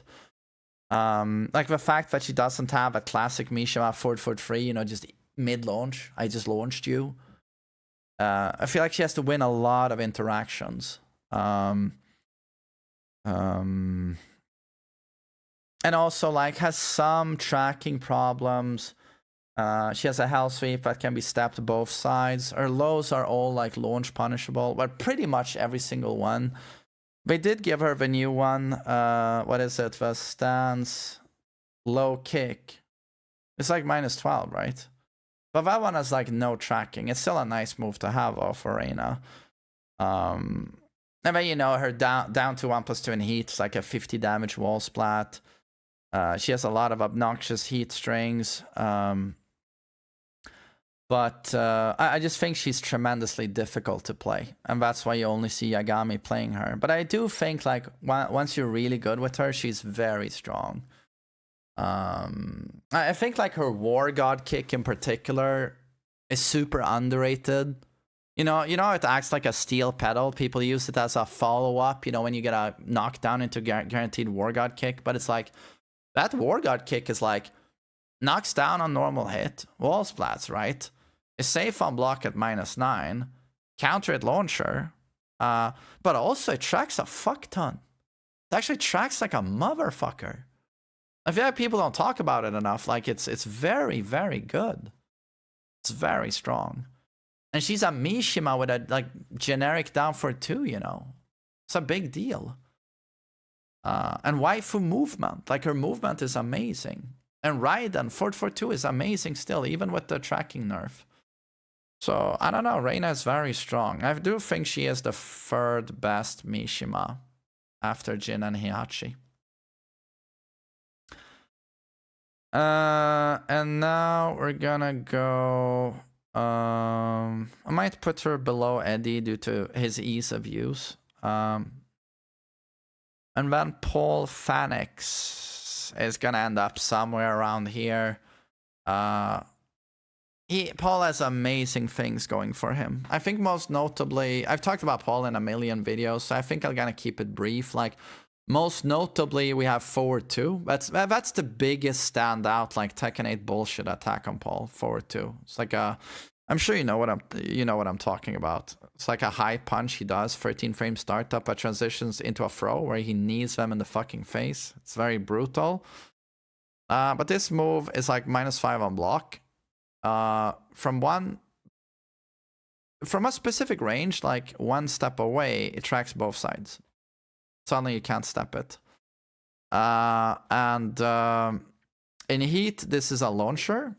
And it's like impossible to whiff punish. If you ducked it. Although I did see Hexmark, Shikurin while stunning 2 punished it. When Hexmark tried it at round start. That just tells you how cracked Shikurin is. Because most people would just try a while standing 4 or something. And even then get it wrong. It like has absurd recovery. And then, of course, while stunning 1-2 string is dumb as fuck. The backsway mix-ups are dumb as fuck. They gave him a hatchet for some reason. They gave him more combo damage. They gave him... His heat was already pretty good, I thought. But they gave him 4-4-2, 1+2 in heat. You know, he does that elbow into the last hit of Demo Man.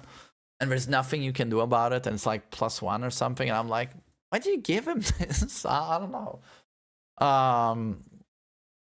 And great heat engagers in like forward 4. I think forward 4 is very strong.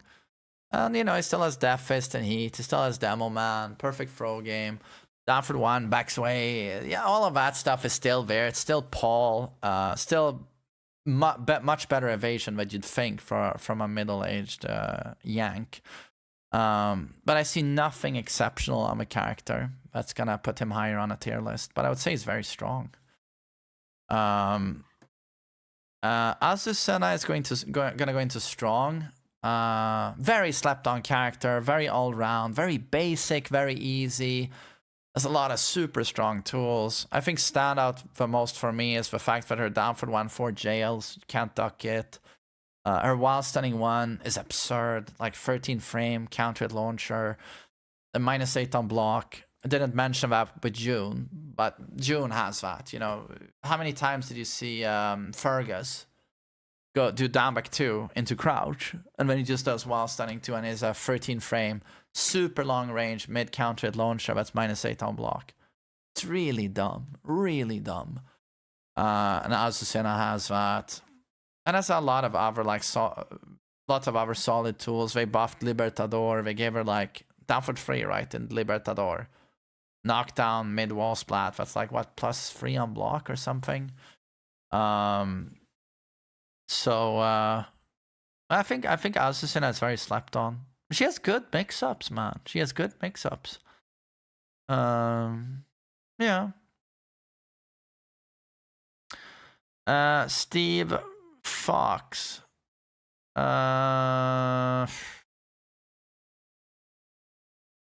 Man, he's gonna be somewhere around here. He remains Steve in many ways. I think there's so many things you could say here, you know, about Lionheart, guard breaks, those types of mix-ups. But I think the biggest decider for me is just how evasive this guy is in Tekken 8. Not only do you have all the ducks and weaves, on top of this they added, and he's always had evasive attacks, like backswing blows. But now they added, over here, they added outfox. Over here. And to me, this is like neutral skip. It's like, you know how they call drive rush in Street Fighter 6 a neutral skip? And that footsies are very interesting in Street Fighter. That's where you see the depth of the game. Oh, you're going to try and work yourself in, but I can zone, I can check you, I can anti-air jump-ins, right? That's where you play Street Fighter, but when they in 6, they add drive rush. So Bison can just, in one frame, dash into your face and just skip the footsies. Skip all of that and just skip the neutral. This character has the reverse neutral skip in that he presses a button and he disappears from the neutral. He disappears. It's like he goes up in smoke. It's like a teleport. He just goes, boom. It's like a ninja, you know, Cloud of Smoke or Batman. Boom, he's gone over here. And this alone is like really, really strong. But what upsets me the most is that he can do this and then visually confirm. This is what a good Steve player does. Yeah, you know what? 99% of Anga Steves, they just go over here, launcher. Over here, launcher. But the good ones, they'll go over here. And then they'll visually confirm you whiffing. And then they tap 2. And he will in one frame instantly fly in again and launch you instantly. So he goes, he's gone. Neutral skip. When he sees you whiff, he's right back in again and launches you. This is like the best. This is Campo on steroids. How unbelievably strong this is. And people don't talk about this enough. People don't talk about this enough. I never see anyone talk about outfox. It's one of the dumbest defensive mechanics in this game. And the best part also is that if he gets it wrong and just punches the trigger on this, he doesn't even risk getting launched. All he risks is -13 when he goes for that 2 button. Yeah, outfox to me is absurd. And anytime you see a good Steve or like, you know, Newman, counter it, play the character, over here, over here, over here, or they just do over here, and then they cancel it into a sway, and they start moving again. Over here, sway. And it's just like, it's ridiculous. But then you have a guard break, all the Lionheart stuff. And they nerfed 5 Fox Fury, Lionheart 1 wall splats. I think that's too strong. When he has the guard break, I think that's too strong. But outside of that, it sort of remains Steve. 1-2-1. Back 1 stands more uncontested in this game because everyone lost their Magic 4 except for a select few. So back 1 stands out a bit more in this game. Nerf damage a little bit. But Steve is very, very strong. But even with everything I've explained here, I feel like his offense isn't stupid enough to warrant placing him higher. But maybe he'd be somewhere around here. Although Fengway's too low now, I think. It's a bit... No, Lily... No, it should look something like that, I think. Yeah. Yeah, I think that makes sense. Lee, right, and now a lot of people are going to hate me, but I just don't give a shit, never given a single fuck. So if we talk to a lot of Lee players, he'll be somewhere around here, although some of them will be slightly honest and they'll put him here. Lee is extremely strong. And I made a video on this not long ago where I said like he's my worst take as a Tekken content creator ever. And I stand by that. Like the more I think about it, like I cannot believe how I got it so wrong on this guy. Like season 2 early, I say he is the worst character in the game. He's bottom 1. And he was not even close to being bottom 1. He's unbelievably strong. But I think I got too caught up in like, oh, classically is like back 4 while standing 2-3 into heat burst was very strong, felt very strong in season 1. Forward 3, they nerfed the damage or something on that move. I don't remember. They nerfed something. So I think I stared blind at that stuff and was like, oh, they nerf key identity moves of Lee. This must mean he's weaker. And I paid almost no attention to the moves they gave him in heat. Like down for 3-4 and down 1+2. But if you want to be real about Lee, and we're going to try to do that now for the first time as a community, because I swear to God, when I listen to GM talk about this character, I want to end myself. I want to jump out the fucking window. And preferably get run over by a car after I've hit the concrete. GM has said amazing things like, oh, to beat his down for 3-4 at the wall? You know his homing mid, unseeable, that wall splats you and is neutral on block. You mean that move. To beat that move, step it and block. He said this. Hi GM, by the way, I hope you're having a good stream.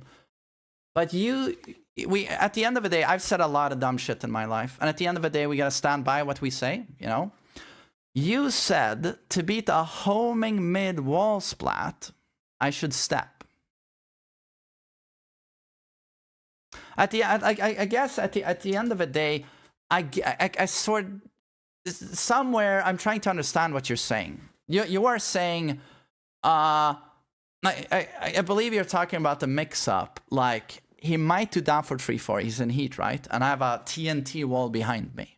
Right? It's arguably the dumbest situation in Tekken 8 to me.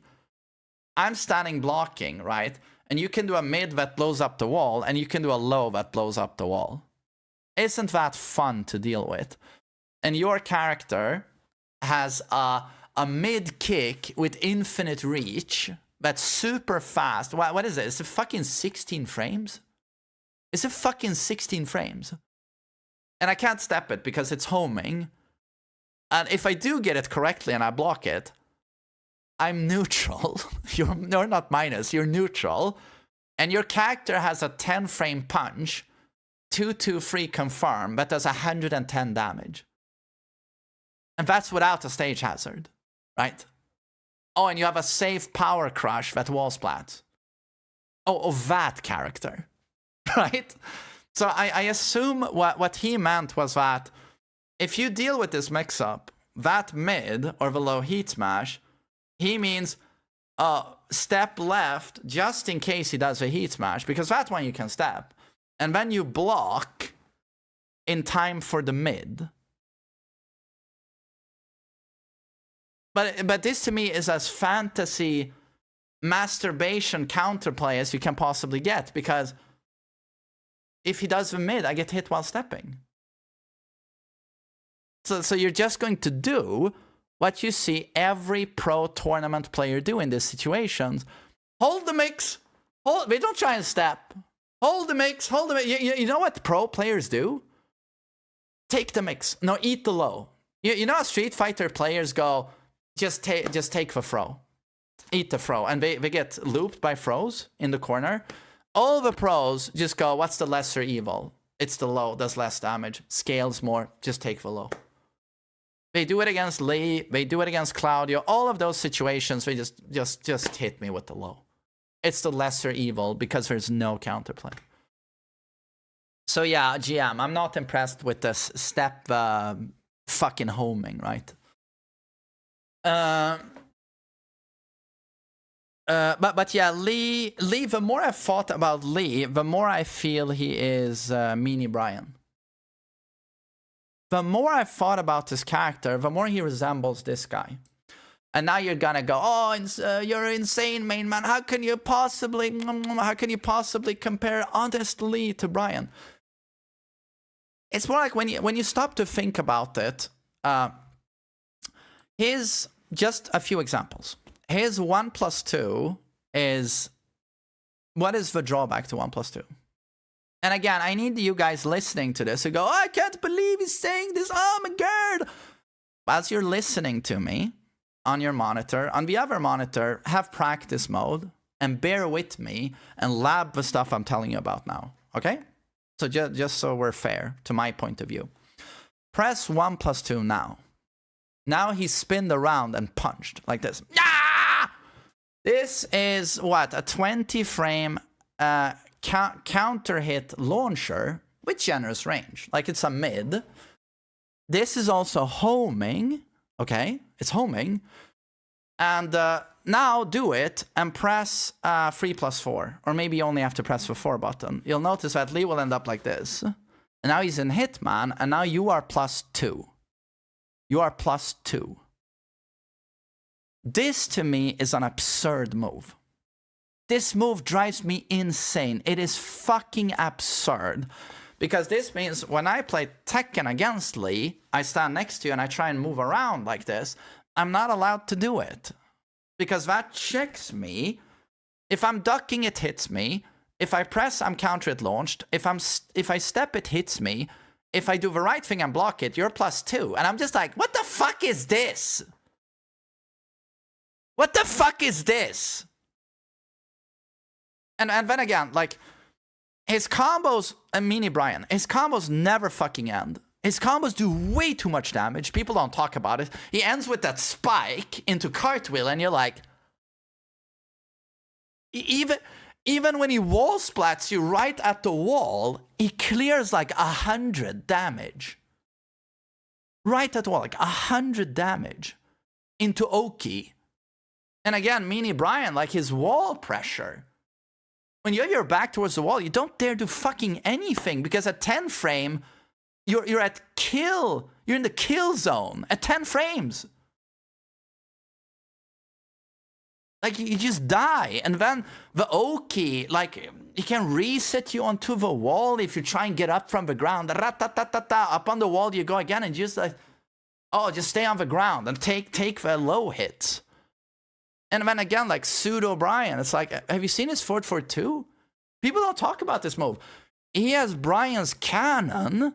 It's just a few frames slower. Does the same thing. Counters for 1,000,000 fucking damage. Tons of range. Chip damage. He can even misstep out of it to make it safer on whiff. Because he'll do it and then duck. And if you electric or do a high, you won't punish him. And if you're sidewalking as he's doing that, he steps away from you. And he's the only character in the game that has an 11-frame counter hit launcher. He's the only character who still has a magic 4, 11 frames that he can confirm. He just does 4-4, and if he sees that it counter hit, he adds the last hit, and you're launched. Only character that can do that. And then like his down 2 is great. His 4-4-4 is ultra broken. I feel like people don't think about this stuff. You're trading with Lee, like with highs, or with me, I'm trying to do electrics. He does 4-4-4. He ducks, does a kick that is -5 on block, launches on natural hit, and recovers almost instantaneously on whiff. Like, and he's blocking again. That move is absurd. Absurd, but I feel people don't talk about it. And then his neutral control, like with forward free, his homing moves are amazing. Back four is like what, +5 on block when he goes into Hitman. On hit gives is a launcher, but if he goes into Hitman, he gets spike into up back 3, right? Down forward 3-4. again, his homing move, down for 3-4, is one of the best moves in the game. Like, this guy has a lot of god buttons, but down for 3-4 upsets me. And again, like, people don't talk about it. It's like, Lee, I feel like Lee was never meant to have a move like that. But just, you know, when you look at it, like, while setting 2-3, while setting 2-4, the damage output has never been that great. And he's always unsafe when he does a power mid to score big damage. Always unsafe. He needs counters. You know, otherwise he hop kicks you or does a flip. Unsafe. Blazing kick. Unsafe. But when they give him a while running 3-4 is also so dumb in this game. Plus frames, tracks way too much. But it's like, yeah, it's down for 3-4. It's like just stop to think about it. If you have the execution, his down for 3-4 is like a 70 damage homing Death Fist. It is without a wall. Because if you're a Thief Butt or someone else with like very high mechanical skill, and I could do it quite reliably, you do down for 3-4, close to them, right? You hit them, boom, they go down. And with execution, you get Hitman Tornado Kick into Apex 3. That is 70 fucking damage without counter it. And that down for 3-4 also wall splats from like 2 meters away from the wall. They fly super high up on the wall. And down for 3-4 has no counterplay as far as I'm concerned. There's nothing you can do. You block that and you just hold the mix. And he mixes that with his low heat smash at the wall, and it's the most cancerous fucking situation. Oh my god, his punishment. Like his keep out, you can't approach him. Back 4, down for 2, magic 4, forward 4, down 2, 1+2, save power crush on block for some reason. Acid rain? What, best 10 frame in the game? What does it do? 47 damage? And a follow-up blazing kick is pretty easy now to do. Like, yeah, I don't know. To me, it's like, if you want to talk underrated fucking character, I think Lee is one of the most downplayed characters in the game. Easily one of the most downplayed in the game. And he used to struggle a bit with lows, and then we gave him back free, which I thought wasn't that bad at first until I realized it's fucking homing. Can't fucking step it. Same with his down back 3-4. When you stand close to him, it tracks both sides. No, but seriously, stop to think about it. This guy is standing right in front of you. He can 50-50 you like it's Street Fighter with 1+2 and back 3-3 or down back 3-4. You can only guess. We're both unreactable and we're both fucking homing. Just fucking guess. That's what I do when I play against him. I stand close to him and I'm like, I need to guess more than you do against my Kazuya. You can fucking option select my shit. No, it's just this character. I do recognize he's very difficult, and I love Lee. He's charming, excellent, but I get so pissed off playing against him. Just seeing the fucking shit he does and how downplayed he is, it just pisses me off. I definitely think he's better than Paul. Problem is here.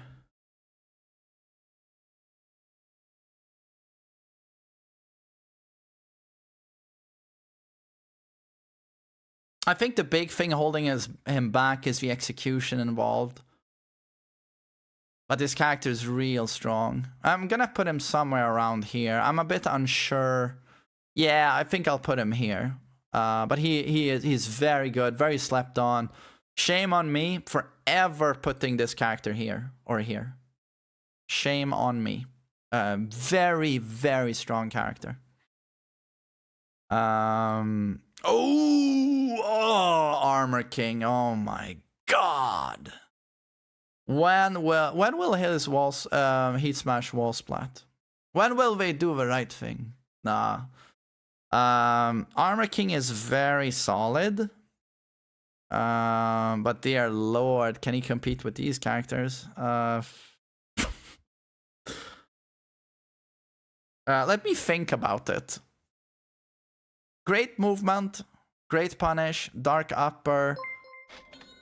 Oh, Daka Baka, thank you. Did you bagush at the A season very 3 good, trailer? a lot of very good tools.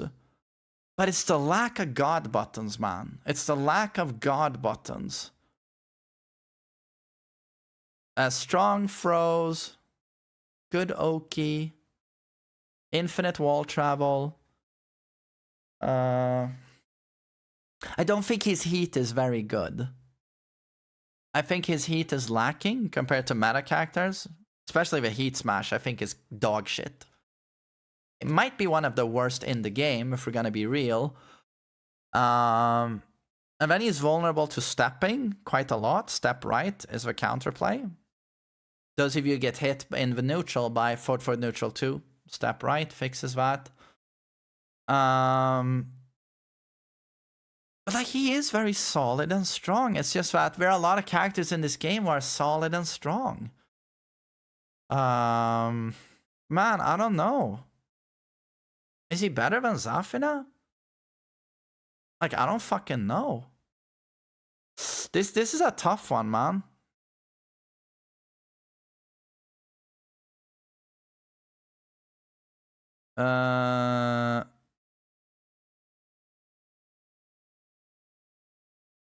The thing is, I honestly believe he doesn't go very far in a tier list. And those of you going, biased cocksucker, do remember, please, that I'm a huge fan of this guy. He's one of my mains, okay? And I did, you know, one of my mains. So I'm not trying to fucking downplay here, okay? Just this is the way I see it. I don't see Armor King as that good. And I haven't heard anyone give me, I just listened to FDX. And I heard no good explanation as to why Armor King should be higher on a tier list. So I just don't think he is that good. But again, he's strong. He's strong and solid. It's just that can he compete with these characters? If you're really good, yes. But I think those characters are more viable than he is. And then we have Jack. Jack also, it's also a bit like Armor King, where it's like, you see a few things where you go like, you know, Armor King does a dark upper with his great movement into huge combo, into huge Oki, and you go like, oh, look, maybe there's more to this. I feel the same thing about Jack. It's just like, there's a lot of great things where you go like, oh, this looks very promising, very good. Like 10 frame heat smash, down for 2 infinite range, great backdash. Gamma Hull mix-ups can be a bit cancer. His Gamma Hull power crush is, you know, he does the bubble. It's fucking AIDS. His fucking guard break, Gamma Hull. You know, it's just like, you know, you see a lot. You see his damage output, and he can 2-tap. You know, can kill you in 2 hits.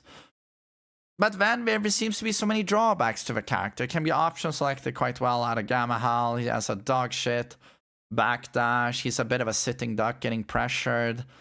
Has holes in his offense. Yeah, just I don't know. It feels like there are enough things where you go like, is he really that good? And then you sort of feel like you get reinforced in this point of view when you see competitive Tekken, you know, and no one's playing Jack outside of like what? Saint. So yeah, I don't know about Jack. But in terms of sheer damage output, I do have to put him higher, I think.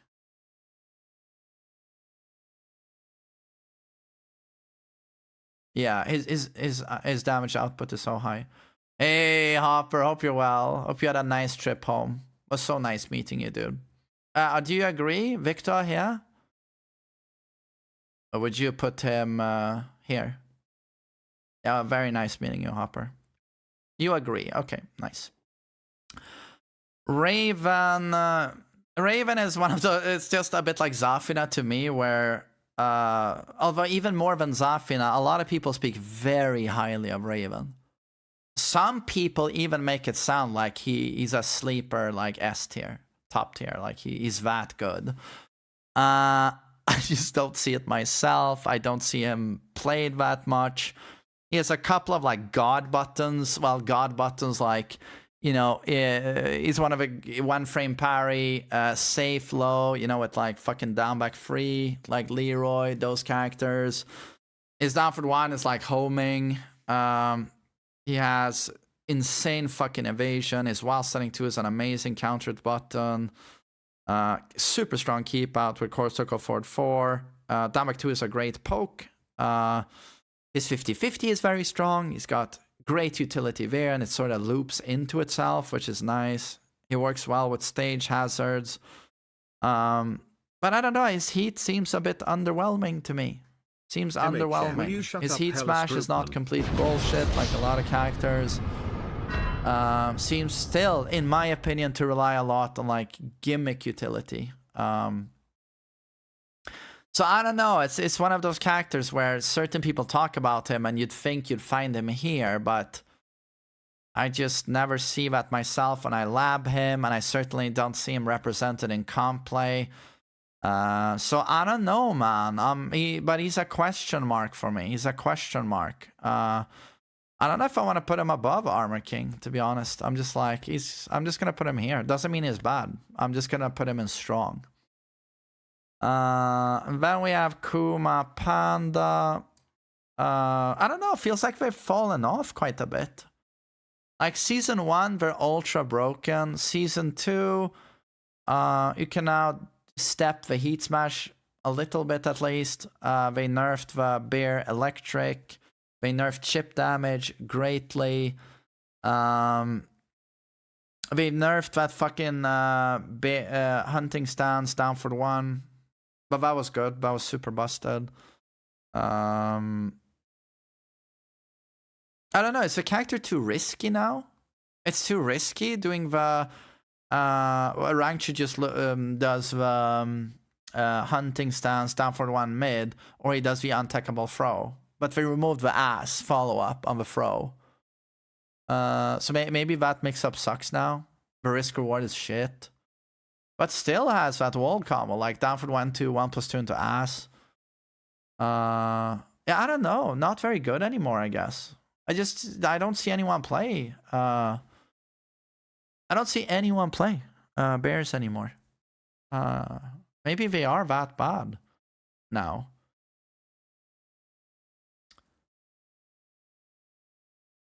Hunting bear throw is reactable. No, it's not. No, it's not. So I don't know.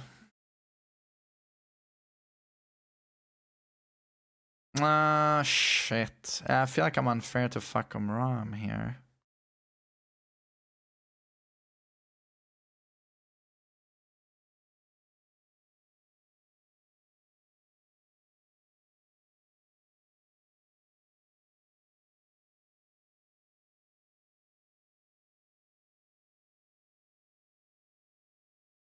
This guy is very like opinions on fucking Ram. I think are gonna be all over the place due to his design. Kazuya.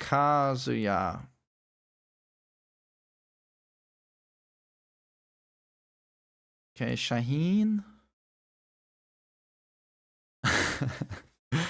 God, where do I place Kazuya? He's below Reina. How far below Reina is the question. I haven't thought about this in a while. I don't think he is as good as these characters. Lars is where I start going like, I'm gonna put him here, and then we're gonna think about it a little bit. So Kazuya, you can option select quite easily as 50-50. And this leads to him enforcing it in Oki situations. In the neutral, he plays Electric and Devil Fist. If you watch Joka play, we're just going to be real here. If you watch Joka play Kazuya, he plays the Scrub version, the Tekken 8 version. He plays around Devil Fist due to its tracking, Heat Engager, and he does down back 4. He doesn't want to risk getting a Hell Sweep blocked. And down back 4 also tracks a lot. Tracks more than it should, I think. And then you have the best Kazuya in the world, which is Keisuke. How does Keisuke play Kazuya? He does not do the Joka scrub shit. What Keisuke does is, we talked about this before, he is extremely patient, he has amazing movement, and he's just moving about. He's just spacing in the neutral, and he is looking to counter hit electric, and he has a very fast electric. It's almost always a perfect electric, like raw in the neutral, and he looks to counter hit with that electric. For Keisuke, the electric is, it's your keep out button, it's your counter hit tool, it's your poke. That's what electric is to Keisuke. And then once you're launched, now everything comes after that, right? The combo, the wall damage, the Oki, which is the greatest asset Kazuya has. He's a setup-oriented character. Get you down on the ground, and then you scramble back on your feet. Now you're vulnerable, and now this character shines, right? But outside of that, like, there isn't a whole lot. There's no poking, overly aggressive department on this character. There's no stance rushdown, which is season 2 of Tekken 8, if we're gonna be real. It's how good is your stance rushdown, how effortless is your poking. It's about pressing buttons, and I think Kazuya does that worse than almost any character in the game. I can't think of a character that does worse in those departments. But yeah, once he has you knocked down, he has the added dimension now of Patricide Fist, which is a mix he can do with a wall splatting mid. That is now +5. That is very strong. Also, his heat is very good. Dambek 1-2 carries his heat. 100% it carries it. And then Shikue is busted. Also, AoE bubble around him. It's grounded, -9 on block, reversal is ridiculous. It's ridiculous. And enhanced 50-50 in heat with the Hell Sweep, Heaven's Gate. But no, I just don't think this character is very good. He's certainly not dog shit territory, but I don't think Kazuya is very good. But I'd probably place him somewhere here. I think Armor King is better than Kazuya personally, because Armor King can play many more aspects of a game. Many more aspects of a game. Like his space control, his poking, he has stance mix. I think at the end of the day, Armor King is more viable than Kazuya, because he doesn't have these gigantic weaknesses Kazuya has. Maybe I'll put him above Asusena.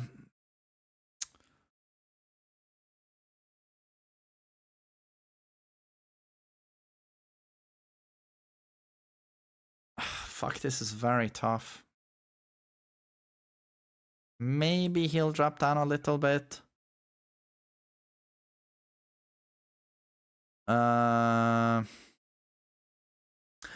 This character is too much of a question mark for me, as I did my breakdown before. But I wouldn't be surprised if this character is slept on as fuck.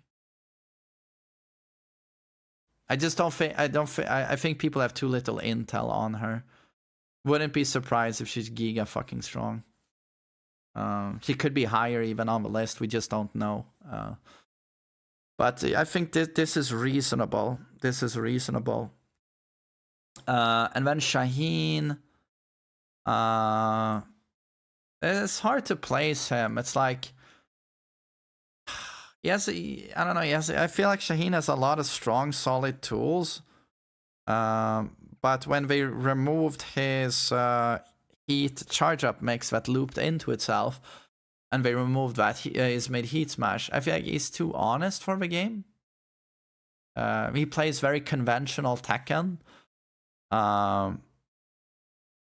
And he's you know, he's very solid. He's got a lot of buttons that are like, oh wow, big frames on block here. He has a very nice low in down 1. Steppable, yeah, but you know, still very nice low that gives frames. I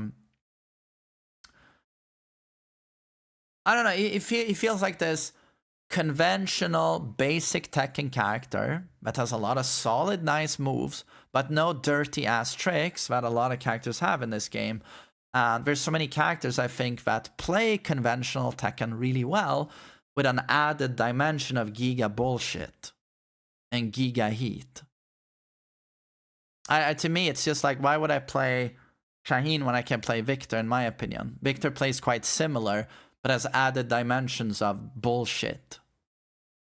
That's just my opinion, but that's sort of the way I see it. But Shaheen is solid. And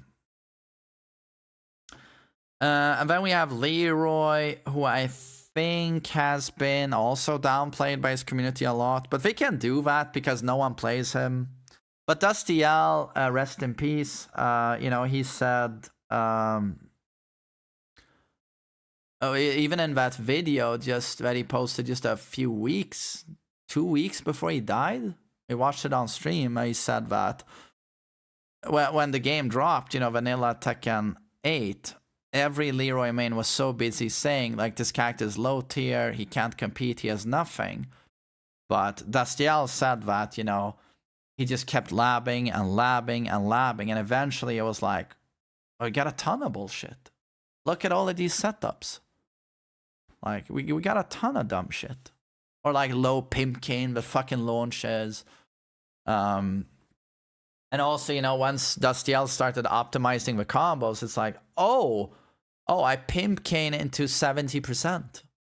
Like, that's not particularly low tier, you know? He has super high damage. And then since then, he's gotten a lot of buffs. I think he's a very solid character, and he's super easy, super basic.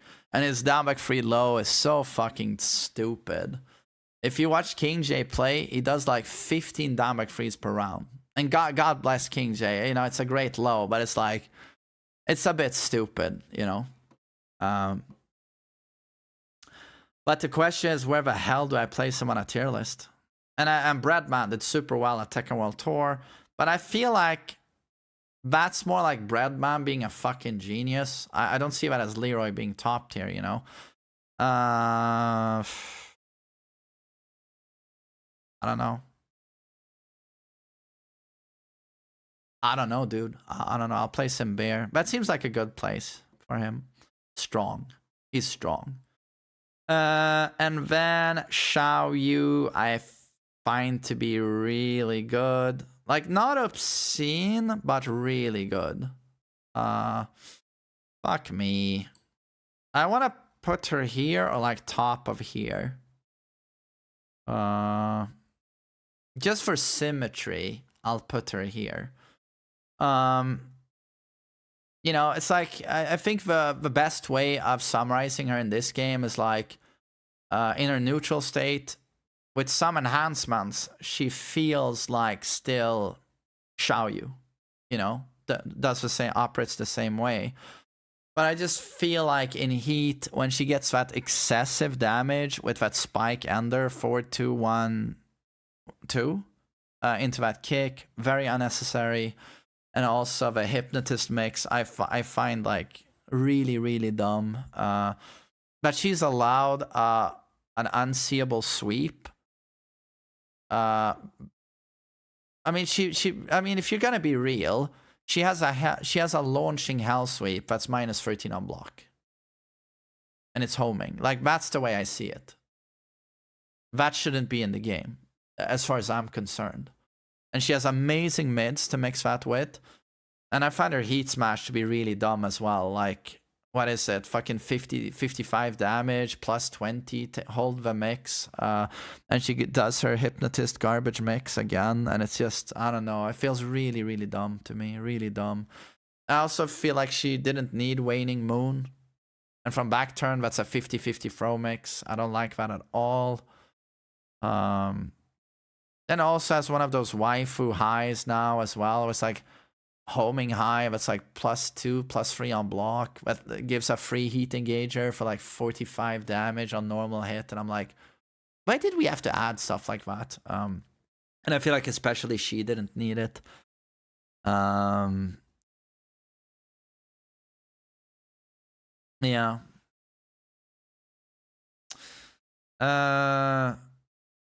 The tier list is decent, but Cassie and Armor King are so low. The thing is, you have to give me a solid argument as to why these characters are better than these characters. I think Reina is stronger and more viable than Kazuya. That's why I put Reina above. On top of that, if we're just discussing Mishimas, I think Jin and Heihachi are clearly better than Reina. So that's why they are one step above. So if you want to see Kazuya higher on this list, you have to explain to me why he's on par with Reina or why he's on par with Heihachi and Jin, because I don't see it. I just do not see it. But again, you also have to keep in mind, don't get blinded by it. This is almost like an illusion to you guys, because you go like, oh, bottom 10, that means he's fucking trash. Oh, he's at the bottom, bottom. But it clearly says strong here, right? It clearly says strong. Gotta remember, we're talking about Tekken 8, right? So you need to remember that. It's a bit of an illusion here. And like, you think I'm saying Kazuya's dog shit. I'm saying he's strong. Dog shit to me is Devil Jin. And he still has some things going for him, but I think he's literally the worst in the game. And it's not even close. But yes, I'm not going to yap any longer. I'm very happy with this list. When I look at it now, I thought everyone got a very decent and clear explanation. And I think it makes sense. And it's better than VDX's tier list. For VDX, I'm just trolling. It's opinions. It's opinions in the end. But I hope you all enjoyed the list anyway. Take care, everyone. Bye-bye. Bye-bye.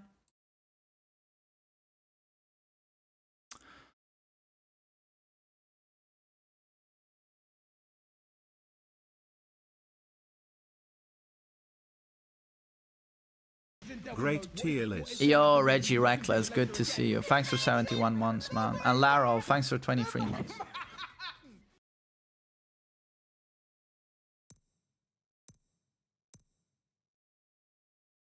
Oh, hello, BM. Why is Brian now top 1?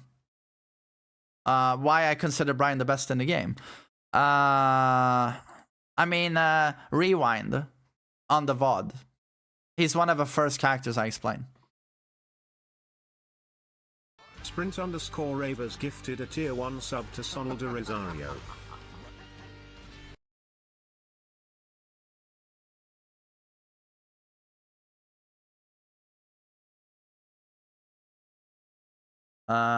Yo, Sprint Ravers, thanks for a gift sub. I really appreciate it, man. Thank you.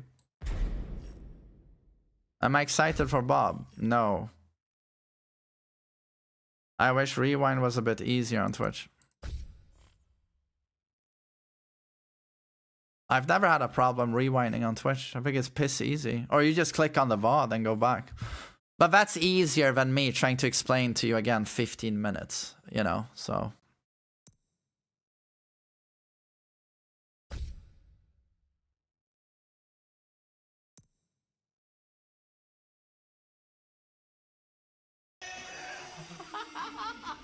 Oh, Lensachi. Lensachi, I met you, right? At Tekken World Tour. Relay, thanks for 13 months. Max was watching your Tekken 6 Bob video on stream. Oh, that's so cool. That's so cool. What did I think of the reveals? Hated the characters. Not gonna lie, hated the characters. Oh, Blackheart, dude. Tekken World Tour is the best event I've ever been to. It was so great and wholesome. So many great people. Amazing. Did you review S3 trailer? I did. Has my editor not posted it yet? Smile. He has not posted it? Keisuke was amazing. He was the best player there, I feel. Get ready for the next battle. Gunner said Outworld Destroyer is beyond F tier. I don't think he's strong. Outworld Destroyer. And I'm a scrub. Oh, Onkar, tier 3 gift sub to Jason? That's so kind of you. Really appreciate that, buddy. Thanks. Holy lag.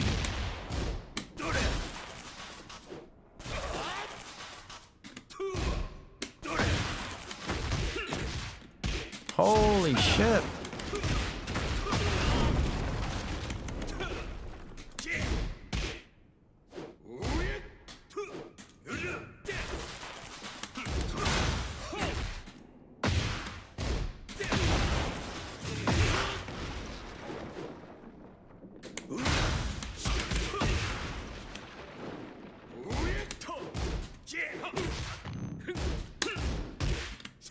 Gosh. Round Do you? fight. I mean, I hope the fourth character is like Scorpion.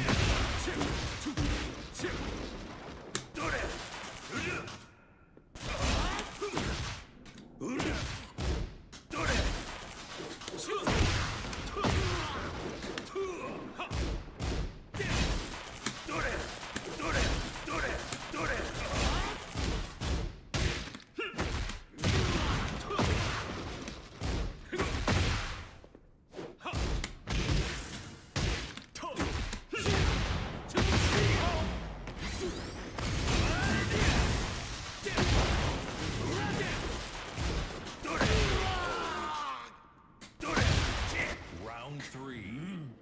Fight.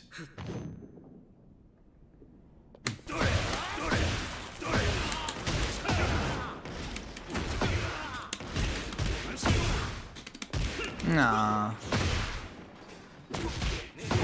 How long does it take to get good at Tekken 8? Depends on what you mean with get good, you know. But it takes a very long time. It's very difficult.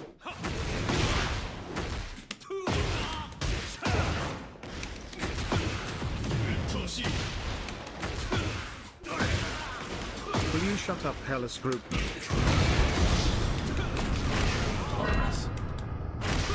Teddy, thanks for a year and a half. I really appreciate it. Thanks.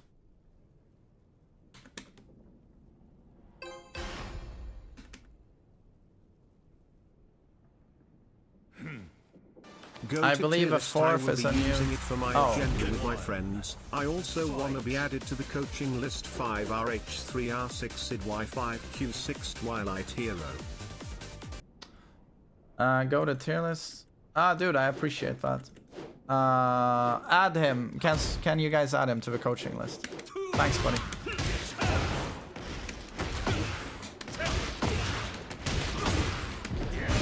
Tomorrow, it's almost 3 o'clock. I have my son today, so I need to leave for school soon, pick him up. But tomorrow we can watch Keisuke. We can react to certain sets tomorrow, so I can give commentary. Bagoosh. How's Willem? He's doing great. He's doing great. He's a great kid. Looking forward to a lot of Warhammer games, as I am. He's 7 years old.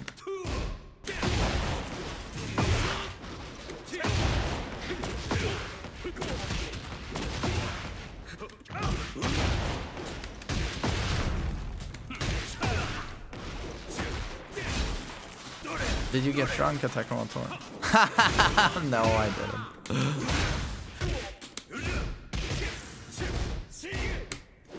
The only guy so drunk there was Hopper. It was kind of sad to see. It was just stumbling about, falling down. Could barely stand. Everyone was just looking at him like this. Fight. It was sad.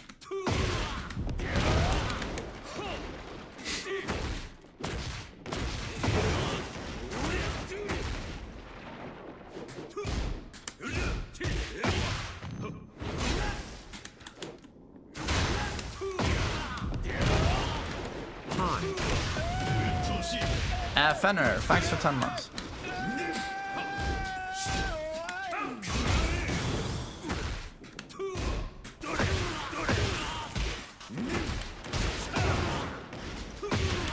Oh my god. Oh, that's it. Okay. Round 4. Fight.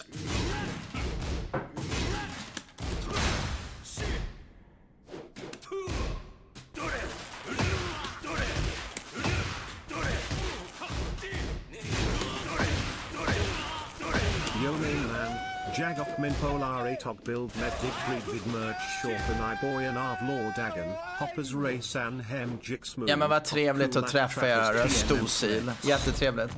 Tack för subben för fan. Ja men jag hade trevlig resa hem faktiskt. Tack hörru.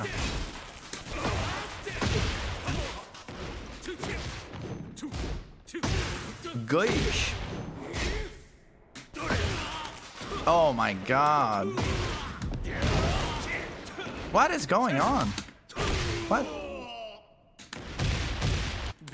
What is that song? It's a classic.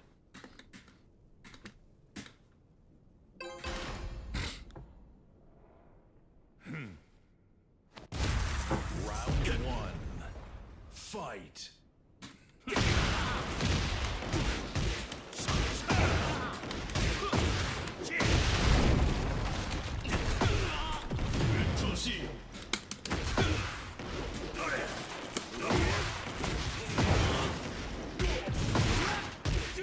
Oh, Lure, you almost got a destruction. Oh, that's good. How's Dota going, Lure?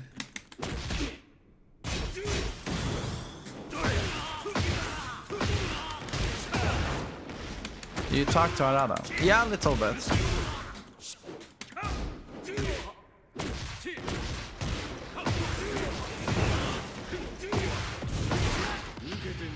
Alright, this works. This works.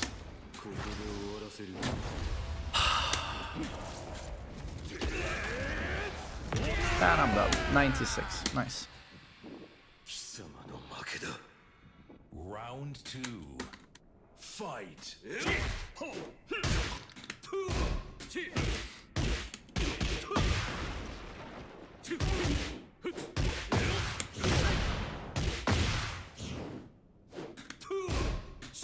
Oi.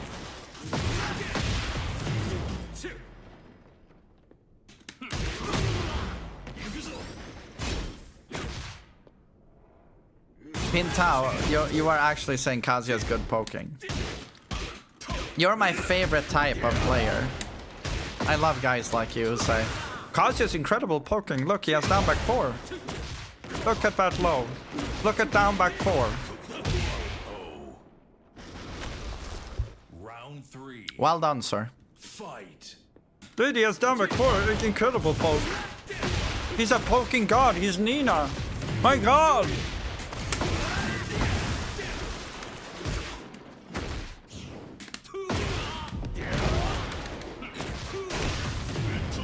Is Damak 4 not golden? It's fucking amazing. Doesn't mean you have great poking though.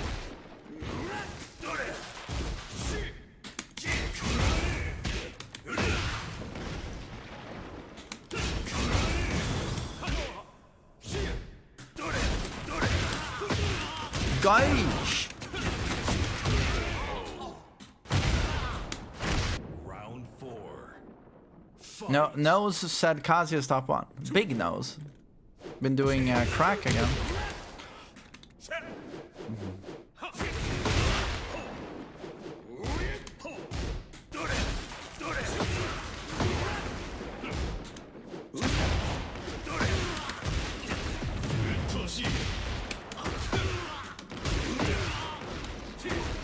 I never stopped the crack. Nice.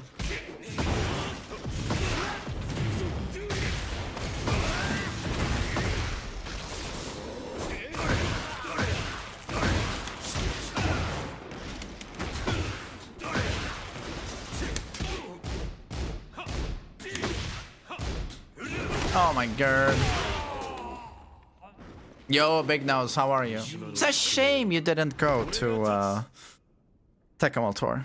You really, really missed an amazing event, dude. That voice message was golden. Oh, right, your friend recorded I recorded a message for you, right? Yeah, fuck you, Walkan. Worst me I've ever seen.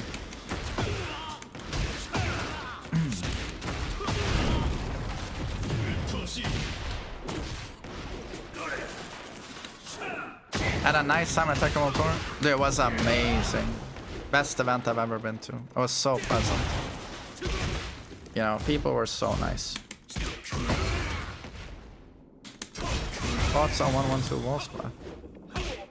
Oh, is this in reaction to a trailer again?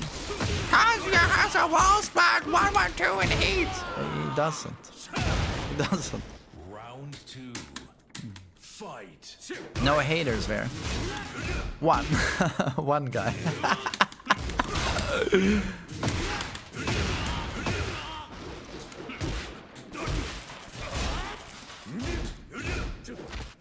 Yeah, it was Arma.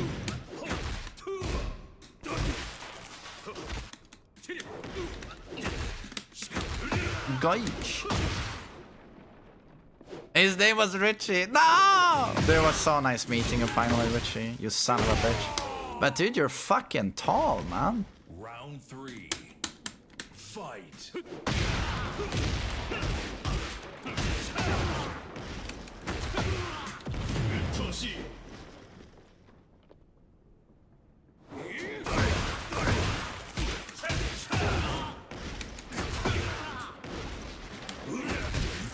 Did you meet Ulsan or JDCR? No, I didn't meet them. Never saw them. Only on stage.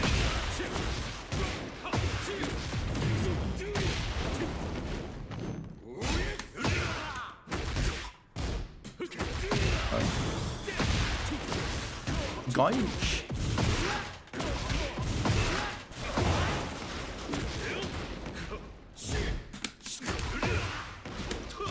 Oh, I really thought he was gonna duck.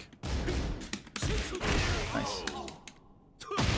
What top players did you meet? I met a lot of pro players, many of them. It's a bit too many to count, you know. A lot of people were at this event.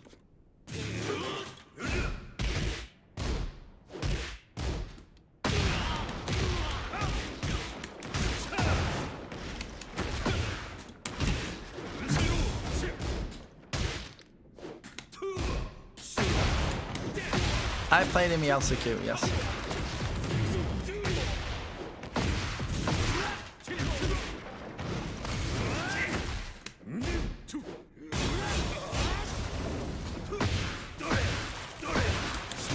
Gosh! Did I play with pros? No. I did no casuals whatsoever.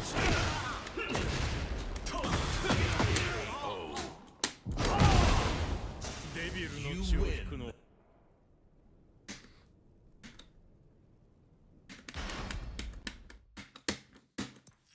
Oh, GG's, Lansachi. Oh, it was nice meeting you, Daydream. Do you think Tekken will fare okay without Harada? I think it's gonna continue the way it has been, you know? Oh, Richie, really? I gotta say the pleasure was all Did mine. you take part in the national team I know that matches sounds at corny and TWT? everyone says It was that, very but loud. people were very, very, very, very, very, very, very, very, very kind to me. Like, it was legit insane. So it really was my pleasure.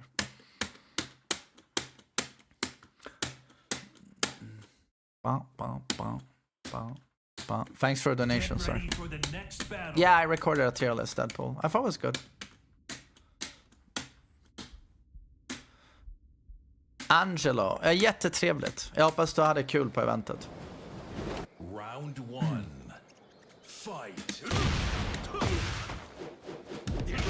Oops. That's sweet.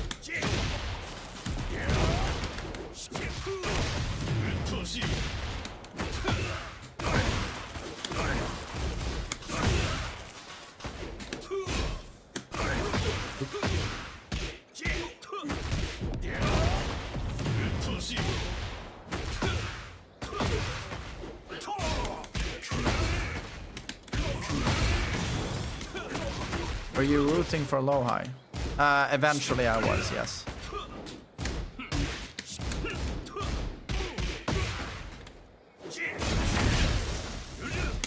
Oh, nice punishment, man. Fantastic. Round 2. Fight.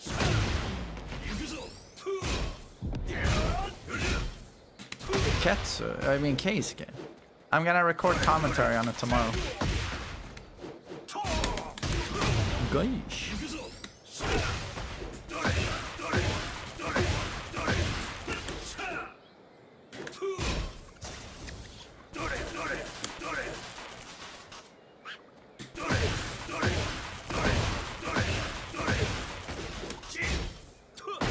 Ah! No! Kaiser, dude, he's a fucking giga chad. Great hair. And super nice guy, Round Kaiser. 3. Fight.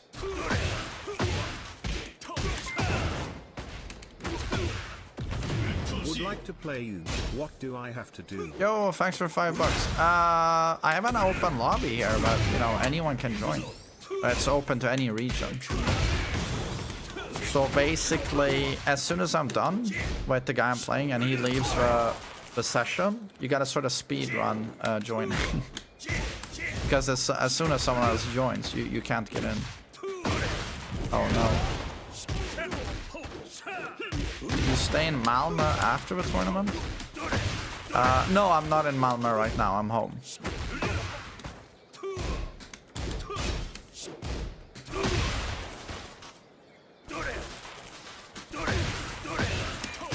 Oj, oj, oj.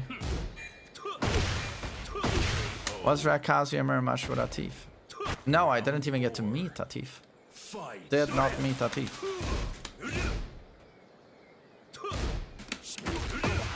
Robert, hello.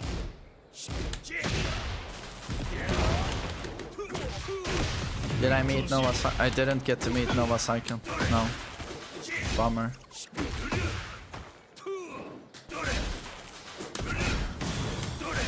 Would have loved to have a debate with him. Since how sweet is reactable.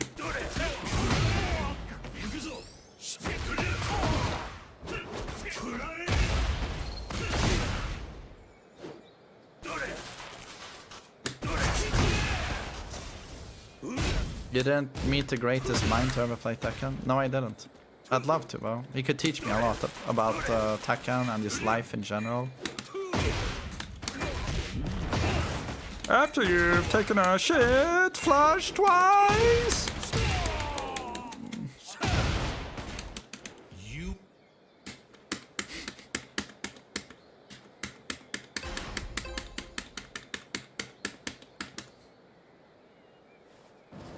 Round 1. Fight. I'm musician. He's great. I mean, I prefer Kane, but I'm musician is great. Oh, yeah.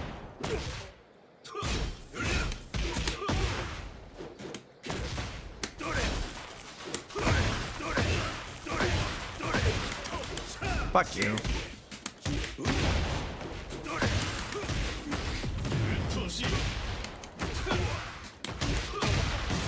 Bagoo. Gosh. Round 2. Fight.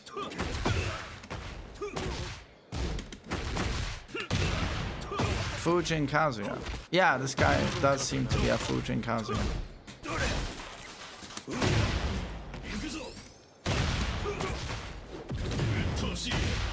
What's a bidet? An ass shower. They do that a lot in the Middle East.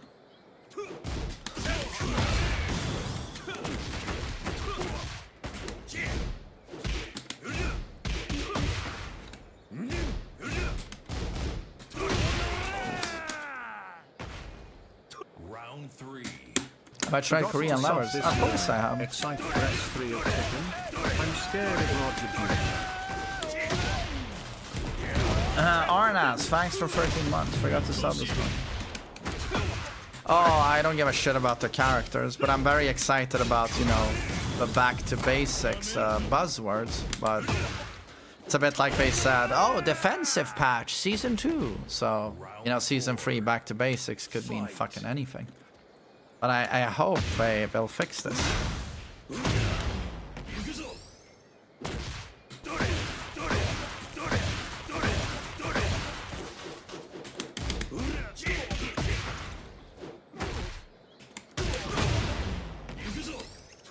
Think they'll actually deliver? I fucking hope so.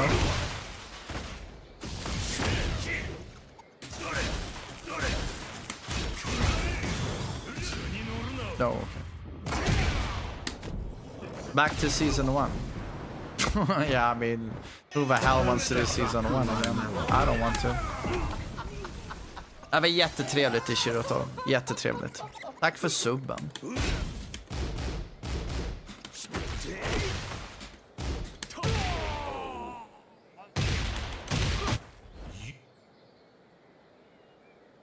I'd much rather have end of season 1 over season 2. You guys have too much rose-tainted glasses. Season 1 was fucking dog shit. Season 2 is dog shit, but season 1 is just as fucking dog shit. if you want to go back to fucking Jin Scourge, Heat Smash, 500 damage at the wall, homing Requiem, like, be my fucking guest, but I'm not going back.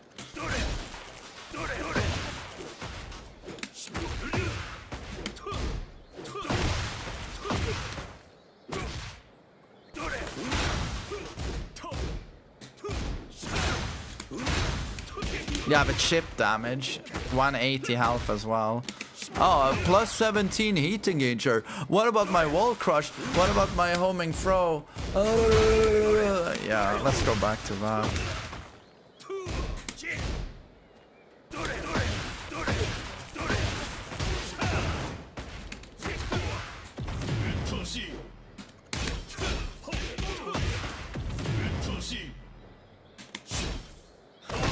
Oh my fucking god.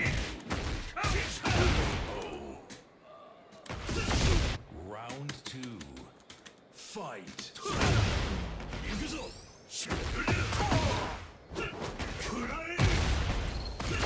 Oi.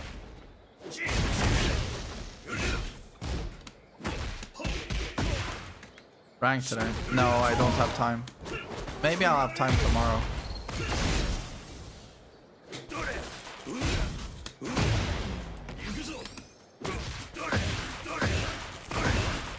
Oh my fucking god.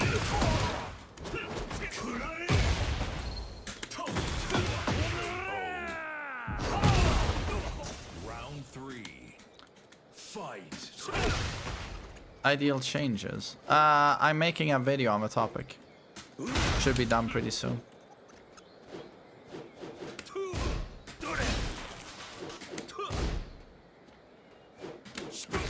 Oh, lure her. That was very early. Okay. Was nice seeing Patrick though. Felt like a big bro immediately. But Patrick is one of the best people I have in my life. You know, he's one of my closest friends. Absolutely love the guy. He's a treasure. You know, he doesn't even play Tekken. You know, he's just a friend. But it's nice, you know, he just, he's that ride or die bro where he just joins everything. So this comes up, he's like, of course I go. You know. But I feel like most people who meet Patrick are always blown away by how cool he is. You know, I only hear good things about Patrick. Anyone who meets him, you know, very good guy. Very good guy. Kazuya Mishima.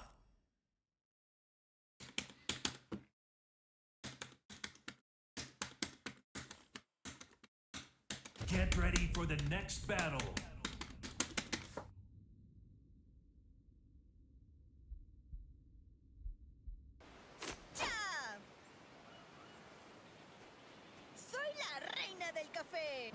Who's Patrick? A friend of mine who joined for Tekken World Tour.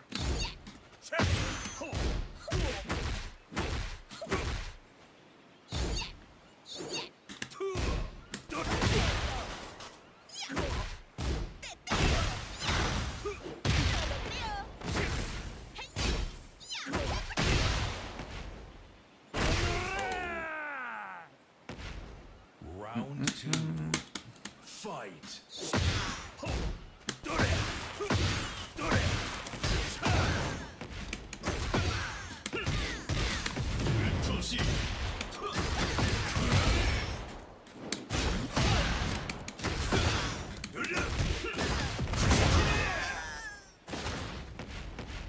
Round 3. Fight.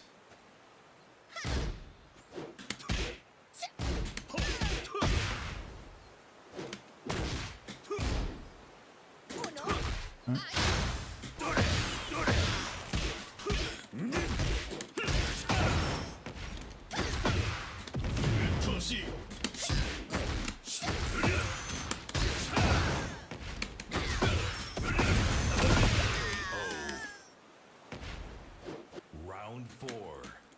Fight.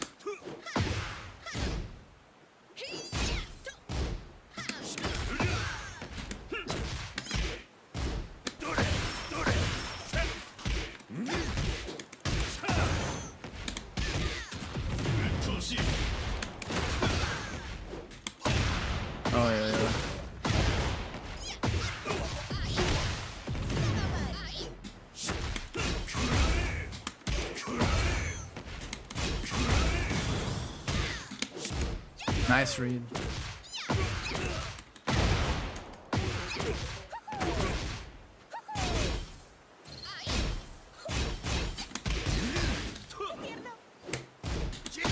Oh, 1+2.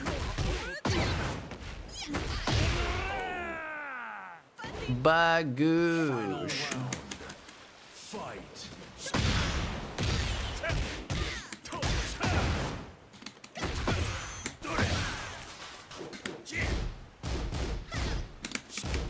Wow, what a nice block.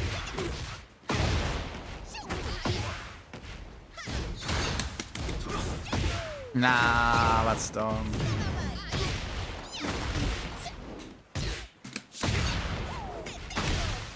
Was that from back turn? 1+2? Or it wasn't?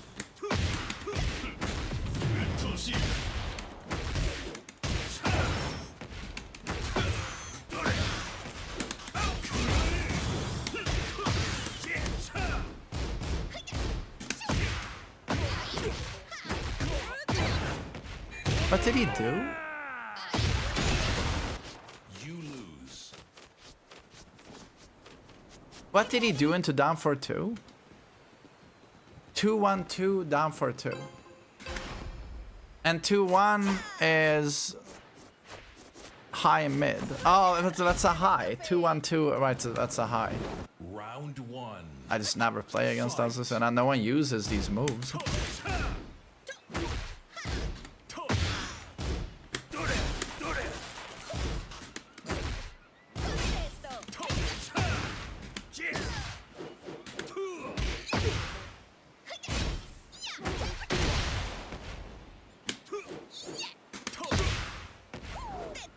Don't let Hopper get away with this bullshit.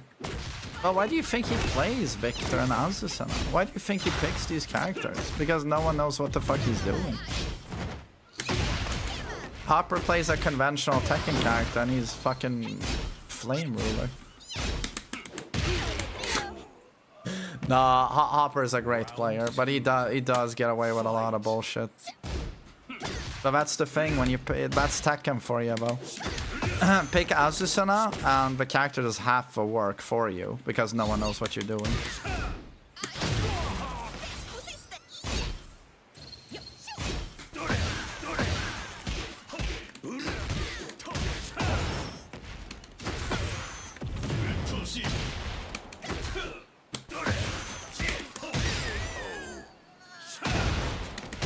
Round 3.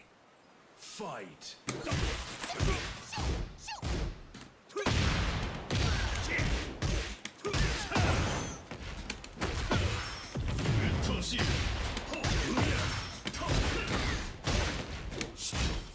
Dude, the reads on the house sweeps are great. They're great.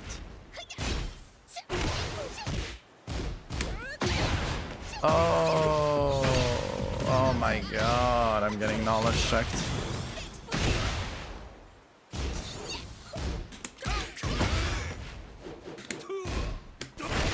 Okay. Round 4. Fight.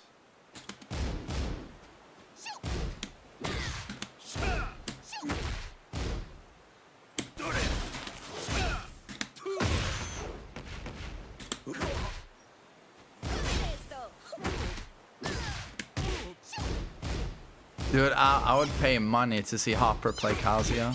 Just to see what it looks like when he plays a real character.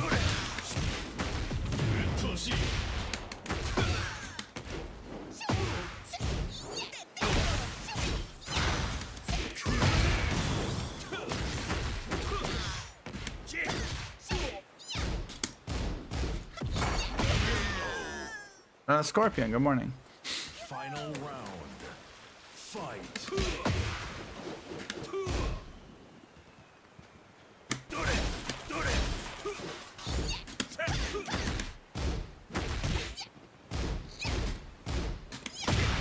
No, yeah. Was that manual crouch while setting one?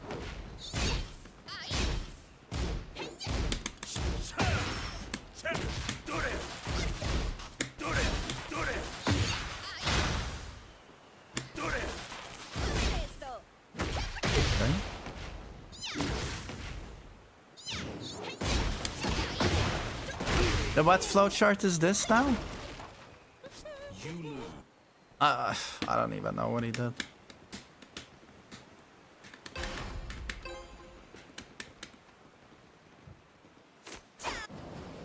That was a high also. Dude, I don't know her strings. But as soon as I play against, we don't use these strings. They play more conventional. Like, we try to counter hit. We don't do strings into down for 2. Like, I don't know. No one plays this character, dude.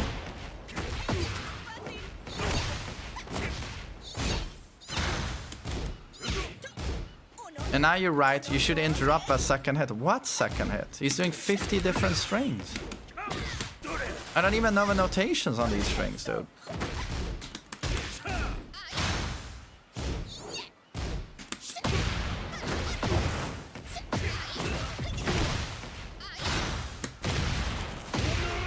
Okay. Round 2. Fight.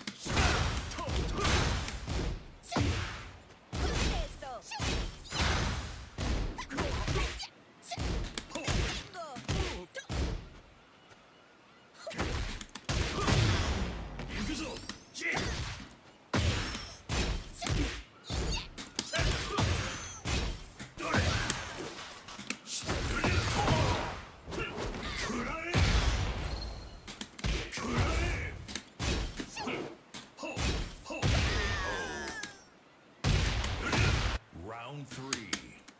Fight.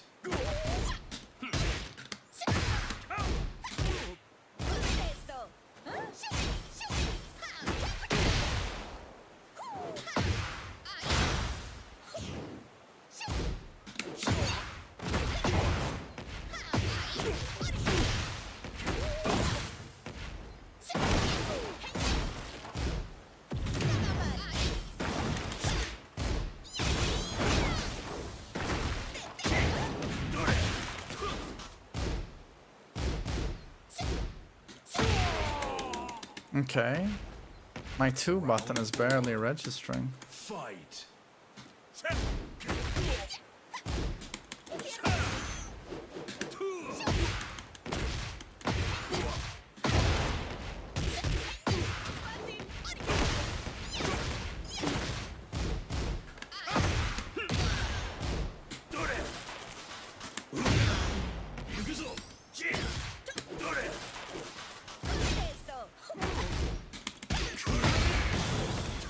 Yeah, David, it's just that I feel like I just installed this button, though. And it's already giving up? Like, what the fuck?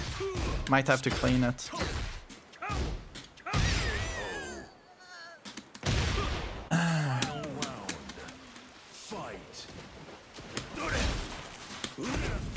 Messed up.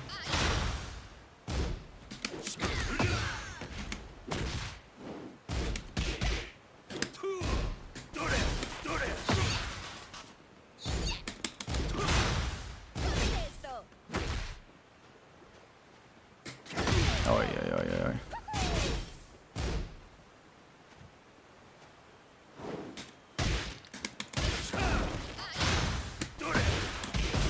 Oh wow, got it.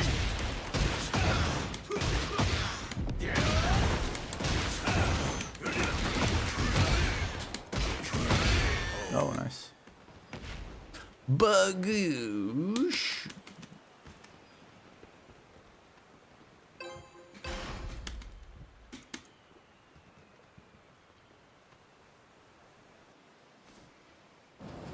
Round 1.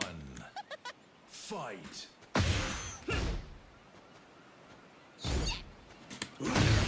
Nice.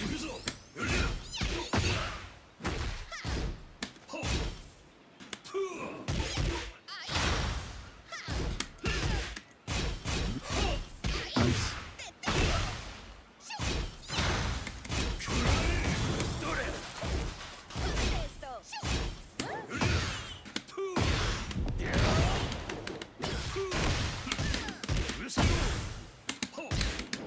Goish.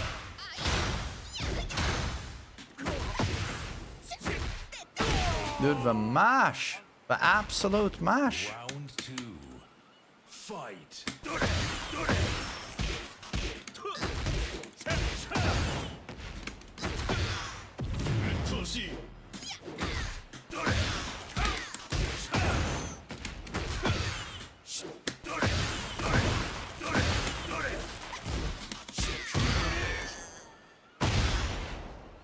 Round 3. Fight.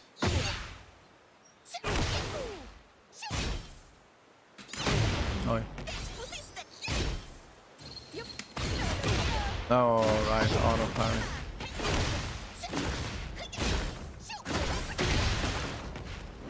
Dude, it's stupid how little people play Azucena. It's insane how little people play her. To the point where I know, since day one, you check her stance with mids. But then you haven't seen the character in half a year. Or I don't know, last time someone played this gimmicky with Azucena against me. Is it like first month of Tekken 8? It's like...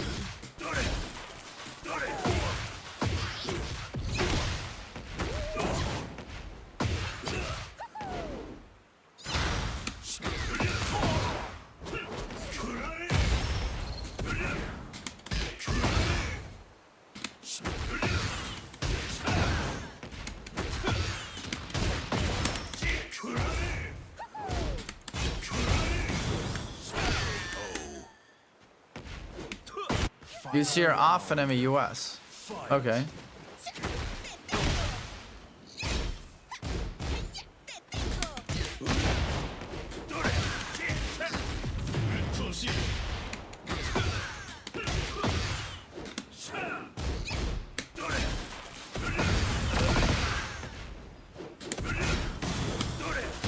Oh, okay.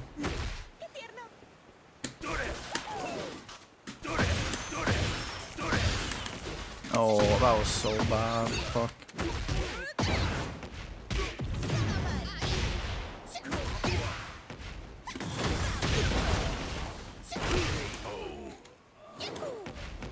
Garbage gameplay, Hopper. Garbage gameplay. Some nice ducks, though.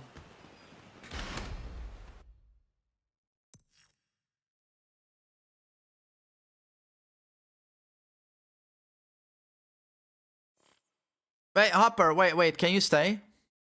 Can you stay? No.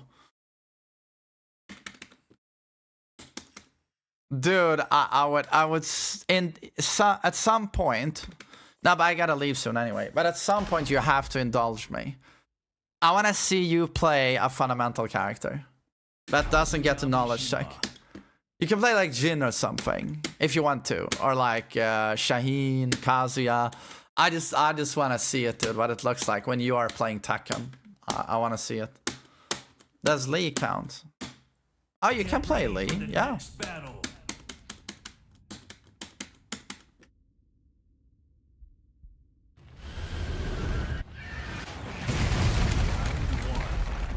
Fight. Good. Fuck, I need to adjust my 2 button. Must be dirty. Maybe after the trip, it's dirty. What?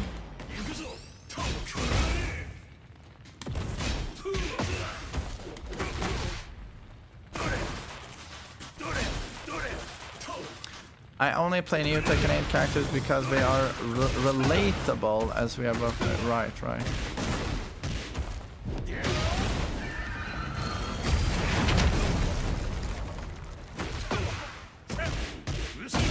Raja Jr. Round 2. Fight. Oh wow, great minds do think alike. Oi.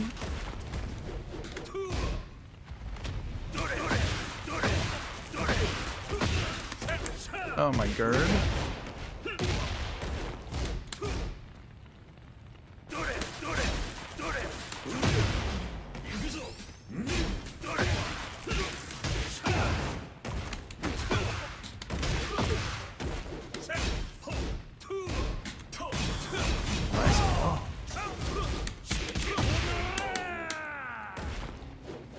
Round 3. Fight.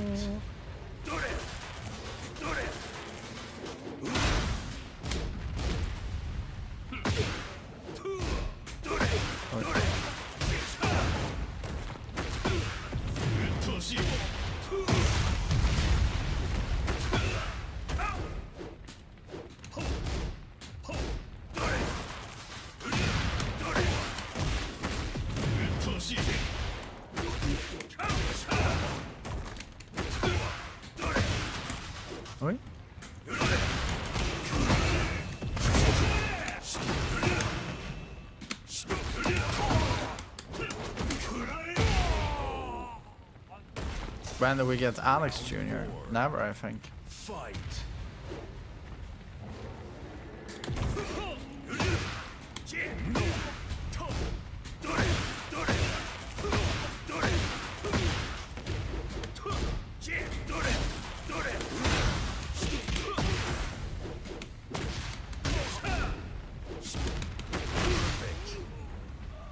I did see the Street Fighter 6 Alex trailer. I thought it was pretty good. Yeah.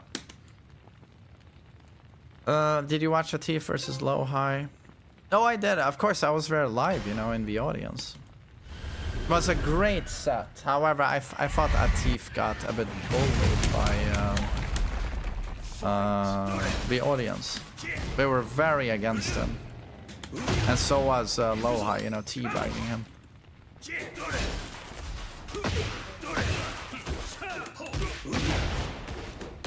Yeah, no, I felt bad for Atif. He seems like such a nice guy, and then Low High is just relentlessly teabagging him, clowning him, and the audience is... They're not booing Atif, but if he landed a hit, they're completely silent. And as soon as Low High lands a hit or a combo, they're like, whoa, yeah, woohoo, yeah! And I just felt like, fuck. Like, that's not fun as a competitor, is it? You know? If you're in the same position. Like, you know, 1,000 people are watching, and they all want you to lose. Like...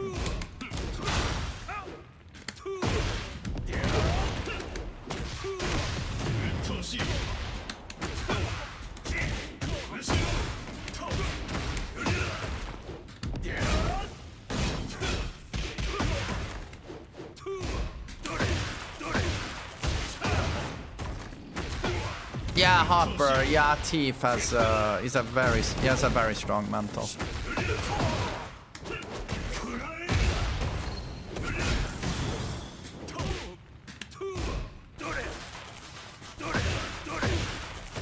Oi.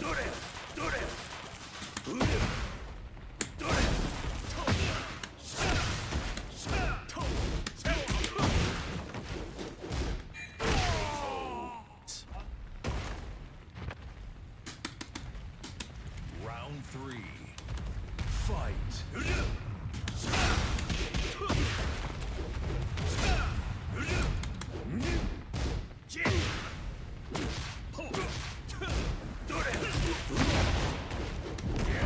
Guy.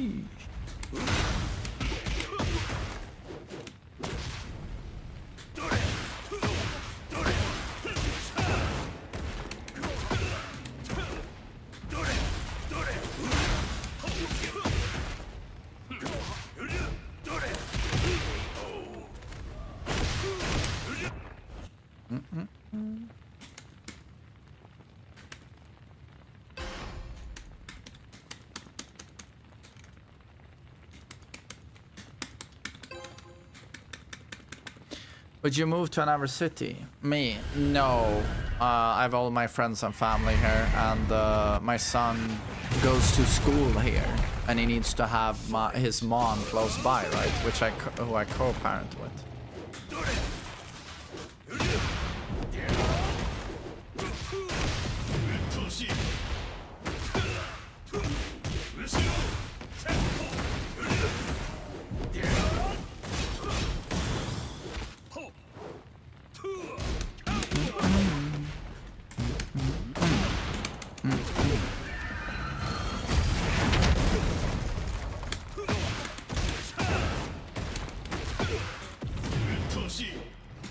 Jesus Christ, okay.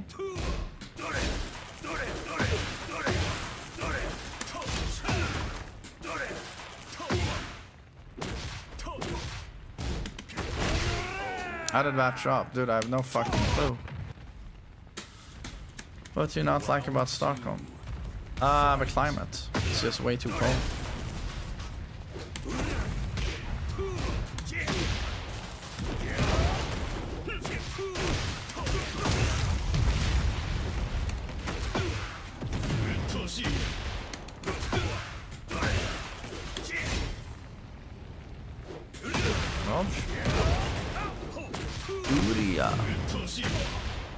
Do I think Tekken has a future? Of course I do. I don't think Tekken is going anywhere. attacking. No. Did you play with any of the pros? No, I didn't. Fight.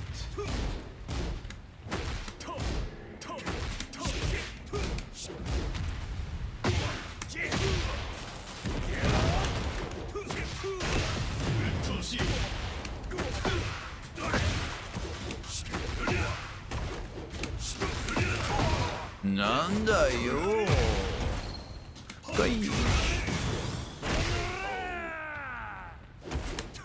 Round 4.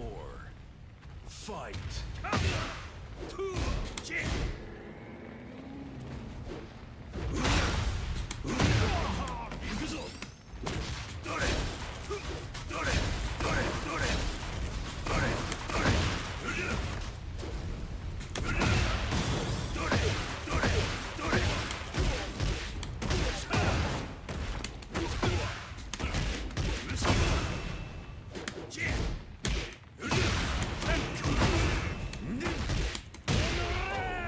Cool.